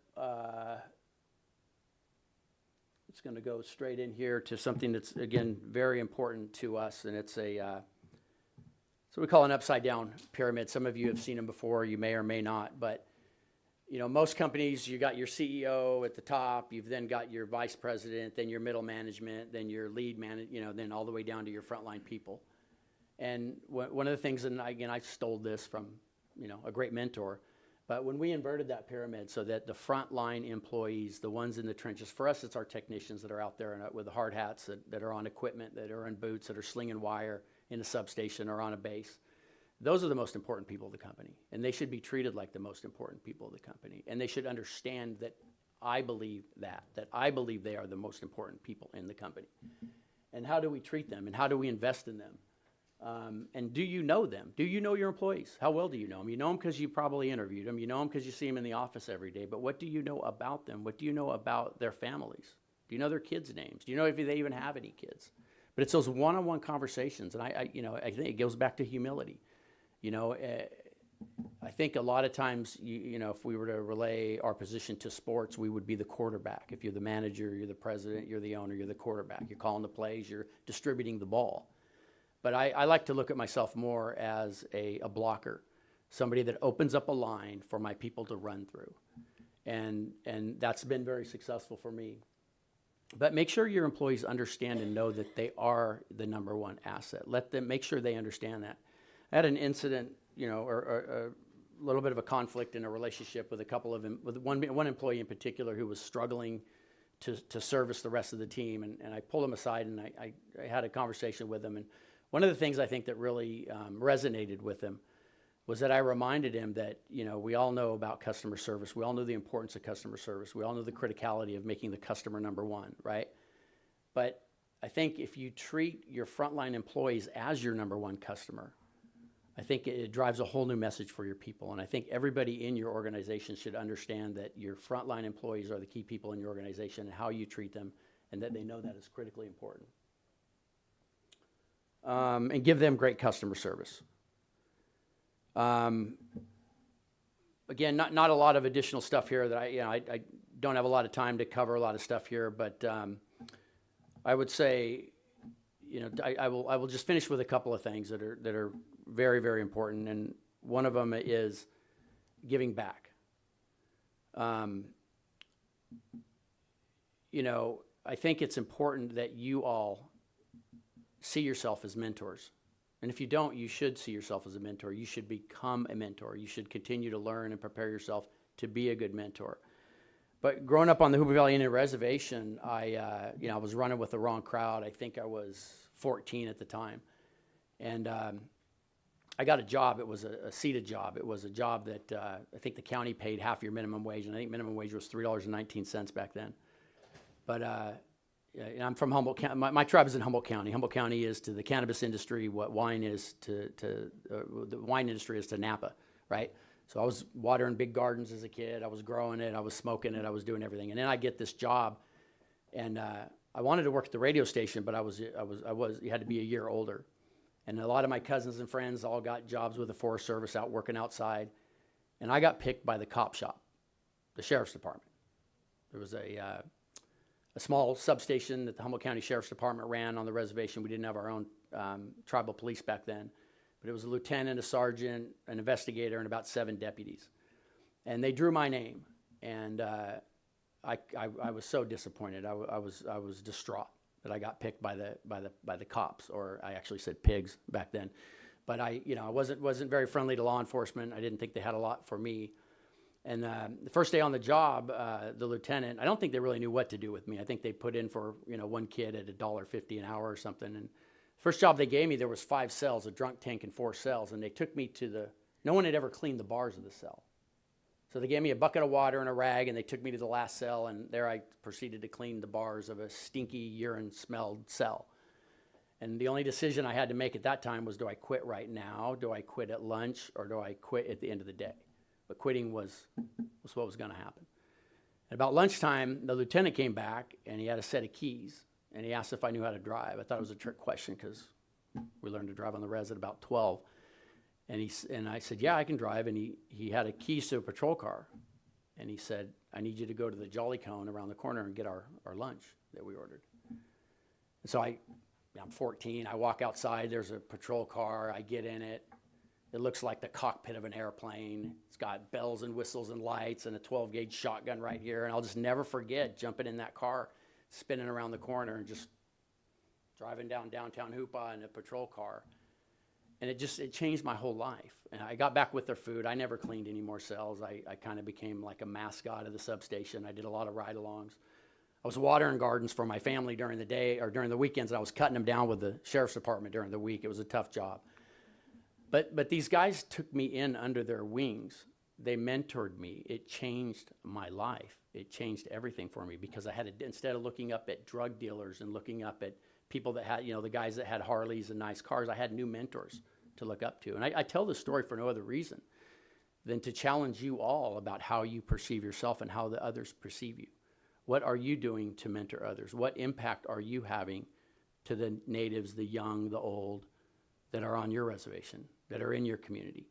And I would highly recommend and challenge you all to really go back and do that, because you might make a big difference in somebody's life when it's most important. I know somebody did for me back then. Last thing I have here too is, it's not on my agenda to cover, but we do cover it at Res, and that's cybersecurity. And so I would just remind you, and John mentioned it. In fact, it was one of the topics that actually was a reason for some declining small business contracts. But don't wait. The government keeps moving the goalpost. They keep telling you. I know I was in events in 2019. They were saying by 2021 you got to be ready, and then it's 2022. Now it's 2025 before they say you have to be, and they change it: level 1, level 2, level 3, level 4, level 5. Now it's level 1, 2, 3. They keep moving the goalposts. They keep changing the rules. Here's my advice to you today: do not wait till 2025. If you're here, I'm assuming you probably have some interest in, by the questions and interaction I've heard today, a lot of you are interested in government contracting. You will not get your foot in the door. You will not even be considered if you don't have your cyber health ready. Don't wait till it's required. Jump on it today. It may be required in 2025, but the big contractors that are issuing contracts today, especially Department of Defense, they'll just pass you up. It's not like they can still give you the contract. They're going to pass you up if you can't show cyber readiness, that you are ready, that you're prepared. So again, I'll be around, but also you guys will make sure I'll leave my contact information if you guys have any follow-up on that as well. But again, I appreciate your time today, and I hope you guys are enjoying getting a lot out of the show. Thank you.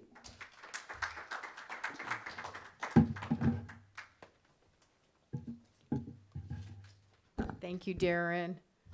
So we have the export panel coming up now, and Kaya's going to make some introductions, and I'm going to pull those up.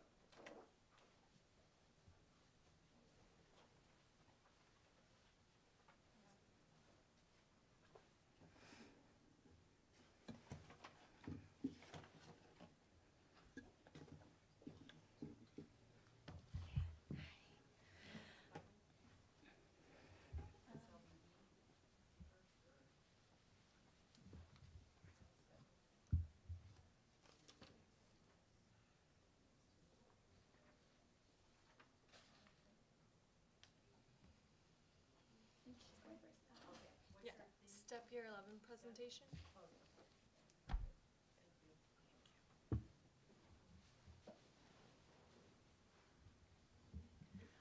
Hi, my name is Kaya Jackson. I am the Export Business Development Specialist for our MBDA Export Center with the National Center.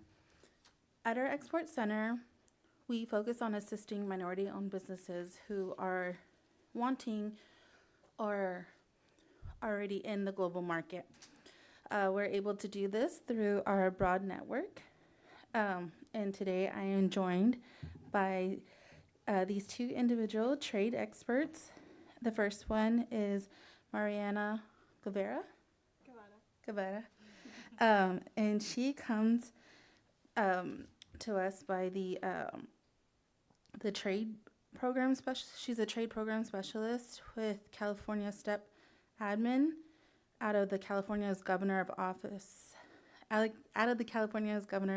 of Business and Economic Development. And then we have Jacqueline Rodier with with the U.S. Commercial Services, and she is an international trade specialist. So we'll start off with Mariana. Sorry. Thank you. Thank you. Hello, can you guys hear me okay in the back?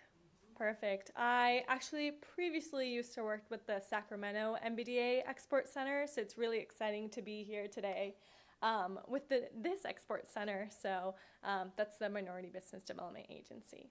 So my name is Mariana Guevara. I'm with the state of California, the Governor's Office of Business and Economic Development, also known as GOBIS. Today I'll be talking about the California State Trade Expansion Program, also known as STEP.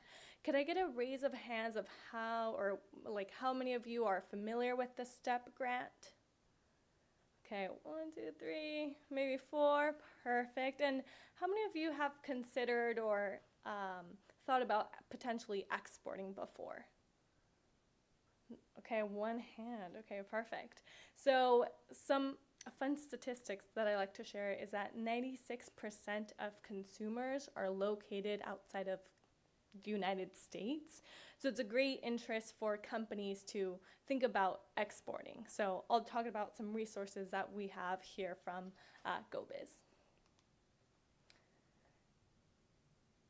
So STEP program is funded in part through a cooperative agreement with the Small Business Administration, that is the SBA. We have another SBA person here today. And it is solely administered by us at GoBiz as far as California goes. SBA funds numerous states and territories, so if you're not in California, there's probably a grant program for you, which I'm happy to connect you to. And the program seeks to increase the number of small business exporters, as well as increase the volume of goods and services that they export. In order to be eligible for the program, you have to meet certain criteria. So you have to be for a for-profit business. Can you guys see the text in the back? It might be a little small now that I'm seeing it up here, but a for-profit business organized and incorporated in the US, majority of operations in California, exporting goods or services of U.S. origin or that have at least 51% U.S. content.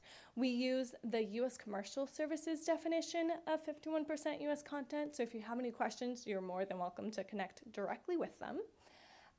Meet the SBA small business size standards, which vary by NAICS codes. So both John and Christian talked about the NAICS code, so depending on your specific NAICS code, you're either going to be eligible as a small business by the number of employees or by the annual revenue. You, of course, must be registered and in good standing with the California Secretary of State or the or any other regulatory agency, so that's if you're a sole proprietor. In business for at least 1 year at the time that the funded activity takes place, and have sufficient resources to bear the costs associated with trade. So as Alma mentioned earlier, sometimes with the government, it's hurry, hurry, wait. So it's somewhat similar with the grant application because, you know, we have you hurry to apply for the funds, and then once you've been pre-approved, we're like, all right, we're a government entity, it's gonna take a while for the money to get to you. So we want to make sure that you're okay using your own expenses in order to be reimbursed. We have 2 portions of the STEP program. We have our STEP events. These are going to be pre-selected export promotion activities led by partners and or us at GoBiz. They're going to have predetermined funding amounts awarded based on space availability and managed by our GoBiz regional trade representatives. We also have, let's see what this is. There we go. We also have the export voucher. This one is going to be very famous for us. This is where companies propose their own activities. So if you're interested in a trade show that it's not already a pre-selected trade show, or you're interested in doing website globalization, international marketing, you can propose your own activities for a grant. It is up to $10,000 to offset 75% of the cost. It is a reimbursement, so you have to, of course, spend those funds upfront. Funding for this program is very, very, very competitive. I believe in 2015, we only had around 158 applications. This year, we had 600 applications. So with limited funding, of course, it becomes more competitive. Companies may be awarded a lesser amount depending on the merits of the application, the funding availability, and the availability of funding. So our average company receives a grant amount between $4,000 to $5,000. We do have a couple companies that do get the full $10,000, but again, depends on your application and the funding. The type of STEP events that we hold. So we're going to do foreign trade missions, international trade shows, product showcases and seminars, and matchmaking programs. So over here on the right-hand side, we have our Japan trade mission. So we had a California pavilion at the World Smart Energy for the first time ever. And we had 6 California companies that had met with government delegations in Japan, met with Toyota, met with Mitsubishi. There comes lots of benefits in participating on these STEP events. Sorry, let me drink some water. The next photo is another California pavilion for, I believe, Avalon, Australia. So again, being put underneath the California with the branding and the logistics and branding that comes with being at a STEP event. And then just a screenshot of another STEP pre-selected event.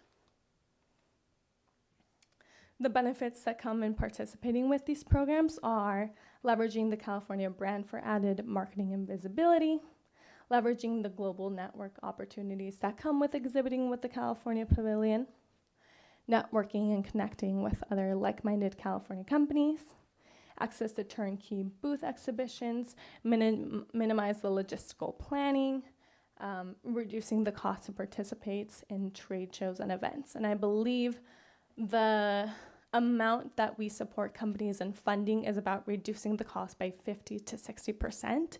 So some trade shows can cost anywhere between like $5,000 to $20,000, so they get pretty expensive. Have any of you guys have participated a trade show, either here domestically or abroad, or even just done like any type of event where you had to purchase a booth? Couple. And then we just have some feedback from companies. I'm going to skip to the fourth one. So that's our most recent World Smart Energy Week, where we had the California Pavilion. This company said it helped us expand our brand visibility in the market through participation in a pitch session and project or announcement with our partners, witnessed by the Lieutenant Governor Kulanakis, Director Myers, and Chair Hochschild. It was fantastic to have access to the California delegation, who are hugely important for us as partners in building a domestic market for floating offshore wind.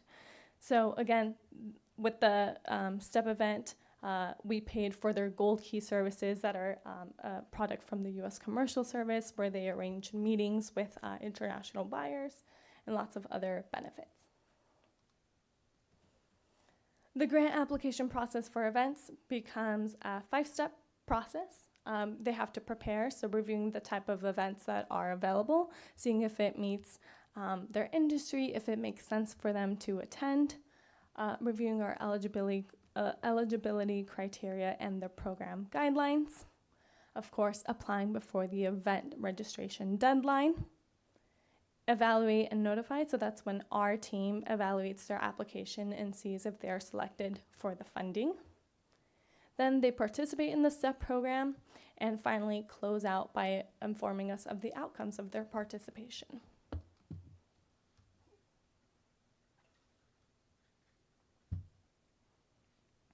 On the export voucher side, again, this one has a $10,000 limit. The applications vary by round depending on what time or the timeline that the activity is taking place. So if your activity is taking place between October through December, you would apply round 1. If it's January through March, you would apply round 2, etc., etc. It's a maximum of 1 application per round, and so it's up to that. You can apply to as many rounds as necessary until you hit that $10,000 limit.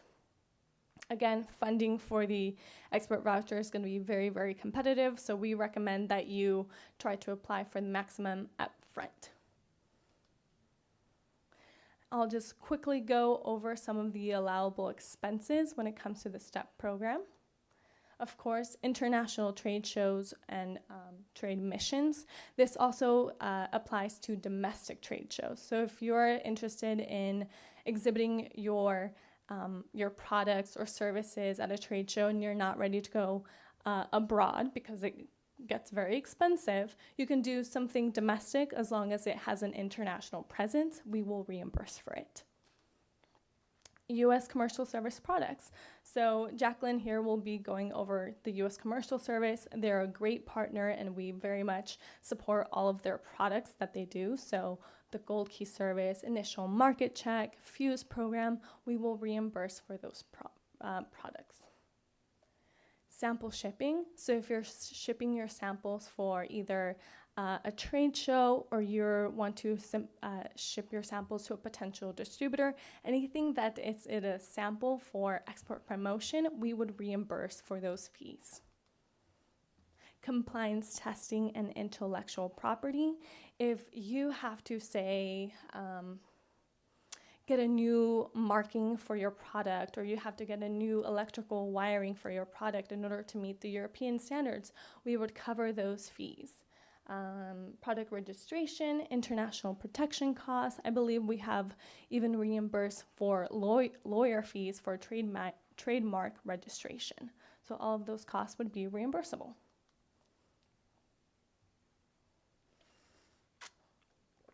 Water break. Okay. If you're not ready to maybe start thinking about the broader picture of exporting, you can think about how you can use this grant to start just bringing inquiries to you.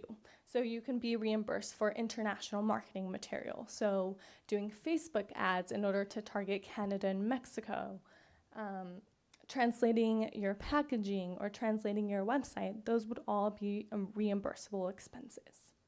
We have website globalization in e-commerce. So if you need to add a plugin in order for buyers to be able to purchase your product from abroad, search engine optimization to target other geographic regions outside of the United States, those are all reimbursable expenses that this grant could cover.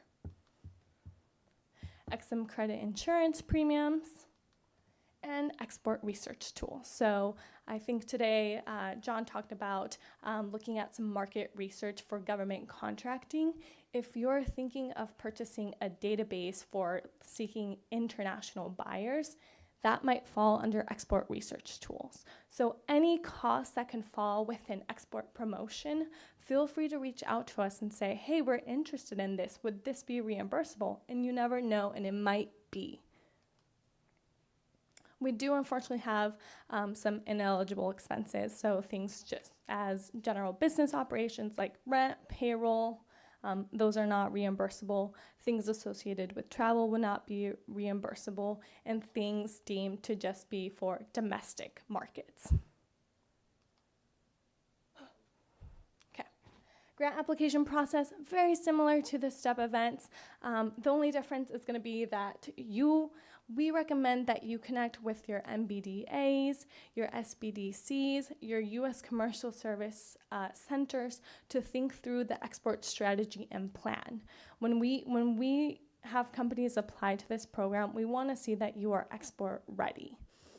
So we do ask that you prepare ahead of time. Of course, review the eligibility and program guidelines, and then apply, submit the application before the activity takes place. We recommend at least 4 weeks in advance, just because it does take us some time to, review the eligibility, meet with the STEP review committee to review the funding. So submitting in advance is welcome, as well as we don't reimburse for retroactive activities.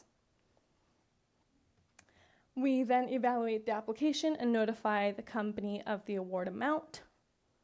And finally, execute. It is then on the company to perform the activities that they were pre-approved for and document their participation. Because it is a reimbursement program, we do require that you come back to us with the invoices, with the bank statements, and the type of documentation to show that the activity took place. So if you went to a trade show event, photos of you in the booth. If you did compliance testing, screenshot of the certification, et cetera, et cetera.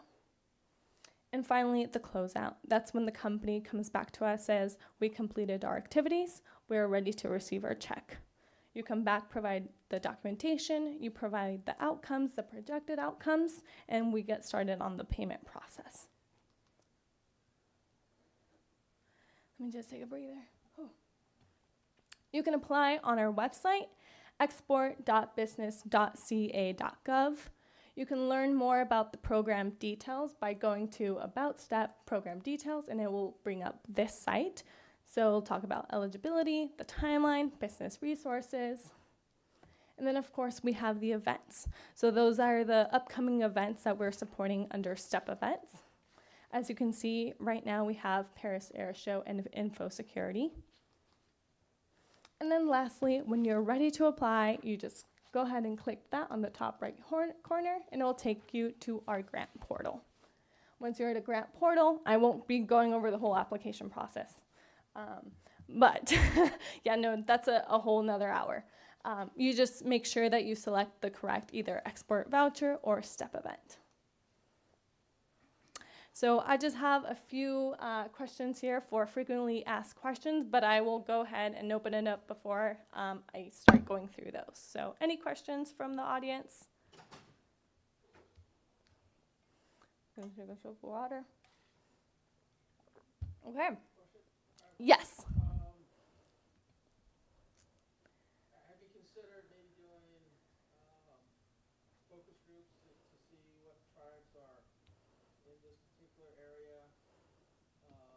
Because, you know, I've been abroad on a few occasions representing the National Center, and so we focus on the tribes, and so, you know, there's a lot of questions specific to tribes, and so, you know, maybe, well, have you considered, like, for example, a tribal delegation of potential exporters, just so, because, you know, when you go to California and you're dealing on tribal lands, it's completely different. You know, tribes have, you know, their own rules and regulations, and so sometimes it gets kind of cloudy.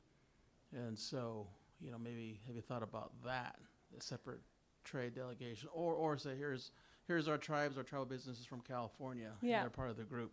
Just something to think about. I think that might be helpful.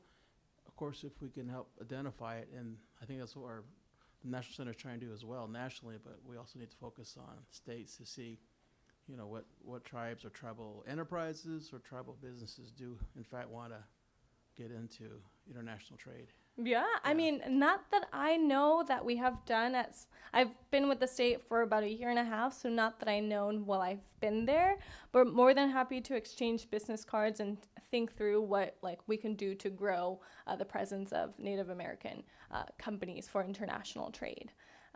Also happy to connect with any centers that are here today and, you know, plan to do webinars specifically for their clients and companies within their regions. Okay, I'm just gonna go over a few frequently asked questions. When will additional funds become available? It will be mentioned on our website and on our newsletter. So we have the QR code so that companies can be informed once our funding goes live. I have not exported is STEP right for me. STEP can support businesses that are new to the program. We actually encourage and have metrics in trying to find new to export companies. So, you know, if you're thinking about STEP or if it's right for you, connect with me and I can, you know, help guide you through the process. Oh, almost skipped through that one. Are there other funding programs? There are. We have here 2 links for just GoBiz Incentives grants and financing page. And then the California Office of the Small Business Advocate, they also have a grants and funding page. So I see some people taking some photos. Okay. Can GoBiz provide export strategy and planning assistance? We, at this time, don't have the capacity to do so, but we do have the Export Training Network, where it has several of our partners, some SBDCs, U.S. Commercial Service, small business administrations that do provide that technical assistance. And that is it. Thank you for your time. My contact information is right there. You can't see it, but it's step@gobiz.ca.gov. Lime green was a terrible color for a presentation, so apologies for that. Okay, thank you.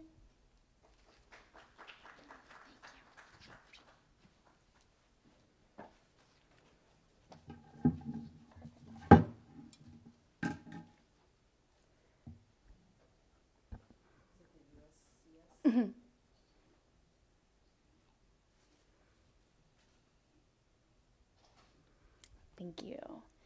Thanks so much, everyone, for joining our panel session today on unlocking your export potential. It's really awesome to be up here with Mariana. As she said, we work very closely together, us at the Commercial Service in California and GoBiz, and it's really an honor to be talking to all of you here. Specifically, business owners is who we'll be targeting. I know that exporting can be daunting, but also, as Mariana said, there's so much potential out there, and we're here to help. That's our whole job, is to help you guys if you're interested in exporting and with trying to figure out the best markets for you. So for those of you who are unfamiliar with us at the Commercial Service, it's part of the U.S. Department of Commerce. So I'm a federal government employee based out here in San Diego. Our mission statement is simple, and it's to help grow U.S. exports, to increase U.S. jobs, and make U.S. companies more money. Full stop. That's our whole mission. That's everything we do revolves around this mission. To work towards this goal, the U.S. Commercial Service offers companies a full range of expertise in international trade, and you can think of us as the U.S. government's trade promotion arm. Is it okay, sound-wise? Okay. We support the growth of the U.S. economy by promoting U.S. innovation and helping U.S. firms scale globally, bringing investment into the U.S. as well, a smaller part of what we do, and then assisting U.S. companies with international market access issues. The way we do this is through our network of over 100 U.S. offices. So like I said, I'm based in the San Diego office, but if you're not based in San Diego as a company, then I will connect you with your local trade specialist like myself, depending on the headquarters of your company or where you're located. We cover the whole country, and then just like State Department and DoD has representatives in the embassies and consulates, so do we. So we work with our colleagues in the embassies, and that's really how we help you all. So through us as your liaisons domestically, and then connecting you with our embassy colleagues abroad in the country that you're hoping to expand into. Also, we help companies at any stage of their international growth journey. So like Mariana said, we help new to export companies. We can help with market counseling. That's a lot of what we do. Just trying to figure out where is best to start. Using our experts domestically and internationally, we help U.S. companies like yourselves tackle market access problems, unfair competition abroad, and I will touch on this a little bit later. We'll help you meet distributors and representatives in countries, and then bring in more money, all which contribute to that goal and mission statement that I mentioned at the beginning. I know these slides are a little dense, so don't worry about trying to absorb everything on them, because I will touch on the most important parts. But because we're under the Department of Commerce and we're federal officials, like I said, we are very uniquely poised to assist U.S. companies with accessing markets, and we have a really wide range of resources and support. These are the 4 categories that our services can be broken down into. So export counseling or international sales counseling, we can help develop effective strategies for entering markets and selling your specific goods or services, and understanding what documentation is needed for you to then import into a country. And we collaborate a lot with finance partners such as the XM Bank, which is another federal agency, to help with the financing of those sales, as well as GoBiz. Also in here in California, they're our state partner. If you're not based in California, then I can connect you with the right STEP office. And then we provide market intelligence, which is very helpful for understanding your potential when you enter market, because we don't want you wasting your time and valuable resources if it might not be the best market for you. And our colleagues extensively vet potential buyers and distributors through their networks within the embassies. The third tool to grow your business internationally is matchmaking. And what I mean by that is connecting you with those vetted partners and promoting your products and services, coordinating industry and government decision makers in that targeted market and connecting them to you. And then commercial diplomacy is less common, but it's addressing trade obstacles through interagency engagement and protecting U.S. businesses abroad from unfair competition. And there's also trade events and shows that it's not up here, but they make up a lot of the work we do, and I'll touch on that as well briefly. So export counseling, your local trade specialist, such as myself, is just there as a local POC at all times to provide personal guidance and information every step of the way as you enter new markets. And all the trade specialists are broken down by industry. So I cover certain industries for the San Diego and Imperial Valley regions. So depending on what industry you're in, you might have a different specialist within the office. But we can assist you with navigating the export process, which I know can be challenging, and deciphering import requirements for countries because it varies a lot depending on where you're exporting into. And we can also help position your company for international sales and strategize, and then help identify overseas sales opportunities because we get a lot of trade leads that come in to us through our embassy colleagues. Like GoBiz, we also provide digital strategy counseling through a website globalization review, gap analysis, where we can analyze your website to see if it's set up the best way to attract international sales, because that's very different from domestic sales. So our report to you can provide SEO enhancements, and we can help with translations as well if you'd like to get into that as well. Market intelligence is another key category that we provide, and it's really important for successful export planning. It's important to critically review and assess demand for your product, as well as factors related to a given export destination. This information will help maximize your company's efforts while keeping the export plan cost and time effective, because your time and money obviously is very important as a small business, which is typically the types of companies that we work with are small to medium sized. Our resources can help you compare markets and target the right ones. And to support your knowledge building, we can help understand which markets have good potential and maybe are better saved for either a later date or not at all, depending on the product or service. One critical piece of research we provide are country commercial guides in the top right or top left-hand corner. They're accessible to anyone through our website, and they're prepared by our industry experts on the ground in that country, and then with headquarters in DC, and they're updated frequently, and they describe market conditions in countless countries for specific industries. And within our embassies, we have officers, which are U.S. Counterparts, which they go and they rotate every 3 or 4 years, but then we also have what's called locally engaged staff.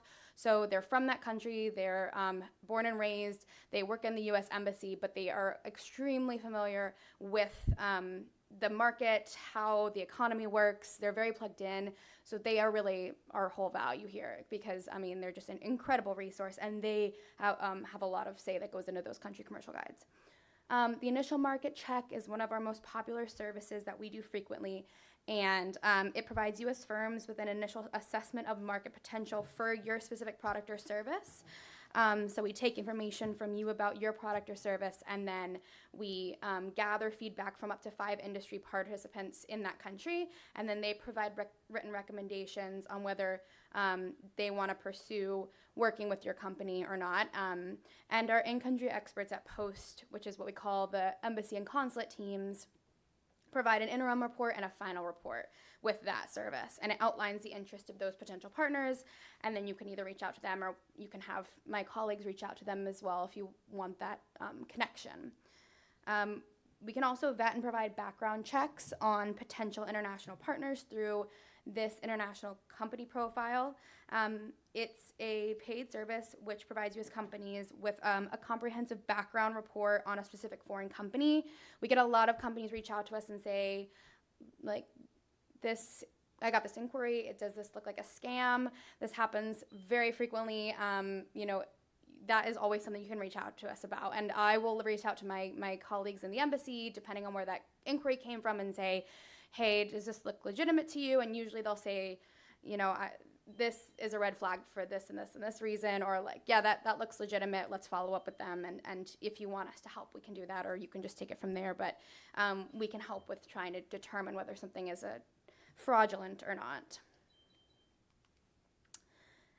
Under business matchmaking, we can introduce you to potential partners and distributors in an overseas market, or if you're business is more likely to deal with the government itself and not a private corporation abroad.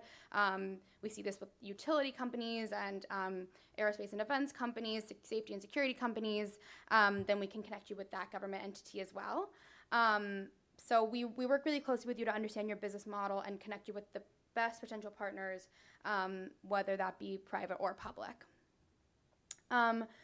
Single company promotion is a really interesting service we provide. It's a promotional event put together by our posts, and it includes a seminar, press conference, luncheon, dinner, reception, typically at the embassy or residence, and you can go to the country and they promote your product or service there, and they do all the invitations and everything in it. It's just a way to advocate for your product or service. International partner search can help you find again, these agents and distributors that they have vetted, my colleagues abroad have vetted, and then connect you with them. Gold Key at the bottom is probably our most popular service. Mariana mentioned it. It's basically a similar process as the international partner search. They'll push your products and services out to their targeted list. It's a conversation between you and them, so you can tell them you're looking for this type of distributor or this type of agent, or whatever you're hoping to get out of it. And then they will put together a whole itinerary of meetings, and then you go in person overseas and you basically just meet with all those people, and they've set up, basically it's usually a 1 to 2 day itinerary for you. So you're there in country for that. And then our trade events, we have a lot of trade events and trade missions. So we work with select trade organizations to coordinate certified trade missions, one of them being GoBiz, which are customized to meet the needs of groups of U.S. companies attending or participating. And Sarah, I liked your question about the focus groups, because we have had minority business-focused trade missions with the U.S. Commercial Service, but not necessarily Native American. I think it'd be definitely worth looking into, especially in California, since I cover San Diego, so I work mostly with California companies, but I think that that's something we definitely should look into as we move forward. Discover Global Markets and Trade Winds are our two main events. They happen every single year. Discover Global Markets is annual, so we bring foreign buyers and delegates into the country and then have U.S. companies go and meet with them here. It's rotating, and this year, instead of having one, they're having 7 all spread out the country. And one of the reasons they did that was because they heard it was kind of hard for smaller companies to access. Like, some can't fly all the way across the country all the time. So now they're listening. They're doing 7 smaller ones closer to where each company's or to each region. And then Trade Winds is the opposite. So we bring U.S. companies to one country abroad and then have mission stops throughout that region. So our Trade Winds this year is in Istanbul, Turkey, and has optional mission stops in Denmark, Italy, Kazakhstan, Poland, and Romania. So they're both amazing opportunities, and we understand funding can be an issue, and so we work really closely with GoBiz with the STEP grants when they have funding, and then we have other grant opportunities. We don't provide any grants at Commerce except for through headquarters, but we have different avenues that we can refer companies to, because we do know that's always a challenge. And I know I'm getting close on time, so I just wanted to really briefly touch on this commercial diplomacy, because if you're bidding, I know we talked a lot about government contract bids domestically. If you're bidding on any bids in a foreign market, any foreign procurement deals, please get in touch with us. We have an amazing free service where we will advocate on your behalf, completely government to government, to try to level the unfair playing field that a lot of U.S. companies are experiencing, especially small to medium size. So it's a really great resource that we have. Just a map of where we're located all throughout the U.S. And then this is where we are globally. So as you can see, we cover the world basically. And we're here to help you guys. These people abroad are really our value. I mean, they know the markets like the back of their hands. They're really amazing. This is just an example of one of our newsletters. So it provides trade events, a specific market a highlight of a market and programs and events coming up. This one's specifically aerospace and defense targeted. Like I said, we break it down by industry. So you wouldn't have the aerospace and defense exporter alert if you're not an aerospace and defense company. You'd have one of our other countless industries we cover. And this is my contact information, and these are our state and local partners. Go visit up there. We work with the Cal Chamber a lot. And like I said, if you're not based in San Diego, then I'm happy to connect you with your local representative. Yes, that is how we can help you export at the commercial service. Thank you so much.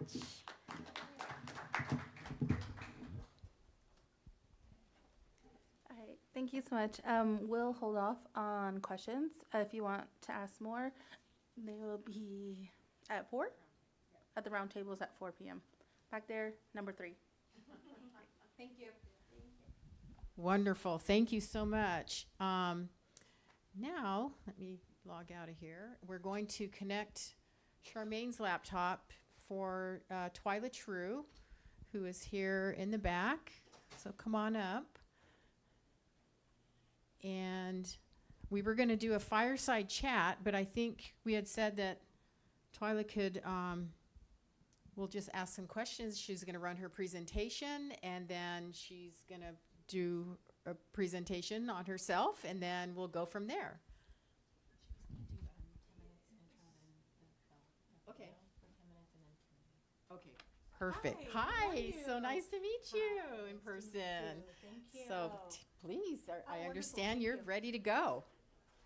I'm ready to go. So nice to meet you. We have 30 minutes here. I thought the best way to break it up is, Sarah thought the best way to break it up is in the 30 minutes. I'm just going to give you 10 minutes of my intro. Then we have a video. I'll run that for about 10 minutes. And then any questions. And I think I'm here to help, so I'll give you a little bit of my background, and then the questions will be helpful.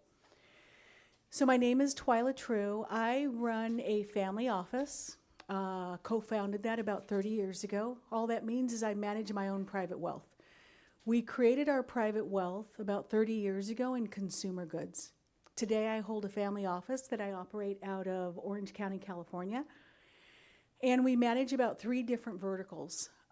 Consumer goods, we manage many different verticals, but I'll give you the main ones. So the verticals are consumer goods, entertainment, and real estate. A lot of these verticals work together too, and I'll get to sort of how they work together. At the family office level, I have everything in-house, so legal, finance, analytics, and what I do all day is we created wealth. If you're fortunate to create wealth, then you manage that wealth and you look to create wealth on top of your wealth. So on the day-to-day, what I also do is look for other opportunities. People will pitch the company all the time, and I look for investment opportunities. So I think the best way for me to be helpful here today is, I don't know, if you're here on the government side or if you're here as a independent and you're looking to grow your business. I think the best thing for me to do is to share with you, as I said, my journey and how I got there, and then, have questions in the end. I think I'll speak to one of those verticals specifically because it's the vertical I'm working on most right now that I'm most passionate about. And that would be in the entertainment industry. So in that vertical, we have a parent company. And what we do is 2 of my partners are the largest music producers and songwriters. So when I say these names, we wrote and or produced the last 3 albums, Bruno Mars, last 3 albums, Justin Timberlake. We write and or produce for Sam Smith, Adele, pretty much all of your top 20 pop artists. I think that what's interesting about that is how did I get to a family office from my experience, and how did I sort of climb that and be able to create capital and manage capital today? One of the things that I did is I have an insatiable work appetite. I'm a huge life learner. And so what I do is I worked different positions throughout my life, and I took those experiences and applied them. Some things worked, some things didn't. and I'm quick to sort of learn, okay, what did work and what didn't work. I find out where the opportunities are. I find out where the legalities are. I'm very good at relationships. I think that's something you also have to do when you're growing your business. And then if things don't work, I cut them quickly. So where is the opportunity? How do I get there? How do I learn about it? How do I apply my skill set? If it works, great. If it doesn't, then I mark it up for experience and I go to the next opportunity. So let me show you one video of what this is on the entertainment side. We have a few verticals. So one is publishing. We sign on artists, and if they're songwriters, we'll put them in the rooms to create music. I have studios. So our first flagship studio is in Inglewood, California. It'll be the largest entertainment complex on the West Coast. We have things like music studios, live room, green room, event space. And then we also have an academy. That is flagship and location number 1. Then what I did is I JV'd, or I partnered. Maybe I can give you a little bit of my mindset of how I grew to where it is today on just that vertical. I found partners who this is their core competency and this is what they do. I built a platform around that, and I built location number 1, which is in Inglewood. Now, in order to do that, you have to have the capital, so that's a whole different climb, but I have the capital. So I built location number 1. Now I want to expand. How do you do that? How do you expand? I went over and I JV'd with other capital partners that need what I have, because I have something that the capital can't buy, and that's authenticity and credibility. So I am authentic to what I do, which is in the music business, because we write and produce for these people. I have the credibility in whatever I do, and now you need me as a partner. Fantastic. So I went out and I partnered with TPG, the 3rd largest private equity firm in the world. They have enough capital to build their own location, but it's not so cool if you put TPG on the top of that building. You need to have it say volume or 1,500, because we have the authenticity and credibility. So great. I partner with TPG Fubon. They're going to build 12 of these locations throughout Asia. I license them throughout Asia. An IP conversation, an IP business. They put in the capital, they build the locations, I build the brand. Location number 1 is open, and that's in Taiwan. So if you look up 1500 Sound Academy Taiwan, that opened up about 9 months ago. Beijing will open up in about 45 days, and then all the other locations 4 to 6 months throughout Asia. Then I come back to the US and I say, okay, well, where's the next place that needs what I have? That's another sort of secret of mine. What is it that I can be a champion in? How do I create the relationships, and where's the need? So now I come back to the US and I say, okay, well, where's the opportunity? Vegas, we'll go into Vegas. Why did I choose Vegas? Vegas is the 2nd largest entertainment company in the US, or territory. They do not have one single studio on the Strip. So, okay, there's a need. They need me. So again, there's that need base. Who will I partner with? Well, I want to partner with the biggest. Who owns most of the Strip? MGM. MGM owns 55% of the Strip. So I'm going to partner with them. The more that I own and know what I do, and if I partner large, well, then I have a larger opportunity to do big things. And I don't know if you can tell anything from my personality already, but I wake up and I only know how to think big, because I'm going to do the same amount of effort of what I do every single day. And I can put that to selling one thing, or I can put it to selling 1 million things. It's actually the same practice. It's actually the same process. It's just, what is it? Where am I going to apply myself? Who am I going to work with? And who am I going to partner with? I'm thinking big. I need people who think big, and I need partners who think big. So MGM Aria will be next for the reasons that I mentioned, and then I'll go after different territories. I'll go after Middle East. I'll go after Africa. I'll go after UK, Toronto, Canada. And that's because there's a large need base. They need what I have. I have the IP. Entertainment, luckily, is held by the US, and we're sort of seen as the kings of that. 1500 Sound Academy. It's a academy. And what we do is we teach certificate-based curriculum today, music production, songwriting, all the things that you basically need to get started in the music business. The idea around that was I looked at education and I thought, okay, I think education is changing. The way people learn is different. The way people what is different about learning? There was a very traditional base. You go 2 years, you go 4 years, you go and get an internship and live in a cubicle forever, and then you go out and you go and work. Well, I looked at that and I thought, well, I think that education is going to change. I think that the way people want to consume education is going to be different. I think that people will want to learn and apply their skill quickly. That's me. I don't, there's things that I want to learn, but I also want to learn it quickly. And I want to apply it quickly so that I can change and adapt quickly. So that was the bet I made about 7 years ago. So we opened up 1500 Sound Academy. It's 6-month certificate based. We'll later get into 1 year, 2 year, 4 year curriculum. But what we did is we created with the creators. So I also looked at education and I thought, well, I think that the end consumer is eventually going to want to learn from the creator.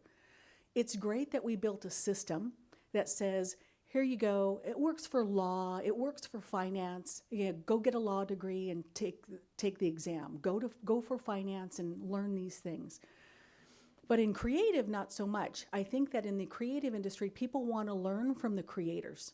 So my partners, again, James Fauntleroy and Rance Dobson, being the fact that they didn't graduate from Harvard, they didn't graduate from Yale, but they've got Grammys in almost every sector and did all the music that I just mentioned.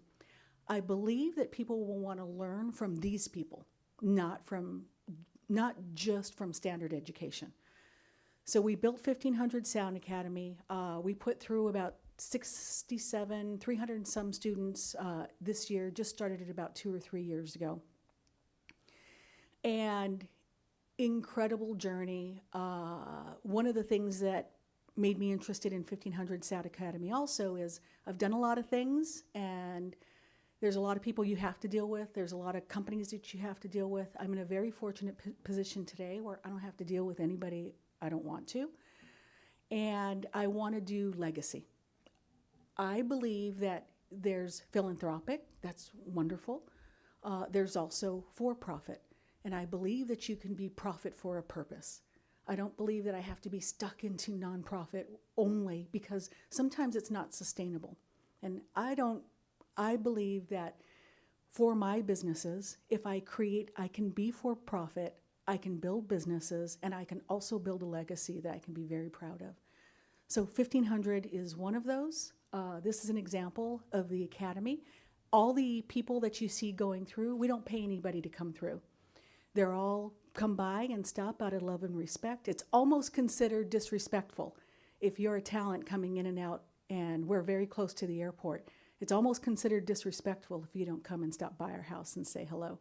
So everyone that you see teaching and talking about courses, the talent is not paid. So here's an example of 1500.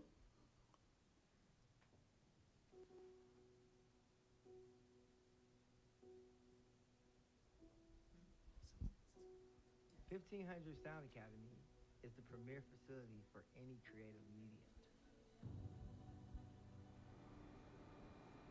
For songwriters, music producers, engineers, music business, this is a one-of-a-kind experience that every creative should be a part of. We feel that knowledge and information and wisdom are more important than almost all the other skills you'll need to be successful.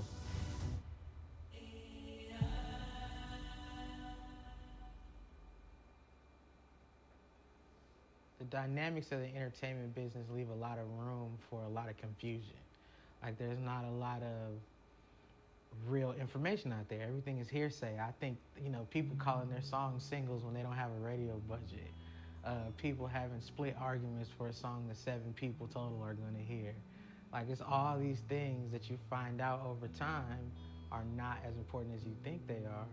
And it's all these people that are taking advantage of the lack of information. So we really want to teach the important life stuff along with the technical things So before I start, I think it's important that we all get to know each other. So I want you to say your name, where you're from, and then something that you love about yourself. We're having marketing classes, we're having publishing classes, we're having coding classes. What's gonna happen is you're gonna drop your first album and you're gonna sell 1,000, 5,000, or 10,000 NFTs that represent your upfront bag.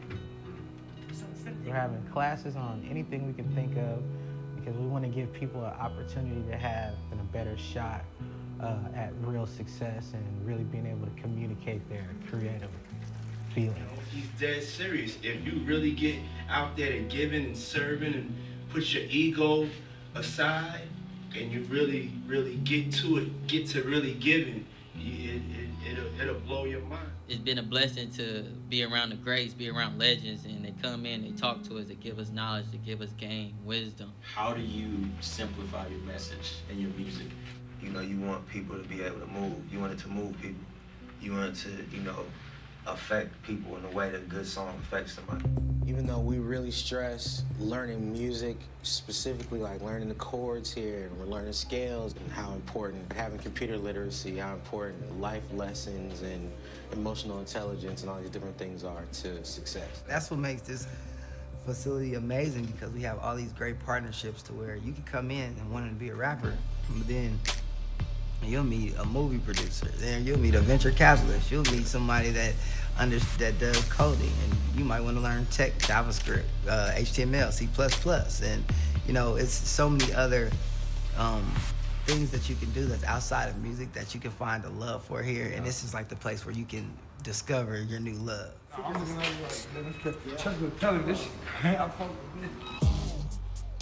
What's up, it's Skrillex, Sunny. I'm here at 1500 and it's got like the full tour. My mind's blowing. I want to sign up. I want to stop touring and I just want to come to this school. Fresh Main Live at the Sound Academy, 1500 for nothing. We beneficial. Like they've been telling me to come down here, but I got a chance to get out here now. What it's about to do is gonna be revolutionary. Now is bringing out the gift in others. Like, now, if you move this here, it then follow the greatness, making you feel like you're great. I think that's what I'm put on this earth to do now. And, you know, and to do music, but I'm here to find all the aliens in the world. And I try not to put leads. And I used to put a lot of lead melodies in my beats that I stopped doing because it takes away from a songwriter. If you think money is your driving force, think again. Some of it might be for you, but money is very temporary. Seeing the students and see how happy everybody is to be here and just excited about music and wanting to work, it just got me more inspired. I've sat, like this song like took like a year, like every song, Teenage Dream, we rewrote the lyrics to that song 8 times, 8 different times, completely different songs, same melody, different lyrics. Like, but then some songs, like, you know, when we did Diamonds for Rihanna, that song was 10 minutes, all in.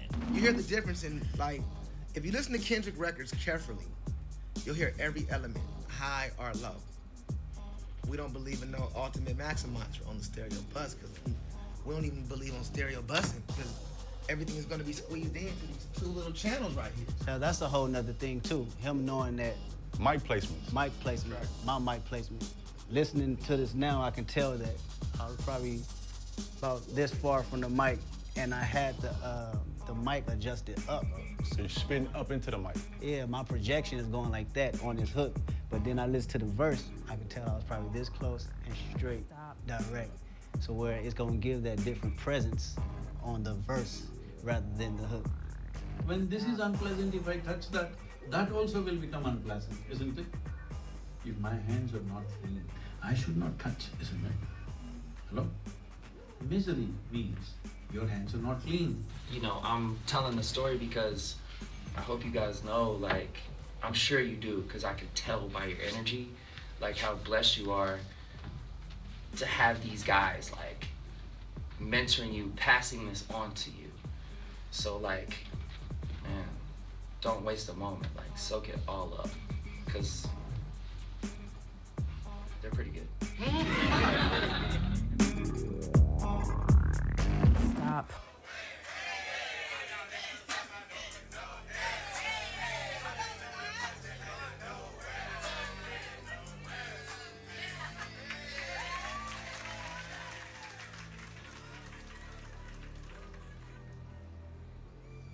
This is crazy. But first, I just want to thank God. It's for my mom, resting in peace, my family, 1500 nothing. Shout out to DJ Mustard, Ella, Joel James. Real quick, I've been knowing these guys for over a decade. All the music, the music business horror stories you see in the movies, we've been through all of it. And this is the first time on this album that we all came collectively as a group and put this song together and put the album together. So fellas, it's an honor to share this with y'all tonight. These are my brothers. Give it up for James Fauntleroy, Philip Lawrence, Brody Brown, and the Stereotype. I made up almost every excuse just to create by myself, but once I finally stepped out of that, my comfort zone, and came here, I just found other like-minded people on the same wavelength. It's family. I'm grateful. Coming to 1500 really pushed me to be who I am and find my creative process, and make friends and family that I'm going to have for the rest of my life. Now they'll look at you as something that's upgrading the community. Now you're bringing something that they didn't think of. An academy, teaching, kids, music, positivity. One thing that I'll always remember from my time at 1500 is just the people that I've met here and how they impacted me on outside of music. I feel like I gained a family here. We're designing the curriculum and the experience to be for someone that has absolutely no prior knowledge or someone that's already gone to, the top music school. There's something for everybody of every level of understanding. I just love seeing when God, he lifts up the people that he trusts. So you guys are just amazing. Amazing. And the generations you'll touch because of this place. I'm just touched. Truly I am. So salute to you guys. And we always just wanted to figure out a way, like, what could we do before our life is over where we can, like, change the world?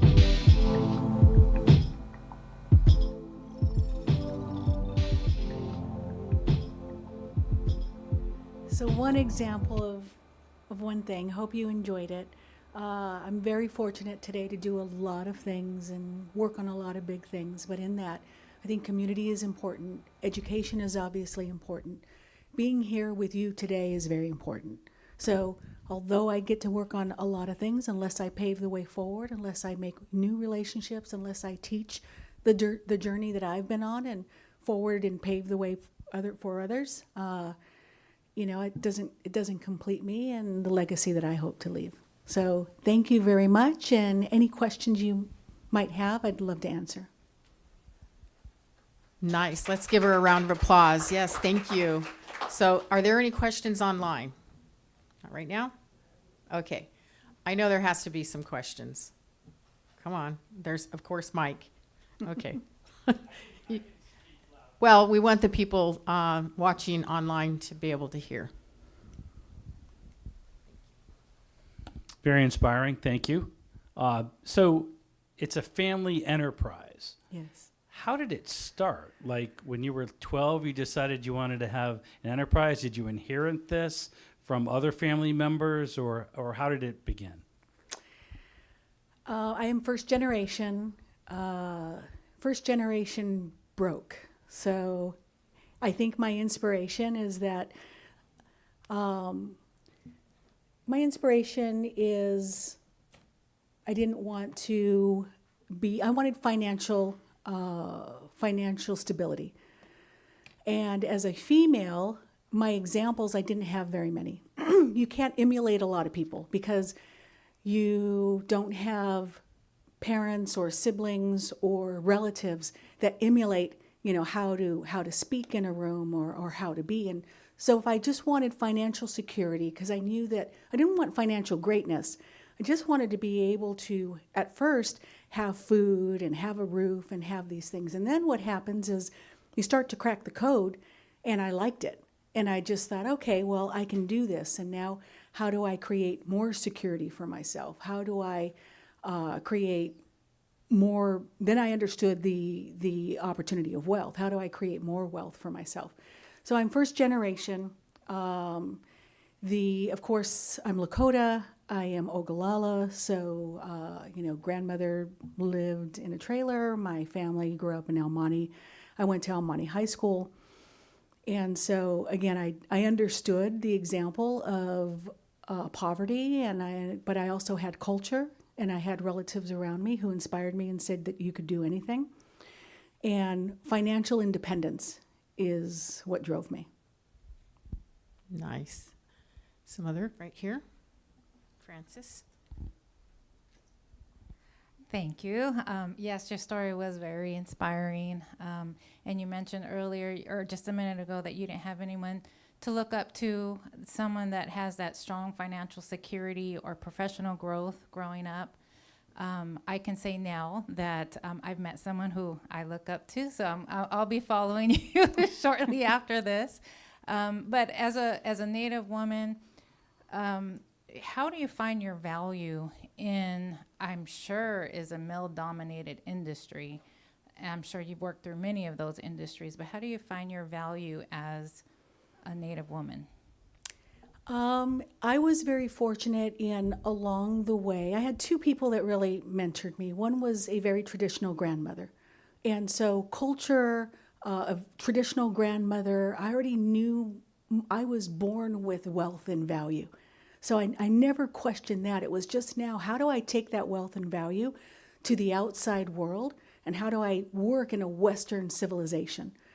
My second mentor was a man who adopted me from El Monte, California, and a male. And he was a mechanic of modest means. But he also gave me my value as a woman. I speak of him often, and he passed about 5 years ago from cancer. But imagine a man who adopted me, not because I was born to him and he needed to be my father. He was my father because I needed one. And so he was a Vietnam veteran, mechanic, swore like a sailor until I walked into the room. And that's what's really gave me my value. So I think that men have a wonderful part to play because I'm a matriarch in my family. I am a mother of two boys, and they know how the value of a woman. Now, once in a while, when you meet that rarity, which many times I have, I think my secret has been this. I've been in boardrooms. I'm the diverse one in color, in gender, and in my growing years, age. I was CEO, president of Synthane Taylor at 27 years old, 300 employees, a circuit board company in Laverne, California. I remember the boardroom. I remember sitting there, male-dominated, and feeling mostly all good except for one male right across from me. I think what I did is, there's a few things you have to do is, nobody as a female wants to emasculate men. You know, men want a partner. They want someone to travel in life with. And whenever I meet adversity that way, what I do is I never get angry. I never am emotional. I see it as a wonderful opportunity. Wow, your library is so small. I am going to be the example of an articulate, controlled woman who understands business, and let me expand your library. And typically what happens is whoever I'm in front of will change their way because I've simply been a reflection of their bad behavior or insecurities or their lack of sophistication. And that's how I've often, been able to control and now expand my education and my learning. And I'm very grateful that I've given them an experience of a strong, confident woman. And I think Kaya has a question. I had a question from one of our online audience members, our online audience. She said, Bruno, Snoop, and Chance the Rapper, really big names. How are you able to get into the music industry? Some things I worked in because I understood business. Here, what I did is I partnered with James and Rance. So they're the largest music producers and songwriters. And so when I met them, they were already Grammy winning, and did what they do in their lane. And it's another example where I was a valuable partner, because what I brought into it was the business acronym, the way to build a platform and build a bigger business. And maybe as a female or as a woman, you know, the way that we sort of look at the world and can communicate. I think we have time for maybe one more question. Intuition, I would say. For women, we have a really wonderful intuition that is another dimension that is a value add that all men love and respect. Back here.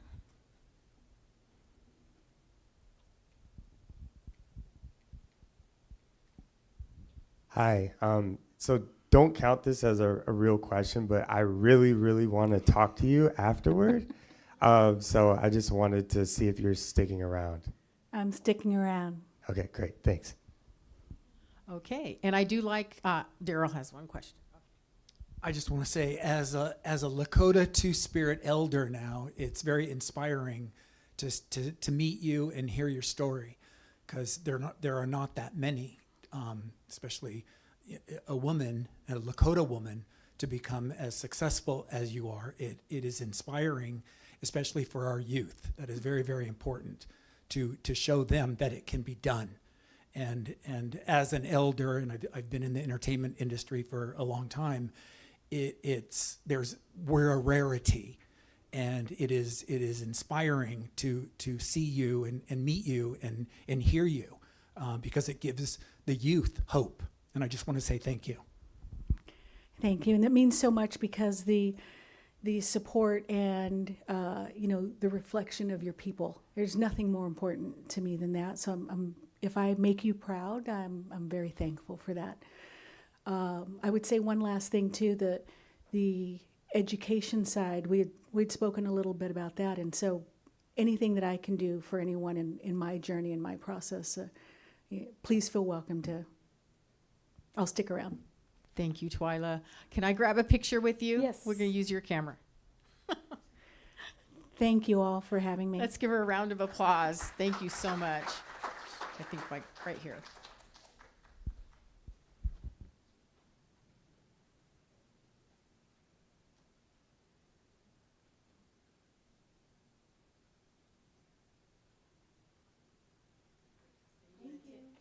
She's doing TikTok. I know her.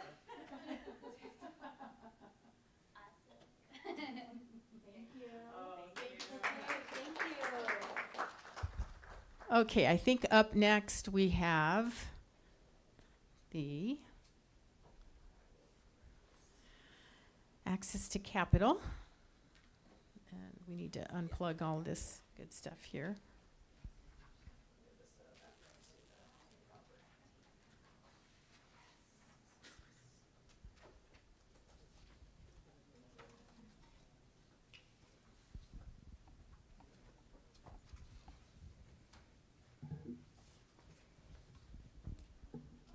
I think Erin was going to introduce you, but she's probably busy.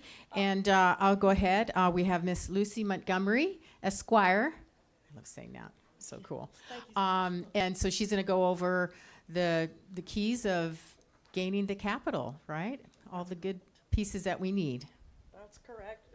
First of all, I just want to thank you so much for allowing me and giving me permission to speak with you regarding this very important topic, and also to thank Twyla True, because having this topic after her is amazing.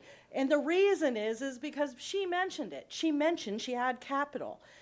So access to capital is what you need to try to help you elevate yourselves into generational wealth. And she's just going to put up my slideshow really quick, but I'm Lucy Montgomery from the SBA. I'm from the local San Diego office. I have previously worked in the DC office in disaster assistance, and now I wear many hats in the San Diego office. I'll mention them as I go through, one of them being outreach and marketing, one of them being partial in the 8A team. I see a couple of 8A firms here, which is fantastic. There we go, and I'll see if I can have control. There we go. So what does the SBA do? Lots of things. The SBA works with you to start, grow, expand, and recover your business. What does that mean? What is our goal? Our goal, 70 years ago, the SBA was set up as a federal agency, the Small Business Administration, to aid, counsel, assist, and protect small businesses. So we do that in a variety of ways. And the one way we're going to talk right now is to show you the money. I'm sure you guys know that. Show me the money, and also that you have to spend money to make money, right?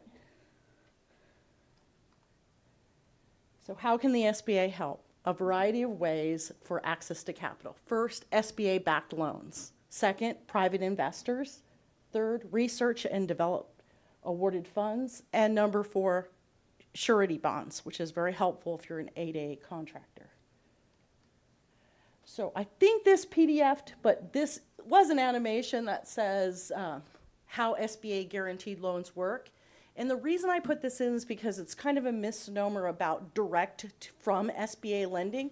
So you don't actually call your local office of SBA for a loan in general, unless there's a disaster. But you call your local lender who happens to be an SBA partner. You call that lender. The lender has an agreement with SBA to guarantee your funds.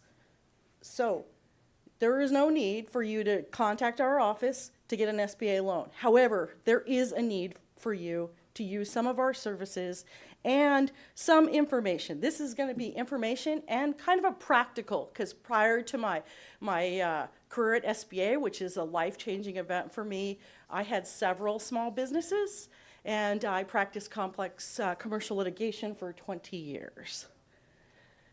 So I tell you that because I want to make sure that you understand that we've been there. A lot of people who work for you at the SBA have been there. They have previously been small business owners, so they understand that when you go to the bank, sometimes even your own bank, they say no.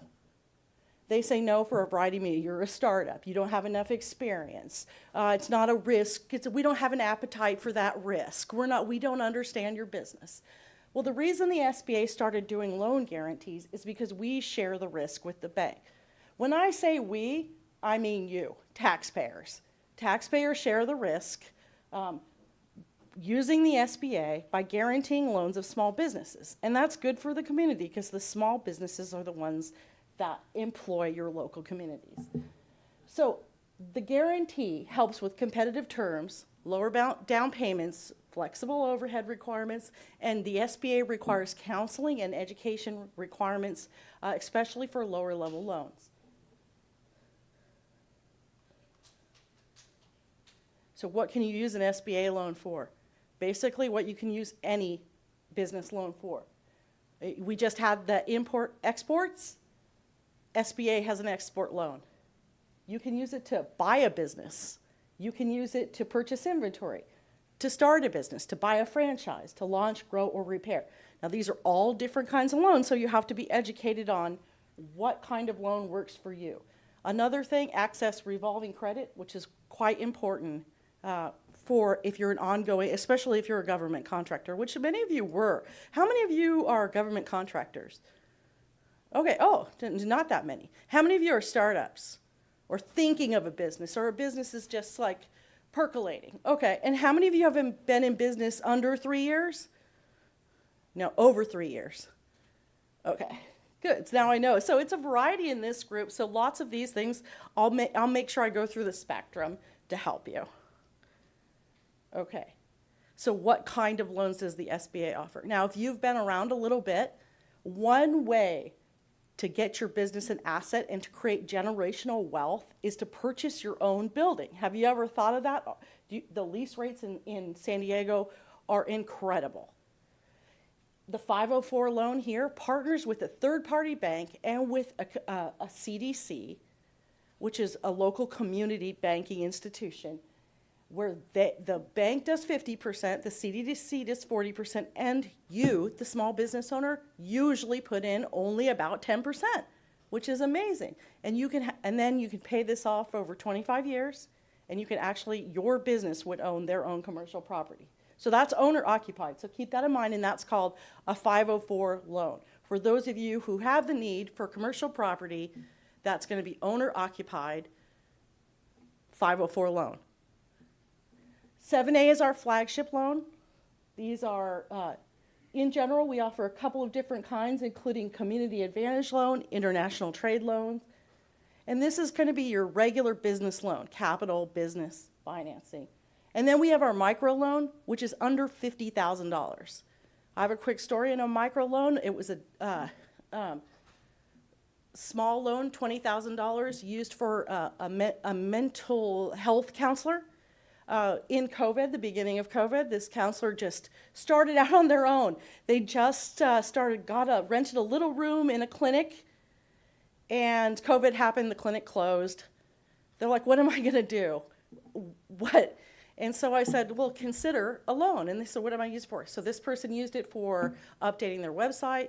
They used it for getting scheduling software. They used it for like Zoom content. And guess what? 6 months later, they called me. I can't believe I took this risk, but now I'm over six figures. I am scheduling my own time, and even better, I'm hiring another therapist to help me with overflow. So not only are we helping with growing this one business, but that particular business was helping with mental health, and that was all for a $20,000 loan. Amazing. And that now I followed up, so that was 6 months later. It's now about 2 years later. They now have 5 therapists. So what a great little story. All started with a $20,000 loan. I want to also mention this rain, storm, cloud. And the reason I'm mentioning it is because we are in San Diego County, earthquake territory, wildfires. It seems even a tornado touched down in LA County. So I'm getting a little worried because we need to get the tornado stuff here, I guess. But the SBA is here for you, home and business, in the account of a disaster, and that's maybe where you heard of SBA, is PPP loans or EIDL loans, emergency disaster loans, that you may have gotten for your business. Now, since some of you have been around more than 3 years, some of you may have one of those loans, and if you have a PPP loan, hopefully it's been forgiven. If you need help with that, please call our office. If you're in San Diego, if you're not in San Diego, please go to sba.gov for local assistance. Find your office, and let's try to get working on that. If you have an EIDL loan, it's likely time to start paying that back. And so I wanted to let you know that the SBA is dynamic. We realize we work kind of at the speed of Fed, as everyone else mentioned. However, we are dynamic. We are building the plane while we're flying it with this EIDL and with this disaster assistance. I want to tell you that we're 5,000 times the amount of work we did prior to COVID is what we're doing now in loans and capital, with not that much more staff and no extra staff in the local offices. So we are doing a pretty good job considering the volume, but it can get better. And we know we've been recording where we've been failing, and we were trying to improve. And one way is, how do you pay these back? How do you get 24-hour service? How do you find out how much you owe and how much interest? Please go to my SBA loan portal. You can make online, you can now make your payments right online. So that's wonderful. Also, we have a direct number if you want to take a screenshot of that, if you happen to have an EIDL loan. Okay, so now you need more capital. And a lot of you have been in business a while, so you might be familiar with this. This is an old school kind of MBA determination of how a bank might determine your credit worthiness. And so they call it the 5 C's, and guess what? They may not say they use it, but it's still around. First, character. And when they say character, they mean your credit score. And we'll talk more about your actual character in a moment, but they mean your credit score. So you should know your credit score. It is very, very important to know your credit score. If you have an 800 or higher credit score, there's a 99% chance that you're going to repay that bank. So the bank is pretty much not that concerned. If you have more challenging credit score, that's okay. But first, look at yourself in the mirror, look at your trusted friend, financial advisor, and talk about how did that happen. Did it happen because you suffered an illness? Well, you're going to communicate that to your bank. Did it happen because student loans? Did it happen because you had some failed business enterprises? All of this, you're going to communicate to your bank so that they can understand. If it happened because you were recently irresponsible, well, let's look in the mirror and take a check on ourselves and realize that if I want to make my business grow, if I want to be successful, I'm going to have to take control of those personal habits and make a change. So hopefully you guys are all in the 800 plus. Cash flow. The bank is going to want to know, do you have the money to pay it back? It's that simple. It's a mathematical calculation. They want to see what you have at the end of the day to make the payment. Collateral. Do you have any assets? I mentioned that 504 loan because guess what? How does that help build generational wealth? Because you now have collateral. Just like a home mortgage, if you're not familiar with commercial property, you can take equity against it later and leverage it into more property. So collateral. It's the assets of the company, machines or bank accounts or whatever you have that the bank can look at and say, okay, we see that you have these in case the worst case scenario happens. Because the bank is all after one question and one question alone. Will you pay us back? When it comes down to it, that's all they care about. Will you pay us back? Capitalization. So what this means, it's kind of, a misnomer, but really what it means is, do you have skin in the game? And what I mean by that is simply, a lot of you have put your own personal assets into the business. Let your banker know that. Let them know. It doesn't have to be, hey, I'm going to put the 10% down. Maybe you already have 10% equity. Maybe you have already worked and put your own personal, you tell them that, because then they'll say, oh, wow, they need $100,000 for this new project, but they've already put like $200,000 in the business. That's skin in the game. You have a reason, you have capitalization. Conditions, these are outside of your control, but you need to be aware, especially in this post-COVID time, that there are conditions. There are some times when lenders just don't lend to certain industries. Right now, long-term trucking, long-haul trucking, it's really hard to get a loan, especially a higher level loan. Sometimes in COVID it was restaurants, sometimes it's nail salons. Depending on what you do, or technical companies, if they don't understand, you need to know what are the market conditions right now and how do I overcome them with my business plan. Okay. So if you're ready, the SBA does have an online service for you called Lender Match. You can just go ahead and put your information in, and then they'll pop up some lenders. But let me tell you something between me and you as a former business owner. I wouldn't do this. I wouldn't go straight to Lender Match until I talked to someone, an advisor, a resource partner. And the reason being is because sometimes when you do these online things, they run your credit. And if it's a no, you possibly could go a couple of points down. And you don't want to ever go a couple of points down. So what should you do instead? You should get business plan, expense sheets, financial statements, financial projections. You need to get this ready. And you can do this by using some of our local resources right here. And even if you're an ongoing business or you've been in business a while, you need to update these. And you need to make them perhaps specific to the certain project that you want funding for. That's really helpful to a bank, because let's not forget that they're putting their reputation, you're on the line. So your lending partner, the one you're having a communication with, is actually taking a risk on you because they're recommending it to someone higher than them, saying, here, this is why I think we should make this loan. And so to make them comfortable and confident is to make their boss comfortable, and then it's a win-win for everyone. Because this is where I'm going to get kind of in the nitty-gritty, okay? This is based on my experience with bankers, lenders in this community, and my lifetime of business. Be honest and forthcoming. When I say that, I mean, and we had some communication regarding it, like the Clear Cloud CEO mentioned, how your heritage is your story. It's important to use it. It's important to see, how did you get to this point? If your lender understands what you've been through and what success you are now, that is just going to help you. also be honest and forthcoming includes letting them know the challenges that you've overcome in the past. Likely, if they're more than a year or two old, they're able to overcome them as well. File your taxes, income, and payroll.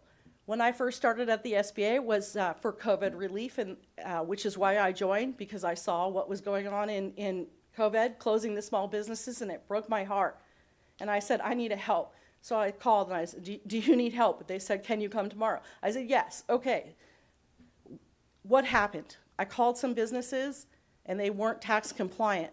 And it's a federal agency, so they required tax compliance. So those businesses that were not tax compliant weren't able to take idle loans. So some of those businesses failed, you know, a lot of them, because they couldn't get any help.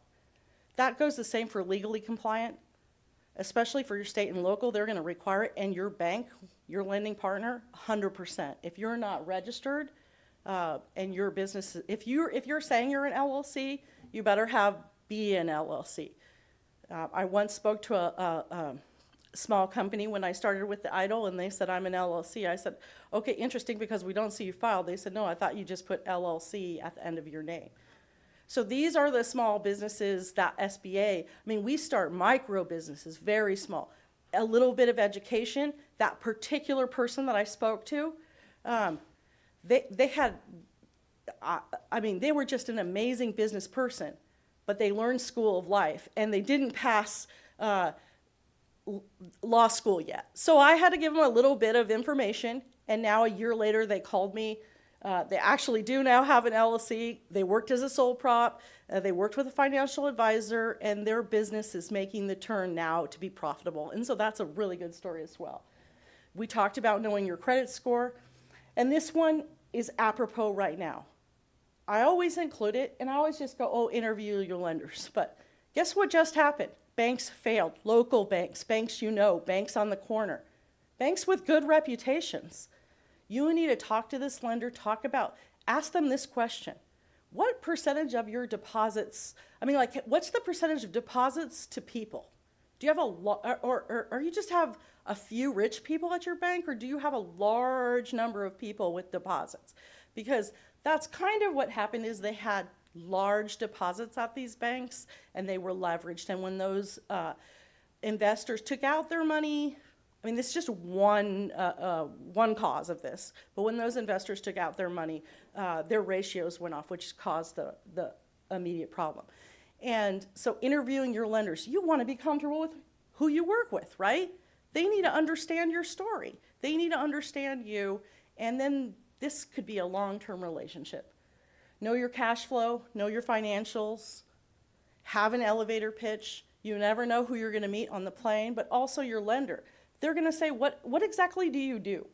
And if you need to explain your particular business to them in just a couple of minutes so that they can understand, oh, okay, so you do this, so you're a tech company, so you're a construction company. Be able to take your complicated company and bring it down to a couple of sentences so that they're, oh, okay, I understand your business, so I understand your need for funds, if that makes sense. Know how much you need. It is a definite pet peeve of every single lender in San Diego County for you to say, how much can I get? Never, ever go into a conversation with the lender asking how much you qualify for, especially for a business loan. Different, a home loan, okay? We're talking about a business loan where they're expecting you to be the business person. Make sure you know how much you need and what you're going to use the money on.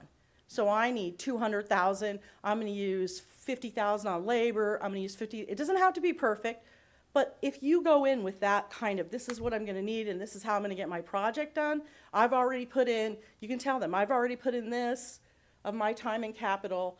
I need this and this, if that makes sense. Ask for help. It's okay. People are here for you. Ask for help. Ask for a referral. If your particular bank can't help you, guess what? At least in San Diego County, the banking network is actually quite small. If it's a reputable bank, they will refer you. If they don't refer you, ask yourself, is this a reputable bank? Because small business lending, they have a reason to want you to succeed. Because if it's a no for them, it's usually, and I'll say this later, it's a not yet. okay? So they want to send you to somebody smaller that you can get maybe a smaller loan or work through something, and then you'll be able to access capital from them later. So let's kind of go with the no's. Lies, omissions, misrepresentation. You don't want, maybe you had a bankruptcy last year or really ugly divorce or something like that. Tell them, because if it comes up later on your credit report, and they run all kinds of reports, it will come up that you have broke trust with your lender, and the basis of these kind of loans are trust. So while it might not disqualify you, it's certainly, it's a small network, so they could refer you. And I've been at many events where they actually connect the business. Wait, I know a business that does that.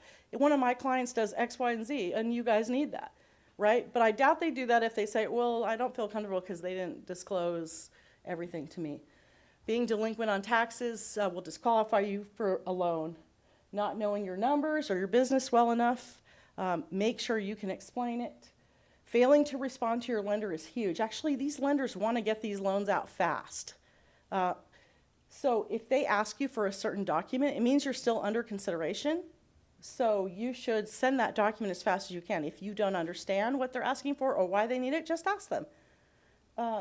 Usually they won't be asking for a document unless, for example, their higher up said, well, we would feel more comfortable if we knew X, Y, or Z.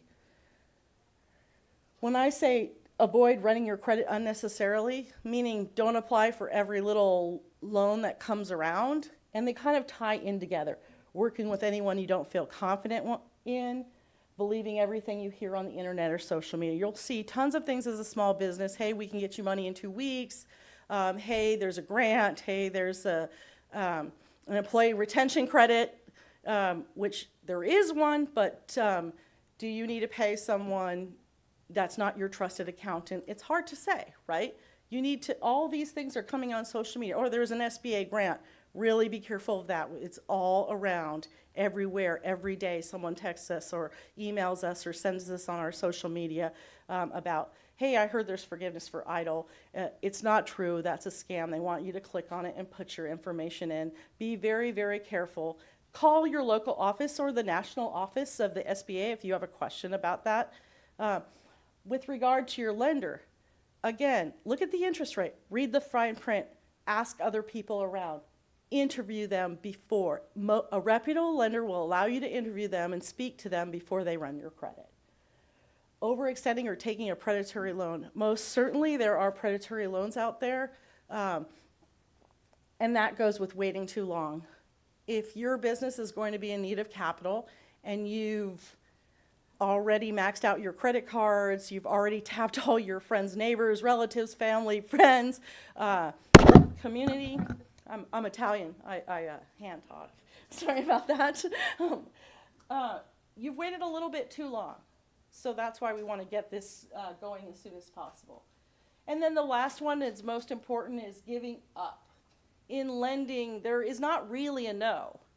So no just means not yet. Okay, it could be maybe you have to wait a year, maybe a couple of months, maybe you just need to get your financials, maybe you need to get your business plan in order, maybe it just doesn't make sense to the lender, maybe you don't have the right lender. It's not yet. Don't give up. Go back, speak to your resource partners. Who can help you? When I say resource partners, who do I mean? The SBA has 1,500 resource partners throughout the United States. If you're not from San Diego, take down that website, sba.gov/local assistance. If you're from San Diego County or Imperial, here are some local assistance centers right for you. If you're a veteran, we have the SoCal VBOC. We have America's SBDC, who will also actually have a group of lenders on Friday for free online, where you can just ask lenders questions anonymously if you want on Friday. Just go to that website and sign up for Meet the Lenders. SCORE, which is retired volunteers who also act freely as mentors, and they offer free or low-cost business training. They have one, How to Start Your Nonprofit, coming up in December. And then we have our Women's Business Center.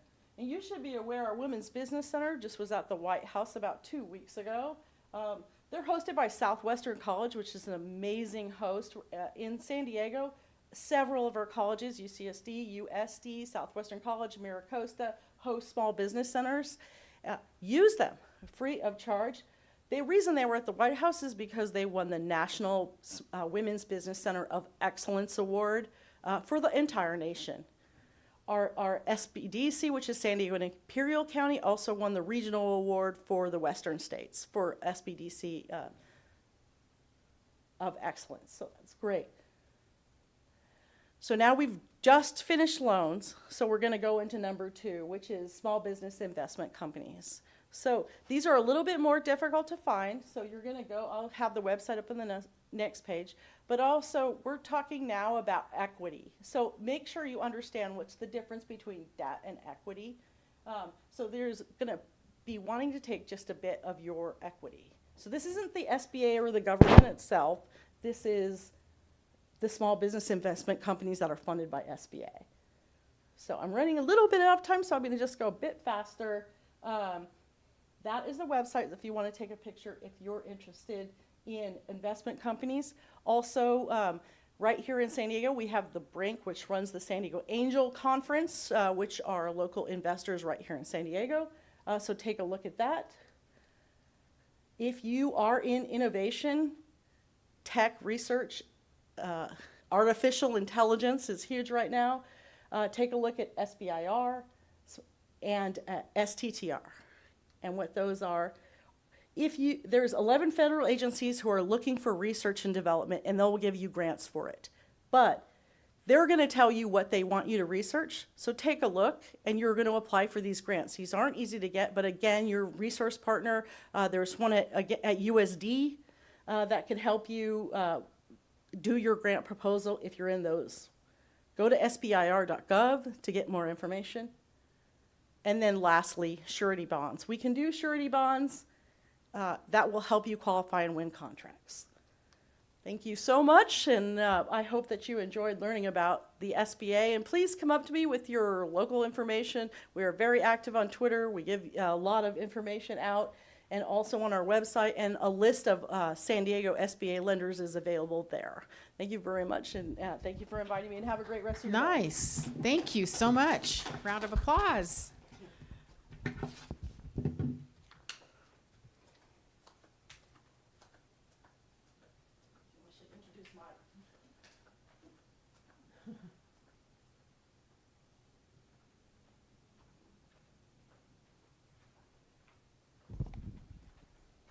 Next up, the Apex Accelerator, State of California, the one and only Mike Sabellico. Did I say it right? You did. Thank you. Thank you, Yvette. All right, we're in the home stretch. Does anyone need to stand up, do a couple jumping jacks, drink some water? All right, so my name is Mike Sabellico. I'm the regional director for the San Diego Orange and Imperial Apex Accelerator, formerly known as the PTAC. So how many people in here either do government contracting or are interested in government contracting?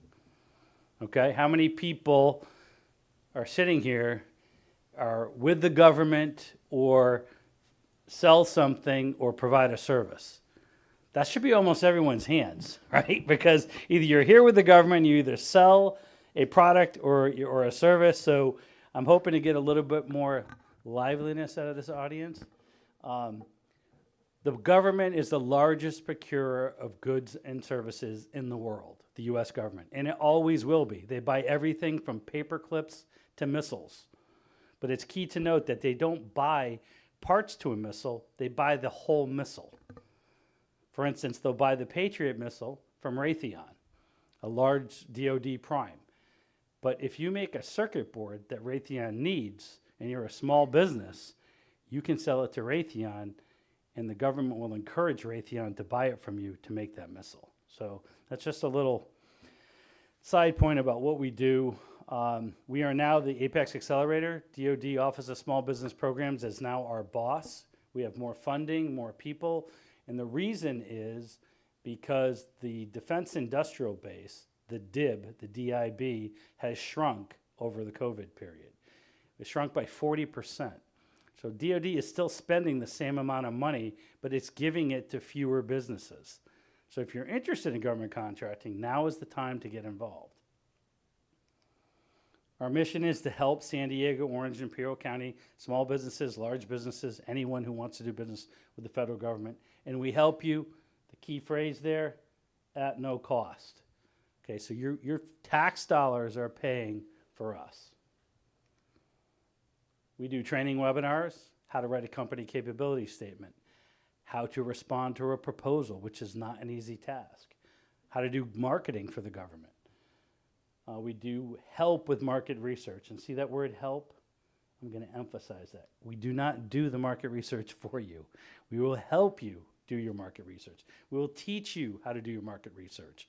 I find it's much more valuable to teach somebody how to fish instead of giving them a barrel of fish. But the meat and potatoes of what we do is here, the one-on-one counseling. You sit down with a senior advisor that's very, very knowledgeable, and you run the meeting. You tell us what you need help with, and we help you with it. If we can't help you, I'll reach out to the 97 other Apex accelerators across the country and find somebody who knows the topic that you have, and we will get you that help. Again, if you're not in our area, this is where you can find where your Apex accelerator is. My email's on there. I'll have cards in the back if you want to stop.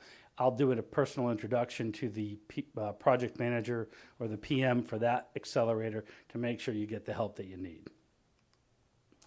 We wouldn't do what we do without money from the federal government. There's one of my clients back there. Hey, Rick. The state government. So we get money from the Office of Small Business Advocate for the state of California.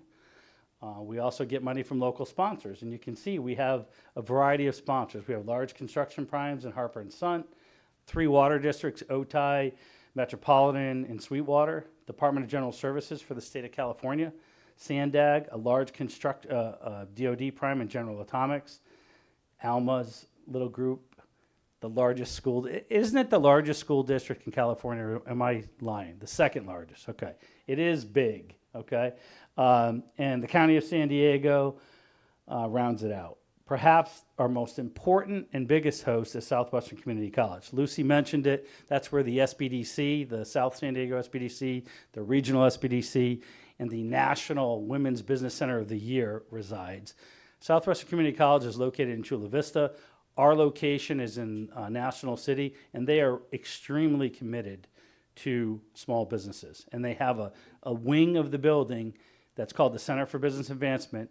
We are there, the Women's Business Center is there, the SBDC is there. You can't walk into that building and not get the help you need if you're a small business. So please know that. And when I started my small business in 2010, if I had reached out to these resources, I would have not made the mistakes that I made. So, and some of them were pretty costly. So looking back, I'm like kicking myself. I retired from the Coast Guard in 2007. I opened up my own small business in 2010, which I still run at a very reduced pace today. But the help I've received from those organizations has been very, very critical in the growth and the sustainability of my business. So please reach out.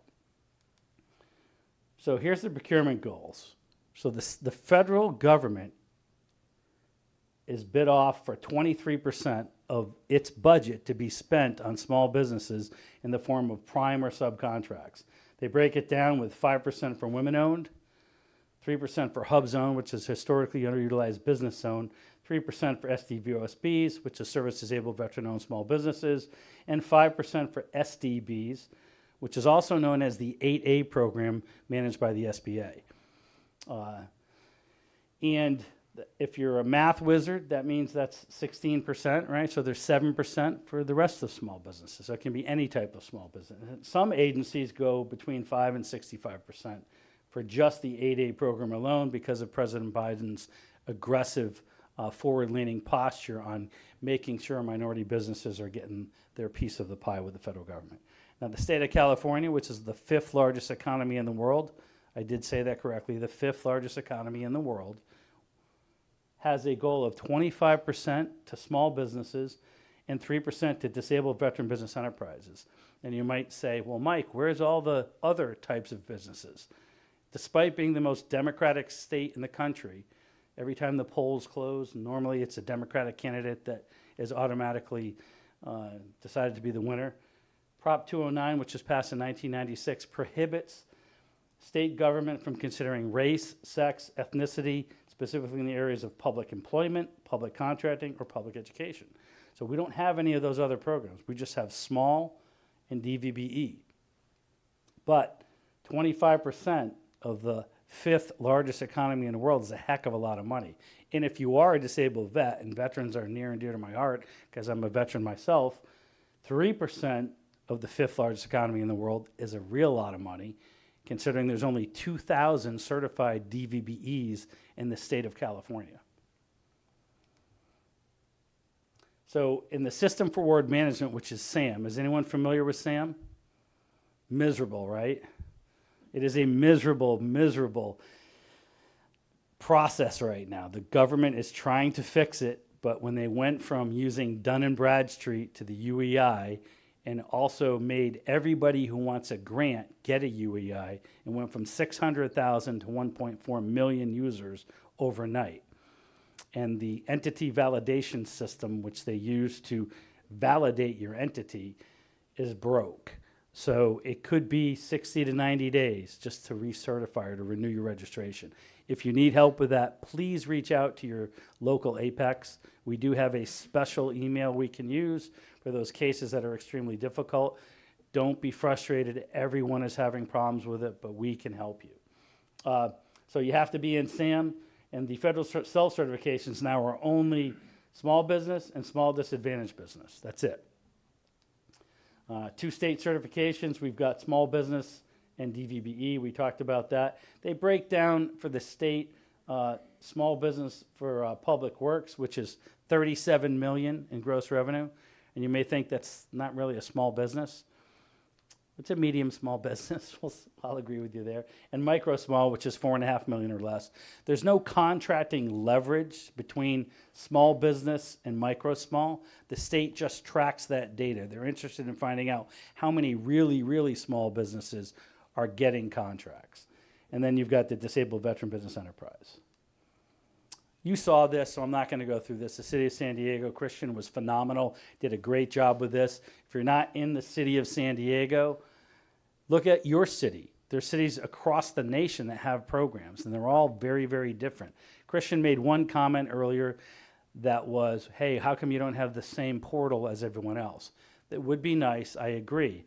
But your job as a small business or an entrepreneur is to figure out who is my most likely target and what contracting leverage do they have that I may be able to certify with or I may be able to get.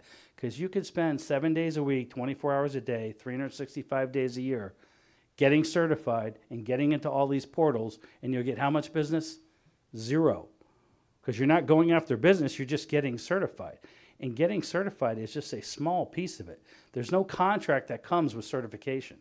And you do not lead off with, hey, I'm a disabled veteran business when you go to see somebody, because they're going to be like, okay, that's great. But it doesn't come with contracts. Keep that in mind. Certification is a small piece. So what you want to do is you want to identify target agencies. All right. Research government opportunities. Start building a list of who in the government you might be able to do business with. You want to choose customers that would be a good fit for you. Okay. Do they purchase your product often? Let's say they buy widgets. Okay. It's an imaginary product.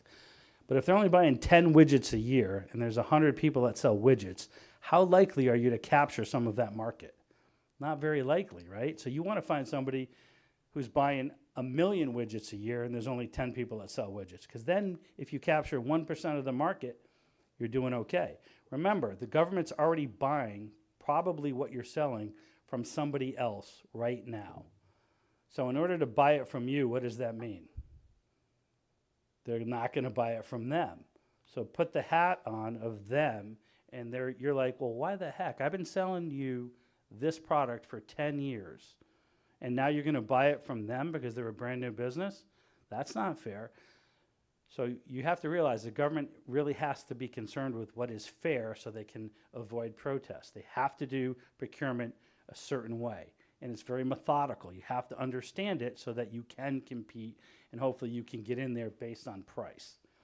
They want to purchase your product often and have opportunities you can handle. If the largest contract you've ever done is a $10,000 contract, Do you think the government's going to give you $1 million contract?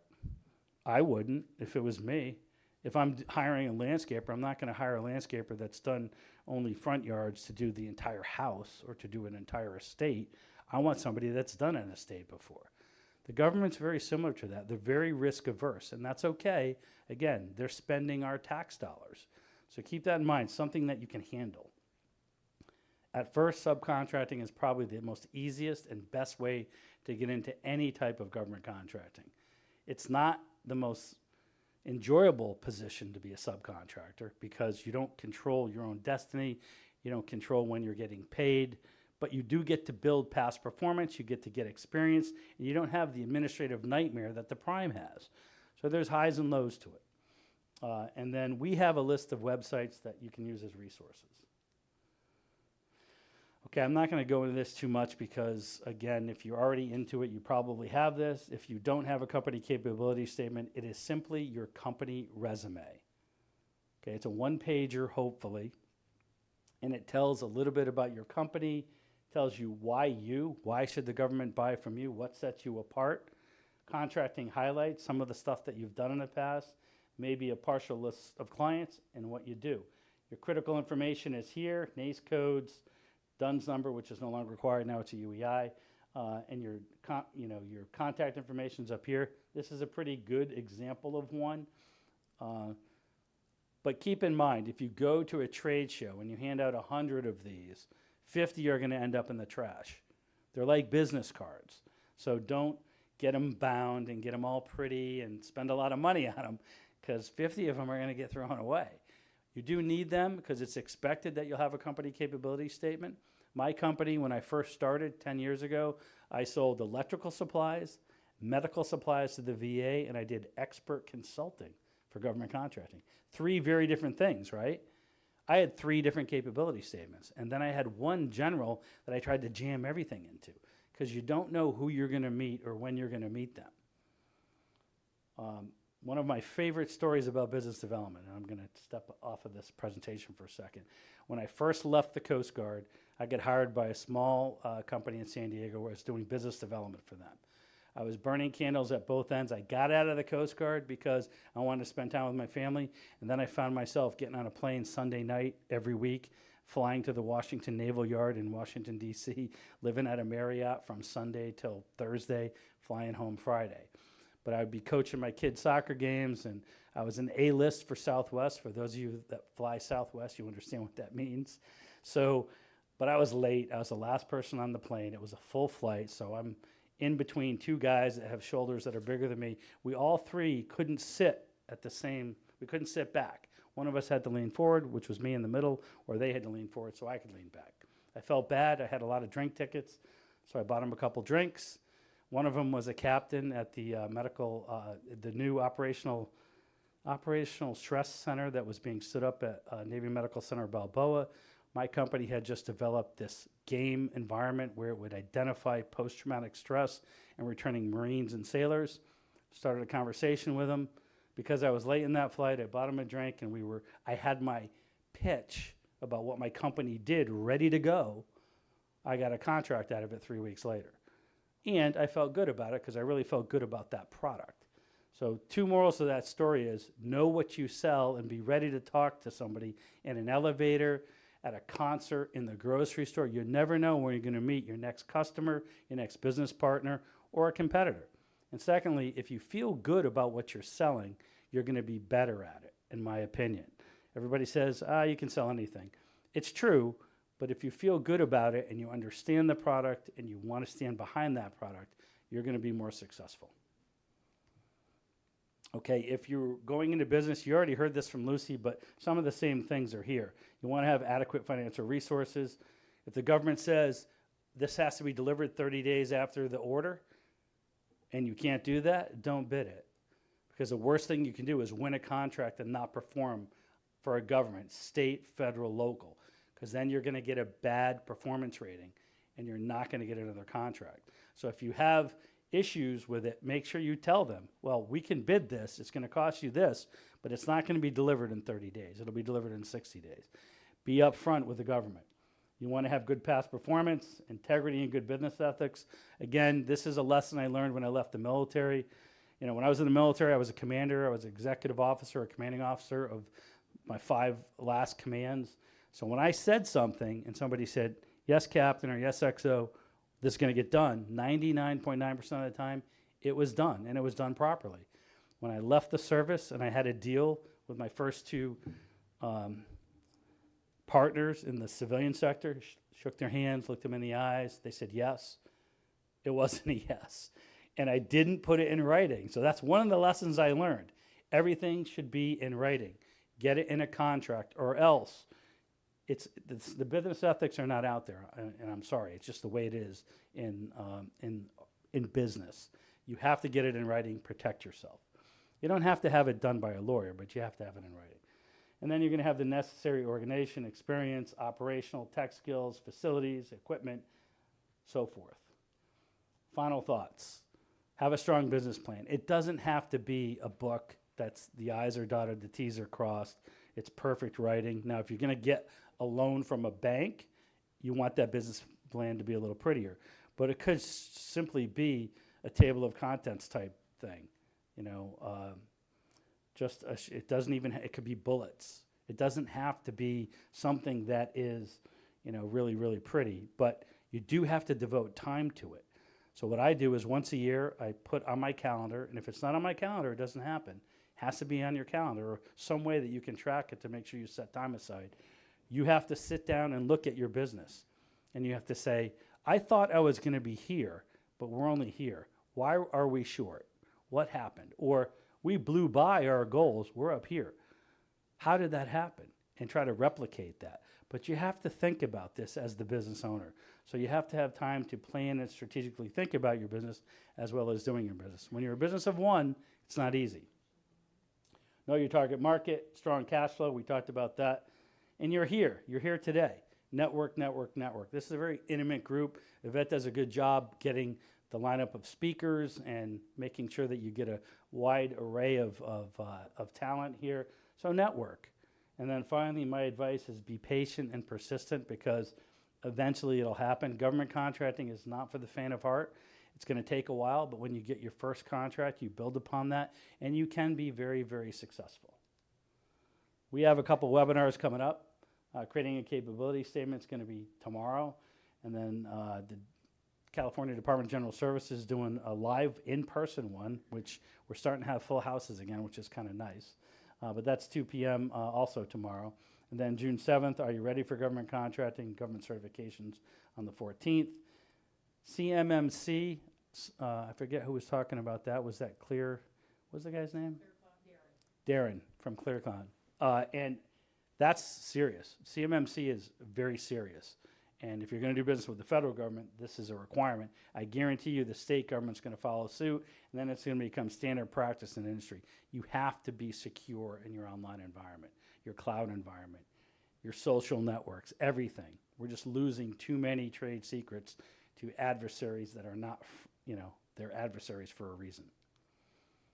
We have a small business expo at the Handlery Hotel. It's free of charge. We expect about 250 people to come. We'll have 25 exhibitors, a panel on procurement, a panel on lending, and a panel on business resources.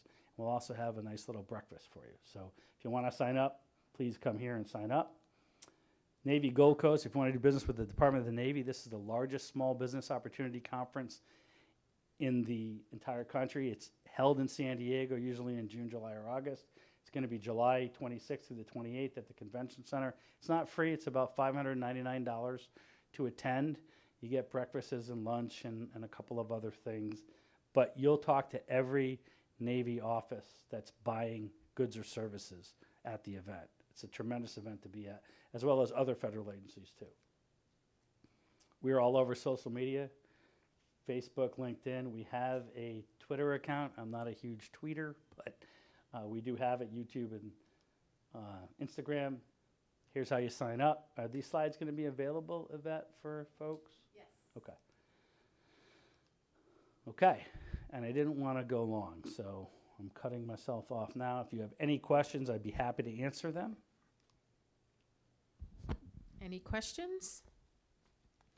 I think you went over the slide earlier for AppTac, which showed all the formerly PTACs. Formerly We PTACs. can't get over it, can Apex we? accelerators. Apex accelerator programs all over the United States, as well as the Native American Apex accelerator programs. There is one that serves this region. I Yes. believe they serve still California, Arizona, Nevada, Nevada, Arizona, and Hawaii, Guam, maybe. I don't know.